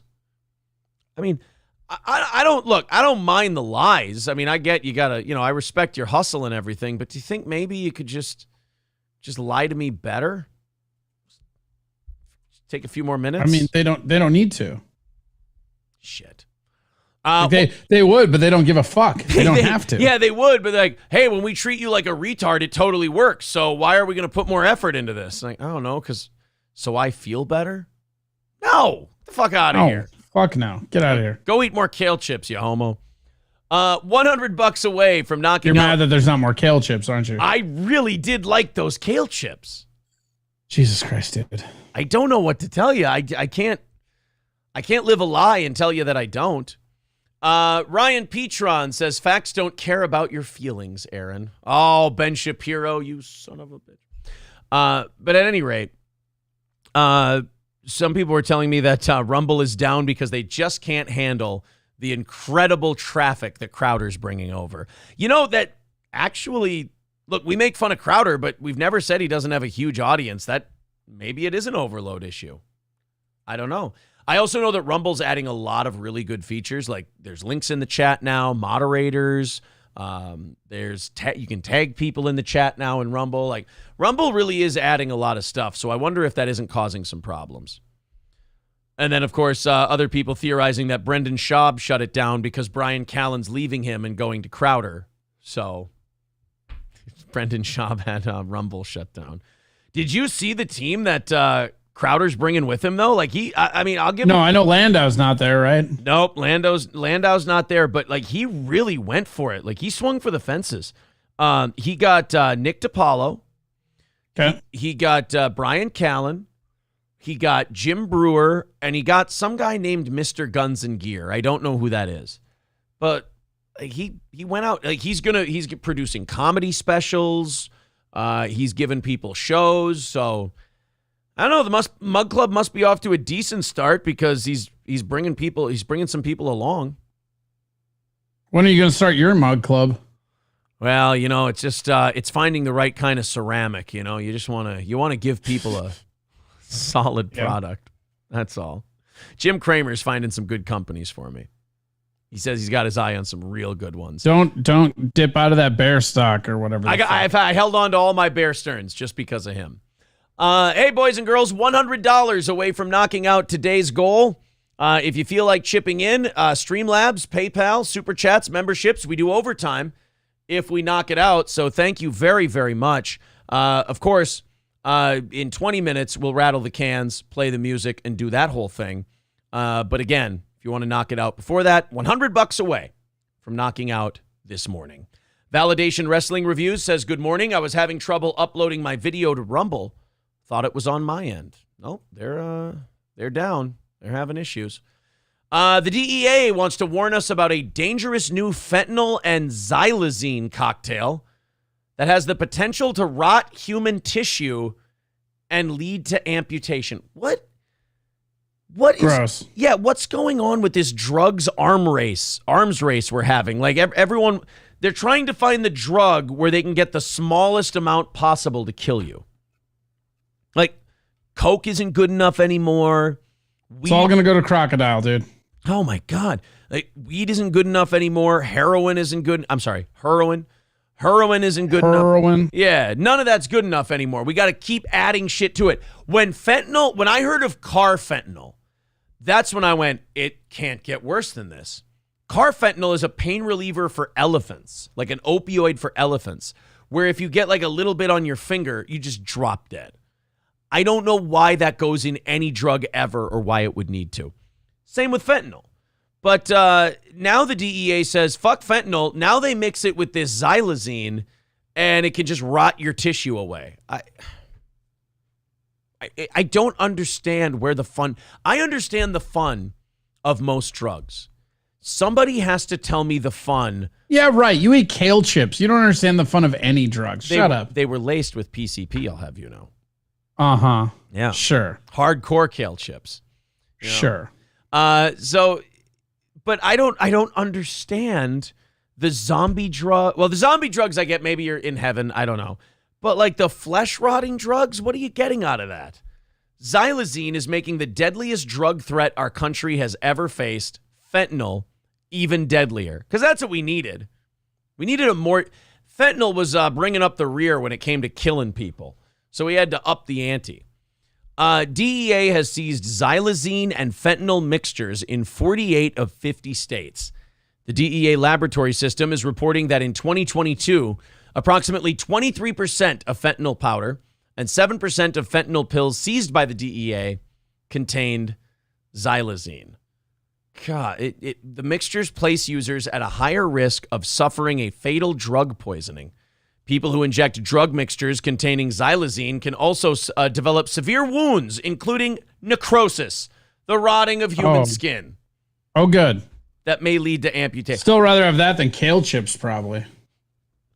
But honestly, how good? Yeah, I'm with Wasabista. That's got to be an amazing buzz. That you'll rot your skin off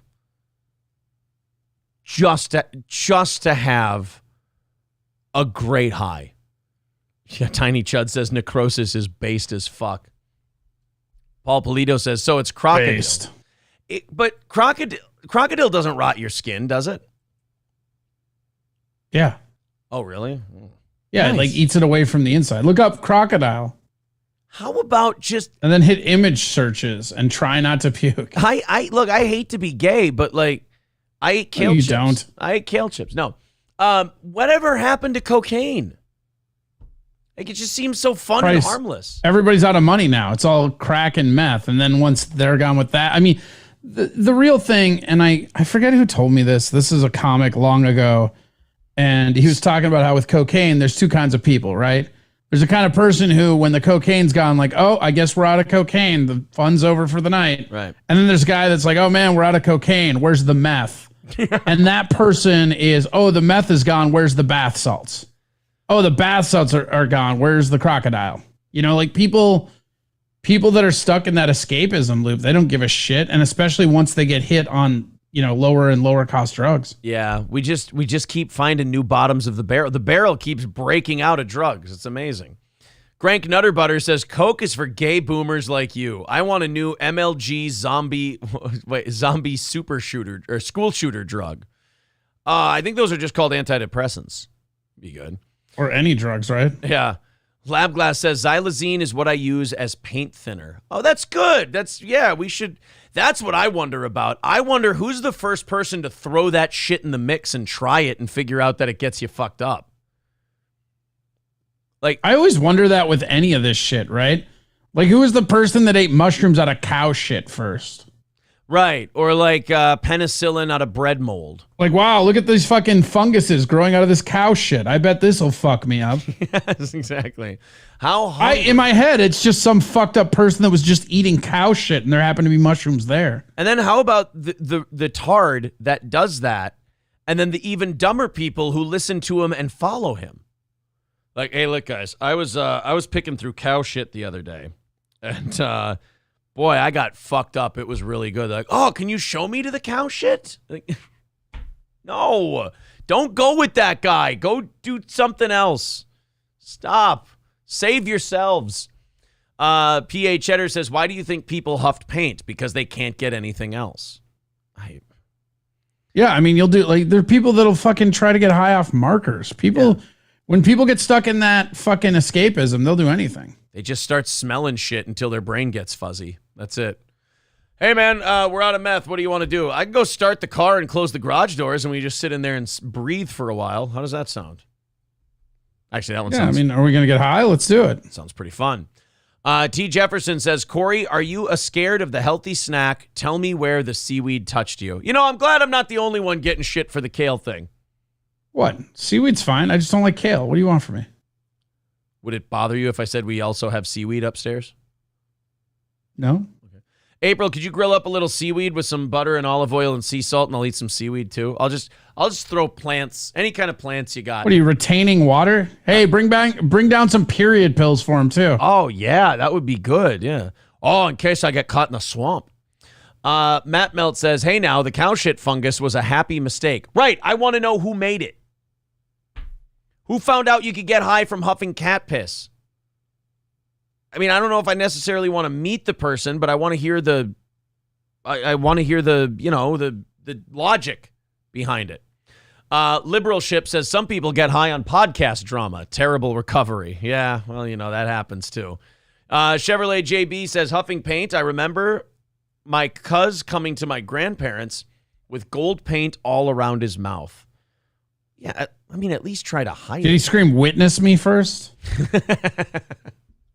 How about the fact, are we going to let him get away with calling his cousin his cuz? I don't really give a shit. Whatever makes me talk to that person, unless I'm in. Grank Nutterbutter says, not against healthy food, but seaweed is for commie pushers of the gay agenda. Oh, shit. I know. April says... in Japan, they call it sea lettuce. That's a true story. Do they really? There you go. Yeah, they had like seaweed chips and all kinds of seaweed chip, but everything, it's called sea lettuce there. I mean, they got to be different just for difficulty's sake. Well, I think they use it like lettuce more over there, Fuck it. Time for a third bomb. Keep them in line. April says, didn't some freaks put shit in a container and huff that too? I mean, I think we can dispose of the name calling, the freaks label, but yeah, I believe so. I believe that's a thing. $100 away and about 10 to 12 minutes away from rattling the cans and seeing if we knock out this morning's goal. $100 away from getting there. Great news, boys and girls. Andy Kaufman is officially getting inducted into the WWE Hall of Fame. Well, yeah, now that it's pretty safe to assume he's actually dead, they can do that. Well, I was thinking maybe he'd come back for this. Like, I mean, is Bob Zamuda still alive? But what if this is the joke all along, where Andy Kaufman was like, look, I'm going to go away and I'm not going to show up in public anymore. You can tell them I'm dead, but until they recognize me for the wrestling genius that I was, I'm not coming back. And then Well, I don't know. I feel like if that was the case, he would have come back after that Jim Carrey movie, right? Maybe. Yeah, but maybe. I just love what every time the Jim Carrey movie comes up, I can't help but think about the fact that Jim Carrey was such an asshole being in character on that set, but yet didn't do the research to find out that Andy Kaufman and Jerry Lawler were pals. And he like antagonized and shit-talked Lawler on the set of the movie to the point where Lawler ain't an actor. He's a wrestler. He wanted to kick the shit out of the guy. I still think he dislikes Jim Carrey because of that movie. Yeah. I think everybody dislikes Jim Carrey because of that movie. Kaufman will be inducted alongside this year's fellow honorees that include Rey Mysterio. God, I feel old. That one makes me feel old. Rey Mysterio is going into the Hall of Fame. I remember when he... Rey Mysterio was young when we were kids. It's fine. Yeah, but he was, what was he, WCW back in like 95? It's not going to make you feel old till it's Rey Mysterio Jr. He is Rey Mysterio Jr.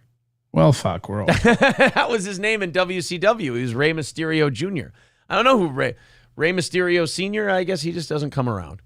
Kaufman is best known for his career on the stage, screen, and most famously, I was going to say Latka from Taxi isn't infamous. He molested Christopher Lloyd. He made his mark on the world of professional wrestling, however, when he declared himself the intergender wrestling champion of the world, offering money to any woman who could pin him as part of his act. This famously led to a feud with fellow Hall of Famer Jerry the King Lawler, who I'm guessing Jerry the King Lawler will probably give the induction speech for Andy. Yeah, I'm assuming. Who else would? Please, honestly, please let it be Tony Clifton. Yeah, Bob Zamuda is the only other person, right? Yeah, I would love if Zamuda put on the Clifton outfit and came out and he goes, well, Andy Kaufman didn't even deserve this award. It should be going to me. He just acts like an ass. I'm the one getting elected, motherfuckers. Yeah, just acts like an asshole in front of everybody at the Hall of Fame. That would be wonderful. Veldrain with $5 says, Aaron, you are old. You just wouldn't understand. Sorry, H. Sorry, finger fell off onto the H key. You don't party unless you have leprosy. I guess that's what we're doing. We're getting leprosy just for the sake of the party. Thank you, buddy. $95 away. There's the PayPal and the Streamlabs link in the chat. Labglass says, don't worry, Aaron. Ray's son is wrestling and is like 25 years old. Yeah. Yeah, that's a bummer, too. The little kid, little Dominic, who was in that Rey Mysterio, Eddie Guerrero feud that they had. Little Dominic is a big, pudgy wrestler now. Oh, son of a bitch. Aaron, worst wrestling character in your humble opinion? Shockmaster? It's always Shockmaster, right? I don't know. It's hard for me because, even the bad ones I love, because they're so bad. I guess the Shockmaster was bad. I was going to say, maybe Skinner, but Skinner was actually kind of cool. The bad ones, Mantar was awful. I would say Mantar was probably the worst, but I like Mantar. Or Bastion Booger. Bastion Booger was stupid, but I like Bastion Booger because it's so awful. So, with wrestling characters, they get so bad to the point where now they're good. Abe Knuckleball Schwartz, a guy who painted his face like a baseball. Terrible. Awful. But kind of fun. They had Draws be the third member of the Legion of Doom, and they called him Puke because he could make himself puke on command. I don't know. So as far now he has to have somebody else wipe his mouth because he can't feel anything below his neck. Yeah, who did that to him, by the way? Who was the one that fucked up that Vader, move? I think, right? Was it Vader who crippled Draws? I don't remember. It was somebody that everybody hates because they gave stiff everything. Who crippled Draws? Oh, D'Lo. D'Lo, that's who it was. Oh, shit, I really like D'Lo. D'Lo, by the way, who has the historic significance of being Aaron Imholt's first tag team partner in a pro wrestling match. You're lucky you walked away from that. Yeah, well, I was on his team. Smart move. Yeah, Smart move. see, I don't want to go against D'Lo. I didn't want to end up crippled.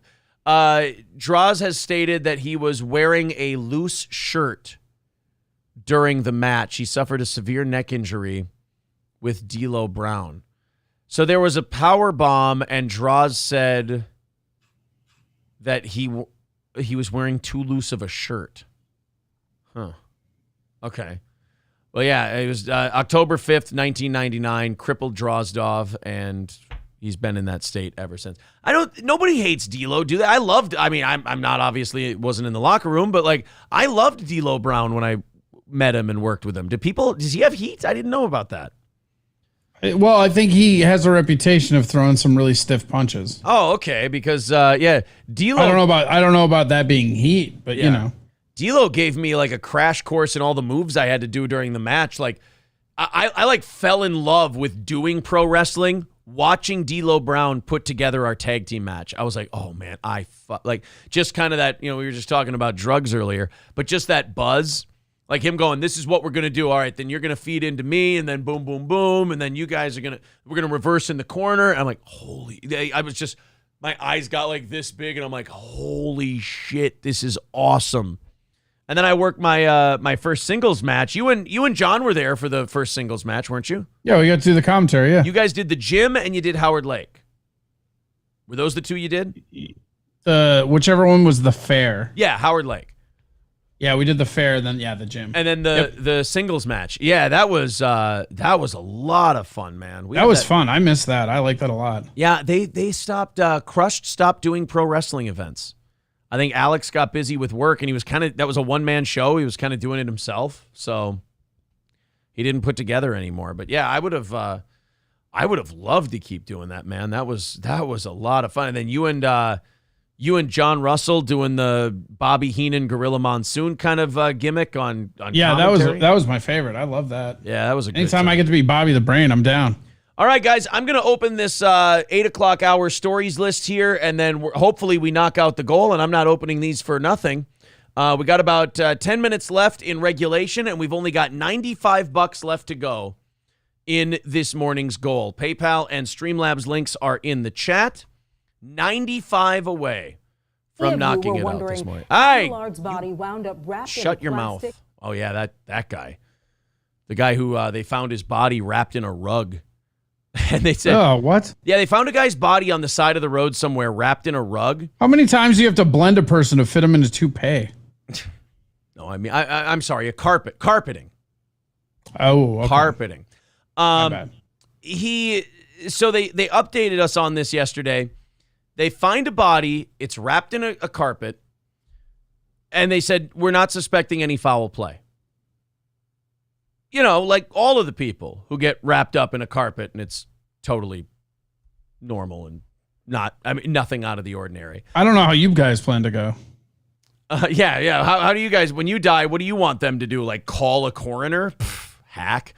David Chandler says, is MSO finally coming around? Oh, he's rooting for the goal. MSO got a win yesterday morning when we missed it by a few bucks. And then on the evening show, they made up for that and then some, and then went into today's goal.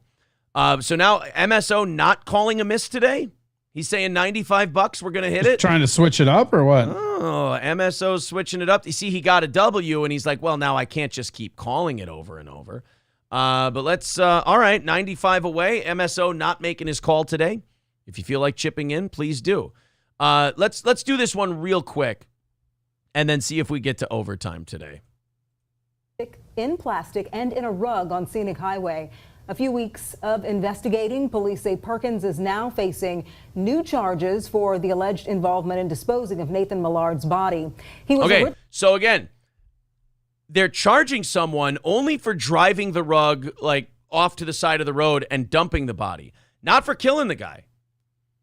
They don't think the guy had anything to do with this dude's death. They just think that this guy died somehow and maybe, I don't know, like they were doing something bad. So the guy said, shit, I got to get rid of his body or they're going to figure out what we're up to here. And then he dumped him, and he's going to face charges basically for unlawful disposal. Just imagine the coroner coming up, like trying to look at his dick, be like, I wonder if the carpet matches the drapes. Violation and using Millard's debit card after he went missing. Oh, Chad. Now that's where you fucked up.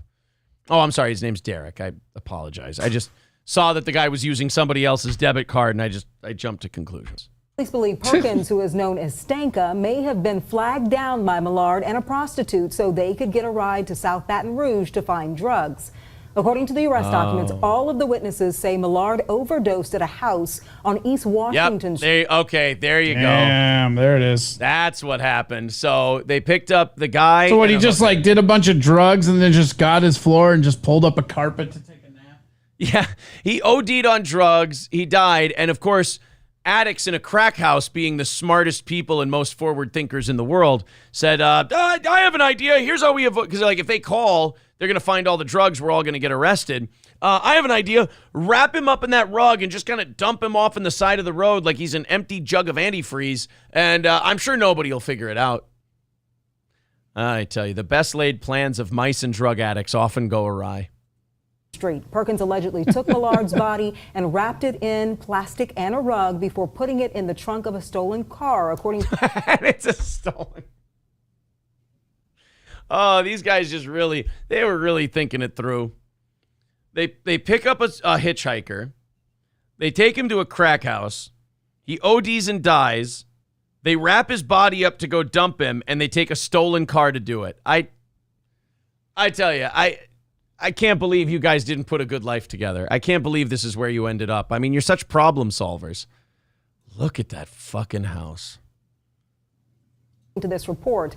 After several days, police say Perkins told several people Doesn't about even the look like body a house you and could even OD showed- in. That doesn't even look like a flop house. Yeah, I mean, they kept it up so nice. I mean, boy, I tell you, the subtlety of these drug addicts, they just never ceases to amaze me. A lot of nuance in the meth community. Yeah. What do you think? You turn on the faucet, running water, yay or nay? Nay. Nah. In the trunk before dumping it on Scenic Highway. As for the car Perkins was using, police say it was burned not too far from where the body was dumped. Of course it was. We really want to be incognito about this death, and we don't want them to figure out who did it. Quick, just dump him in plain sight in a ditch, and then a few feet away, set the car on fire. Boy, I tell you, I can't believe these two didn't get away with it. I thought for sure that they left no trace behind. The story, of course, is full of twists and turns. Today, you can read all of the details for yourself on the 9 News app. Our Brianne Bazette is also working to get more information from police. She'll bring us an update on 9 News at 5. Nah, I'm good, thanks. I've had enough stupid for one day. Yeah, that's fine. You guys cut her loose. Yeah, cut her loose. It's fine. Gentleman bystander with $25 says, God damn the thought of you. I'm sorry. 75 away from knocking it out today. Let's get all our thank yous in order here before we fire up the music and see if we're doing overtime today. Let's take a look here. Never mind, guys. No music. David Chandler with $100 says, good choice, MSO, and throws in $100. And we are now $20. There you go. Into this evening. So you guys, thank you very much, David Chandler. Thank you, everybody who contributed to today's show. And, of course, tonight is now $20 ahead. Thank you guys very much for supporting this stupid, shitty, awful show that we do. All right, Corey, we talked about Tyson Fury and Alexander Usyk, that fight not going down. Does that hurt your thoughts on Fury being one of the greatest heavyweights of all time? Yes. I mean, what do you? I have a hard time saying fighters are ever afraid. You know, I have a hard time saying like, oh, he's afraid of that guy. I feel like if you're a professional championship prize fighter, you're not afraid of anyone. Like, I'll interject this. I don't think he's afraid of him. I think he's afraid of being defeated. I think when you go that far along with such a legacy with no losses, you're not looking for those tough matches. I honestly, and I said this the whole time, I think that's why he fought Wilder right out of the gate. I think that's why he went after Joshua. I think on paper, both of those boxers look easy for him to beat. Yeah. Because with especially with Wilder, like that, if Wilder was the same Wilder that was in that third fight, I don't even know that Tyson agrees to fight him, honestly. Right. Yeah, you're probably right. But with the first fight, you got a guy with just outrageous power with no footwork. Yeah. Yeah, give me all that guy. And then you have the whole, well, he hit you with your best shot, and then when you bullied him, you didn't really lose a round after that till the third fight, because the second fight, he just went in and did it. Yeah. And then with Usyk, you watch him, you're like, this guy, like, was dancing around a big, heavy, strong knockout puncher, and he was tagging him at will and winning 8 or 9 rounds of each fight. Usyk just seems like one of those guys who just, he studies his opponent, and as much as he looks good, he makes his opponent look bad. Yeah, well, and the other thing is it's that style, like you're saying. It's not just that it makes him look bad, which it does, but he has this very weird diagonal side-to-side movement. Yep. That especially if you're Fury's an in-out behind the jab kind of guy. It's a very... And so the last thing you want is somebody who does that as a just like uppercut or because you step to the side, you come back in, it's just clack. He's got a very really, really good technical amateur style, does Usyk, and that can be really confusing. I do want to say that, David with his $100. Thank you, buddy. I forgot your drop. You'd all be dead now if it wasn't my David. There you go. Corey Adams Spine with $199 says, has anybody seen my owner, the carcass of Corey? I don't even know what that means. Are you somebody calling me spineless, obviously. Are you spineless? I don't think so, but the best part is it's Corey Adams, right? My name's Corey Adam. Like, you put an apostrophe in there. Come on. There you go. I'm fat, but I'm not plural fat, guys. Don't be lazy. Fauci's Pangolin puts an apostrophe in his name. It can be done. Yeah, we talked about the phone call earlier this morning, guys. I think if you heard about the shouting match that we had on the phone call, I don't think anyone's particularly spineless. And fucking how grown up you and I are getting really old. I mean, the conclusion we came to in that phone call is one of the most mature.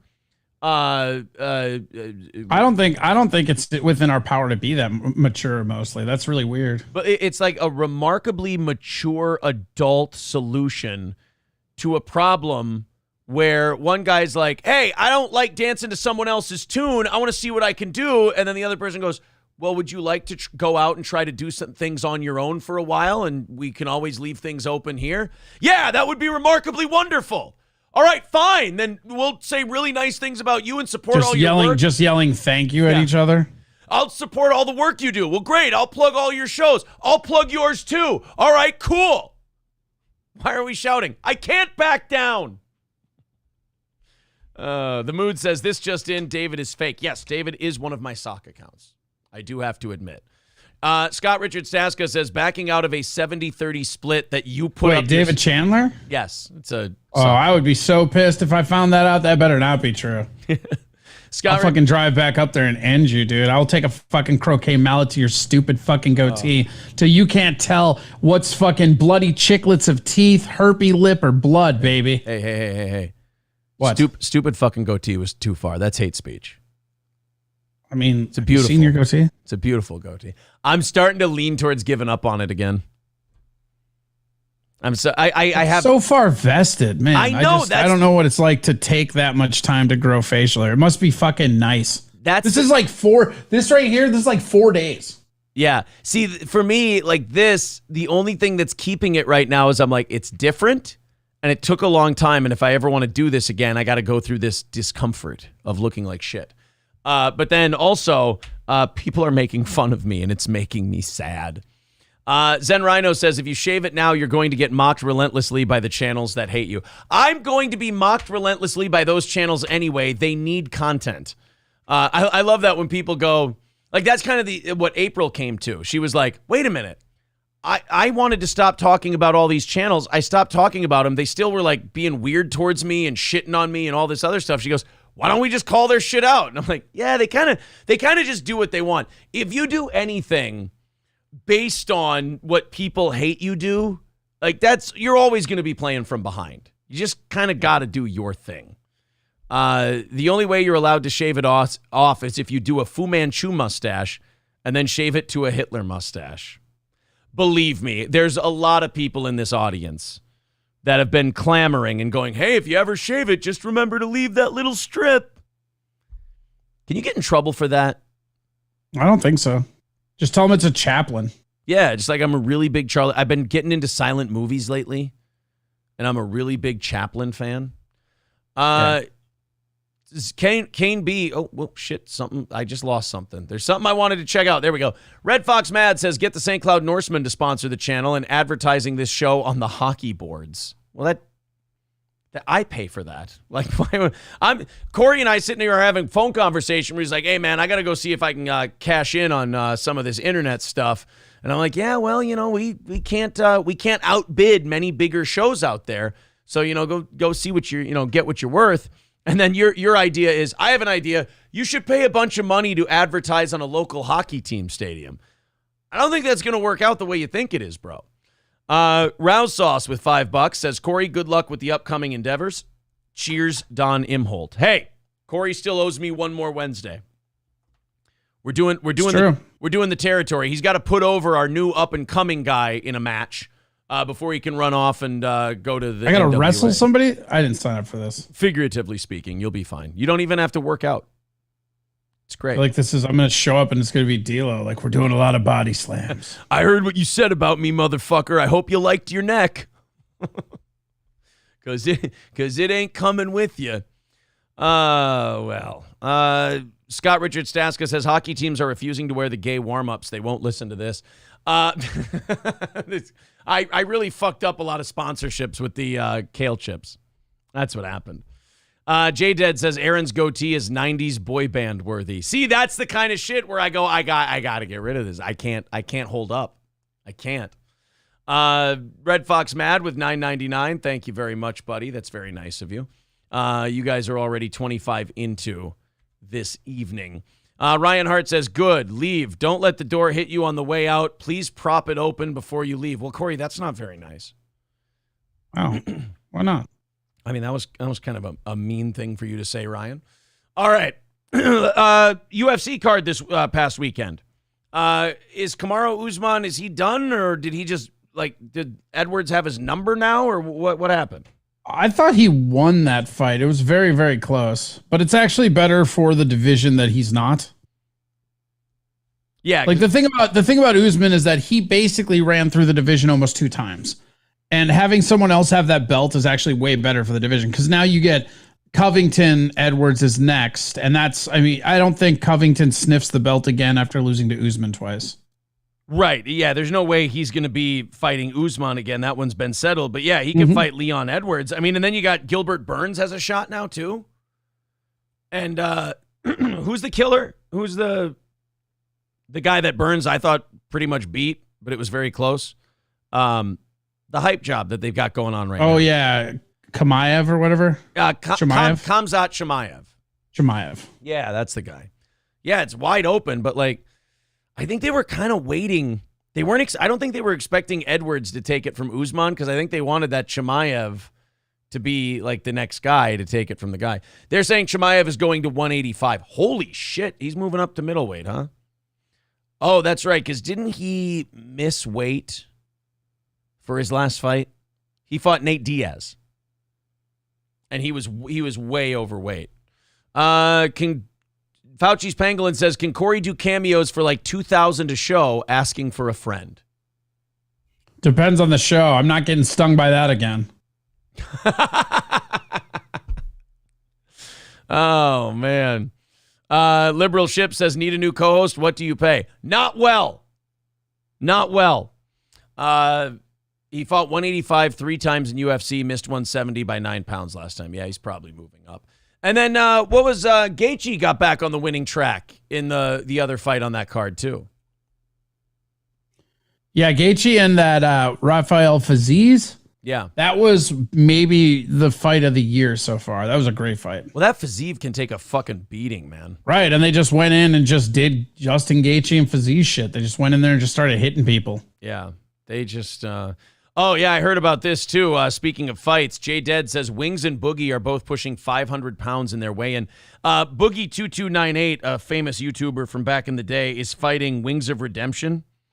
And it is, oh, my God. Those two are gigantic. I don't know if it's okay to let those guys fight each other. Like, there's serious health complications, like the cardio involved in boxing. If you're 500 pounds, you could die in a round.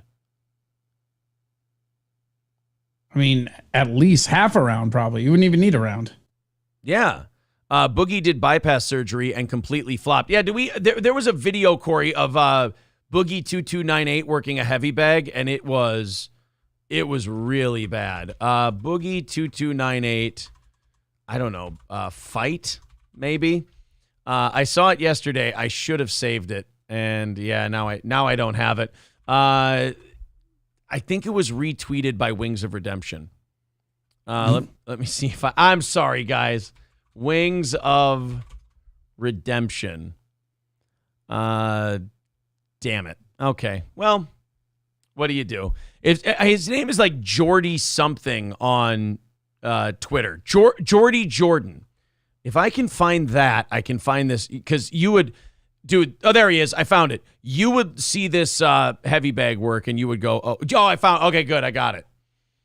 This is Boogie 2298 preparing for his fight with Wings of Redemption, and the caption on his tweet was "Getting Stronger," and he's got one of, as you can see here, Corey, he's got one of those little, like you put water in the stand, and then you got a light little heavy bag on a stick. Yeah, like those old bobs. Yeah, and first of all, he's standing square. These things never get this, by the way, people. Just fucking hang a heavy bag like a normal human being. These never work out. I haven't watched this, so I'm not trying to spoil anything if I do, but I have never seen an interaction with these that doesn't end up in you getting sucker punched by the thing you're hitting. Yeah, and like if you hit it with anything harder than a jab, it goes flying all over the place too. It's shitty. But yeah, get a heavy bag, hang it, find the studs in your ceiling, find the rafters, drill it in there, have the heavy bag from the ceiling, do it old school. But this is Boogie, so he's straight squared up with his feet together, so it's terrible form. Standing in his living room and working the little shit bag. Here you go.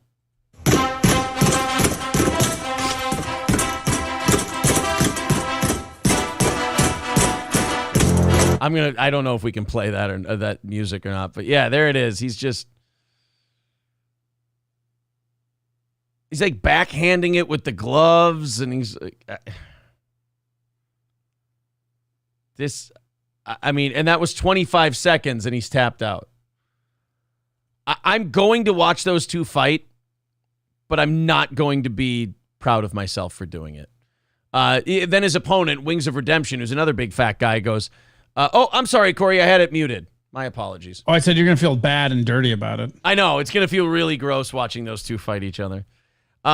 Wings of Redemption said, if this video was 2 minutes longer, the punching bag would have won the fight. You don't have any room to talk, though. Like, you're a big dude, too.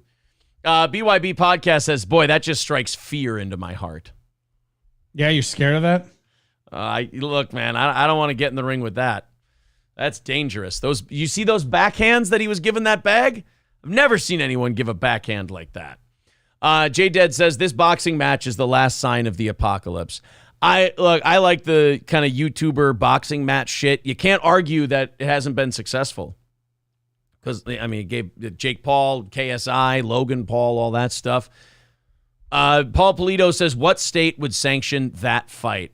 Yeah, I don't know. Like, even in amateur boxing, you got to get your blood pressure taken and your heart rate taken the day of the fight to make sure. I mean, the last one I was at where I got to corner a fighter, I got to be in the corner instead of fighting. There was a fight that got scrapped from the card because the guy could not get his blood pressure down for the fight. So day of, it got totally canceled because they couldn't pass the health check. Tiny Chud says Ethan Ralph's wrestling event was hilarious. I did not see that. Somebody writes, you just sign a waiver, and if you die, you die. He dies, he dies. That's a rough way to put it. But you put two 500-pounders in the ring, there might be problems. Let's do this one out of San Francisco. There have apparently been multiple fights at San Francisco's Stonestown Galleria shopping center involving students. So in San Francisco, of course, it's kind of getting to the point now where you can't really look anywhere without everything going to shit. And in this story, you've got a shopping mall, which you would think, hey, I went to the shopping mall. I got away from the homeless people. I got away from the heroin needles, the homeless encampments. This is kind of nice. Not to be. Uh-oh. Sorry, guys. Workers say the mob attack. Stonestown Galleria. We want to warn you, the video you're about to see is graphic.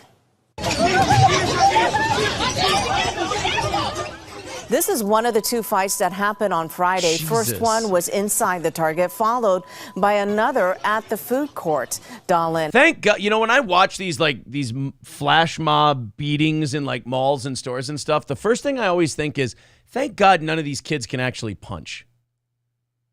You know? They're always windmilling each other and they're like slapping at each other and shit like that. It's like if any of these people like could actually throw good punches, they could fuck these kids up. Could get really They organize this shit too. Like they organize it on Twitter and TikTok and shit like that. Like we're gonna go to the mall at 4 p.m. and we're just gonna fuck people up. It's like what? They had one in Minneapolis recently too, didn't they? Yeah, they've got this stuff happens like all over the place. It's been like flash mobs. They've been going on for like 10 years now, 10, 15 years, where like ever since social media, like to show that like as human technology evolves, human thinking doesn't necessarily evolve. Like not long after we got social media, people will go, I know how we can use it. What, to have better discourse among human beings? No, meet me at the mall at 3 o'clock. We'll beat the shit out of some fat kids. Okay, I guess. Or we could do that. Hey, do you guys want to save the spotted owl? No, but why don't we go, you know that kid in school that we don't like? Let's all go there at 3 o'clock and kick his ass in the food court. It's productive. Honestly, kids are so stupid. If we had the access to Google when I was in high school, I mean, Google was just in its infancy when I was in high school. Like, I graduated in 2005. So all this stuff was kind of in its infancy. But if more of a neck crawler guy, huh? Yeah, it was Alta Vista, dogpile.com. But Hotbot. Ask Jeeves, But like now, like all the apps and all that shit, the fact that all kids aren't just getting A's in school is remarkable to me. Like you can look up all of this shit and the teachers are like, oh, well, you have to show your work. All right, type in this thing and show the work and then just copy that down. Like the fact that you aren't acing everything is remarkable to me. If I had access to all this stuff, I'd be cheating my fucking balls off. Well, that's the problem with the AI shit right now. Right, like the AI stuff. Again, it's going to be another thing where they're going to use it to get the chatbot to say Hitler type stuff, and like instead of like getting straight A's, it's just people just kind of play to their potential, I guess. Like if you don't get straight A's by cheating using ChatGPT, you just weren't that smart of a kid to begin with. Employees and local leaders about the attacks and joins us from Stonestown with the cell phone videos. Da? Many of the recent fights and attacks here involved high school students. Notice the Asian guy is as far away from the fucking mall as you can get right now. He's like, I ain't going in there. They're going to kick the shit out of me. No, I'm over here, guys. I'll be doing the show from over here. No, duh. Why don't you go inside and report from the mall? Yeah, why don't you go suck my dick? You can send somebody else out here. I'm going to stand in the parking lot, thanks. And shoppers say it's been an ongoing problem. Workers say the mob attack first happened in fairness to these kids. Wait. Mob attacks are an ongoing problem, so this is just a Thursday for them? Yeah, no, there's just a thing in San Francisco. It's just, you go outside, you got to step over homeless people's shit and heroin needles. You go inside, you might get beat by a mob of 14-year-olds. And don't get me wrong, we could probably kick the shit out of 3 or 4 14-year-olds, but, they get the numbers on you. You succumb. It just happens. Yeah, this is just a normal part of life in San Francisco. You go to the store, you go grab a couple of things. There's a, 30% chance you see a bunch of people start beating the fuck out of everybody. Just, life in a failed state. Inside Target. It was Friday around 4 or 5 p.m. The cell phone video shows a group of students with backpacks punching and kicking a person. And you know what's funny about this? Target's response to this will be, well, guess what we've decided to do? What's that? We're banning backpacks. Okay, so now these kids can throw punches unencumbered by the straps on their arms? Because I don't think the backpacks were causing them to beat the fuck out of each other. I think it was. Yeah. Oh, they take the backpack off. Oh, I think they were just really jazzed for some backpacks. Yeah, there were actually radioactive materials inside the backpacks that were causing these kids to be rage monsters. And now, shopping, some of them are even paying for their shit. It's really a great turnaround. Picked up the victim and slammed him to the ground. Oh! Some kids watched and recorded the attack. Some witnesses tell me they were scared to intervene, fearing the attackers would turn on them. Okay, like most... Oh, man, they are swinging. I know. Most of the time when we see people filming this shit, like the Tekashi thing we were talking about earlier, we're like, oh, man, why don't you get in there and jump in? Why don't you stop them? This is one of those instances where I get just filming it and not jumping in. Like... I'm just impressed. Usually when we watch stuff like this, nobody's actually landing actual punches. Yeah, they're still kind of windmilling them, but at least there's fists. Yeah, but they're still hitting. Yeah, exactly. I mean, how many of these have you seen where they just windmill into the air? Or like, yeah, it's like they're hitting them with their forearms and their wrists. Yeah. It's terrible. If you're going to have children beating the shit out of each other to show us the social decay going on in this country, at least connect. A time later, another attack in Stonestown's food court. It's unclear if it involved the same group of students. They beat up two victims, but the attackers focused mostly on See, like, to me, the stomping is the worst. Like, the guy's just on the ground and you're just stomping on his head and his ribs and his back. It's like, all right, I think you got him, guys. When they're literally in the fetal position on the ground. Yeah, there's nothing you can do about that. I think you can call it a W at that point. Young person on the ground. Oh my God. Dude. That, like, to me, that right there, that's attempted murder. If you jump up and put your full weight on some guy's head, you're trying to kill him. Witnesses tell me they don't know why the kids jumped the two victims or if they even knew them. The attack in the food court happened right in front of this vendor and damaged some of his merchandise. Oh, well, now that you say it that way, this was a menacing attack. They damaged some of your merchandise. Fuck that kid's head. Is your fake jewelry okay? I run stand here where I sell the head massager. Nobody come by and get head massage anymore because they're worried they get beat up. Thanks, buddy. This guy's moving to a new mall tomorrow. Yeah, exactly. I didn't work my way up from flea market to see all of this shit happen. I am very scared. Oh, sorry. See, I thought I was being racist. Turns out he doesn't even speak English. I was actually being complimentary. Cannot continue to do business in this kind of environment. Guang Wei tells me in Mandarin he's leaving once his lease is up in June. Oh my God, he's the Mandarin? Why didn't he step in and do something? It's weird that he like specified in Mandarin, right? Yeah, like you can't say in Chinese. And in San Francisco, you probably have a lot of people speaking different Chinese dialects. There's probably some Cantonese, some Mandarins. I mean, most of it's all Mandarin though, right? I think so. You're the China guy. I don't know China as well as you do. I just know China. that Mandarin. Well, is Mandarin still? I just know Taiwan. I don't really know that much about China. But like Mandarin's the one that's like the most spoken language in the world, right? Yes, I believe so. At least I heard that 20 years ago, and I'm just assuming it's still true. Yeah, I mean, it's probably some dialect of Tamil now with how much India's population is growing. Yeah. The restaurant workers say there were also multiple fights involving students inside the mall on Wednesday. They say in the last year, it was common to see fights on Wednesdays and Fridays. They even attacked security guards when they try to break up the fights. The fights have gone more violent in the last 2 months. I don't feel safe. We don't know who the victims are. Oh, rope-a-dope. There you go. Cover up, son. Rope-a-dope. They'll wear themselves out. Police have not said if they detained anyone, only that they're stepping up patrols at the mall. I mean, what do you do? Like, what can you do to stop that? You got to start just giving the security guards bats. I mean, if you don't... Or tasers. Tasers, yeah, but I mean, then you get one of them. The whole thing of there being like 20 or 30 of them, or 15, 20 of them, whatever it is, like, you got to have something that you got to break bones to get them to stop. I mean, imagine. That's the thing about San Francisco and New York. It's like, now you've let it get this way. It's so much harder to turn it around than it is to stop it from happening in the first place. Like, it's easy to put things in place where you stop flash mobs from forming in your mall. But once they start, how do you turn that back? Tasers. Yeah, maybe you're right. Maybe it's tasers, randomly placed landmines. Sure, we'll get some innocent people, but we'll get some guilty ones too. Gentleman bystander with $10 says it's going to take a Brooks Hatlin ending bombing at the event before this social media influencer faux boxing goes away, and I hope it's soon. Really? Do you have a problem with the influencer boxing stuff? I guess I don't mind it.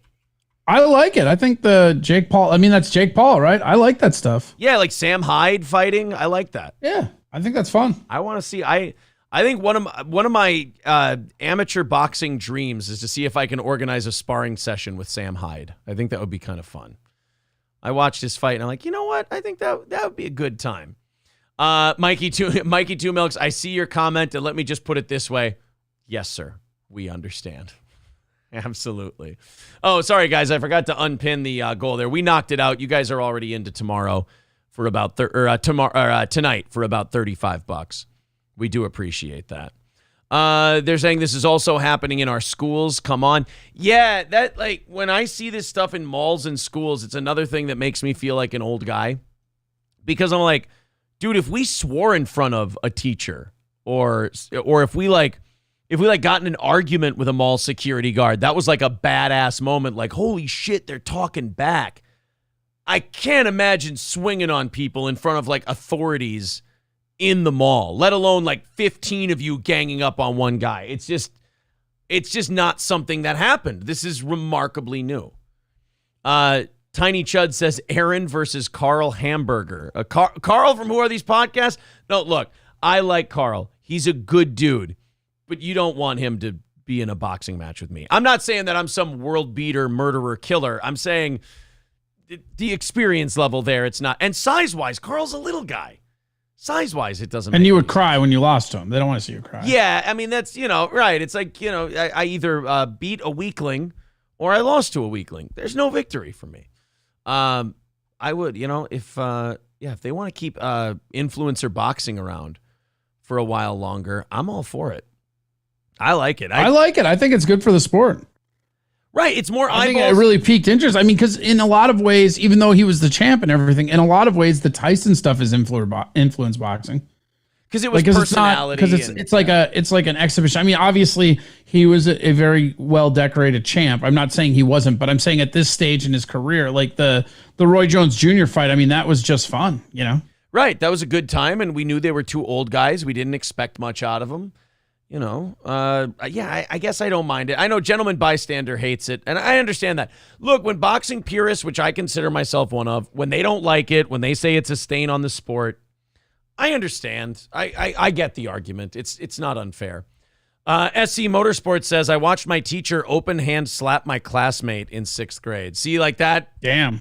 If that happened in school, you were like, holy shit. Can't believe the teacher did it. Like that had to be a kid who was pushing them to the absolute limit in order to do that. Corey, before we get into our last story here today, people subscribe to Corey Adam Comedy on YouTube. That's going to be the big one from here on out. Yep. Get into that I mean, Twitch is still there, but YouTube's the big one. Get into that monetization level. Yeah, we just need to get to 1,000, I think. I think we're at 900. Close to 900. We're at 900, but I'm sure shit went down. I haven't even looked. All right. Well, we're down to 859 now, so we can get there. What the fuck is that all about? People are fickle, man. That's fucked up. Don't do that. It's just how it works. Go subscribe to Corey Adam Comedy on YouTube. There we go. Brown Candy's got the links in the chat. Thank you very much for picking that up, buddy. Excuse me. Oh, my God. It's the kale chips, yep. Bro. Yeah. It's the kale chips. To it. BYB podcast. Yeah, I forgot about this. Corey, Sam Hyde is training Froggy Fresh. Is that real? Yeah, Froggy Fresh is... Oh, dude, shit. I want to go there with some Krispy Kreme fucking shirts. I'll never acknowledge him as Froggy Fresh. It'll be Krispy Kreme forever. I don't remember. I got to go find Sam Hyde's Twitter here. There he is. He's training Froggy Fresh, and I don't remember who Froggy Fresh is fighting. But did you know that Froggy Fresh is like jacked to shit? I knew that he was getting jacked last I heard because he's big into Cena, so he was trying to be a wrestler. Oh, I didn't know that. Yeah, he's training. He's training with Sam Hyde. There they are. There's his Twitter. It's at I am Froggy Fresh. There he is in Rhode Island training with Sam. I love how Sam's like the influencer boxing whisperer now. Like he trained that Harley from the Food Channel. What the fuck was their name? Epic Mealtime. Trained Harley for trained Harley for iDubbbz thing. He won by knockout. Then Sam Hyde won his fight by knockout, and now he's training little Froggy Fresh, fucking Little Mac over here. Yeah, I want to see if I. Yeah, look at it. He's in great shape, dude. I mean, he painted himself green like the Hulk. That's a little fucking weird, but grew a beard and his hair out too. Yeah. No, he's doing the influencer boxing thing, and Sam Hyde's teaching him how to fight. We'll see if Sam Hyde stays undefeated as a trainer. David Chandler says, in the 7th grade, my history teacher got canned for putting a kid's head through the sheetrock. Yeah, that'll do it. That'll end your career, I think. Kyle W. says, I watched a student throw a chair at a teacher, and if she hadn't ducked last second, it would have crushed her face. Fuck. Go watch his YouTube videos. He's jacked now. Yeah, I know. He's in really, really good shape. That's crazy how jacked he is. Paul Polito says, Sam Hyde is a legitimate boxing talent. Could do far worse. Calling All Mark says, who is Sam Hyde? He's in my state like 20 minutes down the road from me. I hear his name, but don't know why I know of him. Comedian, sketch comedy performer for a while, now kind of just an online personality. He's great. Basically got kicked off of Adult Swim, basically. Got kicked Used off to be with Tim and Eric. He was, they had $1 Million Extreme. And then, Tim Heidecker is responsible for getting him kicked out. One of the guys responsible for getting him kicked out of Adult Swim. They had $1 Million Extreme. It was doing great numbers. And then fucking, I guess they just said that, their subreddit is Nazis and it's a Nazi show, and poof, it was gone. Plaque ornament. I unsubbed Corey and encourage everyone to do so. No offense, but it's fucked up you gave NLO fans money to Aaron. We were supporting you. I'm giving it back to Corey on payday. I would have given it back immediately, but I fucking suck at Venmo and my business Venmo. It was like, you have to authenticate who you are. And I'm like, all right, authenticate. And then it just kept sending me to the same screen. I'm a fucking idiot, and it got frustrating. So I'm like, Dad, when I pay you, I'll give you the whole thing back. My dad picked my friend up out of the hot tub by his ear. My dad used to beat the hell out of my friends when they messed around. Well, I'm sure your house was a fun one to go to then. I bet it wasn't. If your dad just kicked the shit out of your friends randomly. How nice. All right, that's going to do it for today. Corey, are you going to YouTube right away? No, we'll be over at Twitch at 11. All right, Twitch at 11, and then youtube.com/CoreyAdamComedy, twitch.tv/CoreyAdamComedy. Corey, thank you very much, and we will see you next Wednesday, sir. You will indeed. Have a good one. All right, that's going to do it for us as well. We're going to be back on the evening show, 7 p.m. Central Time for the evening show. We will talk to you then, and of course, hope you have a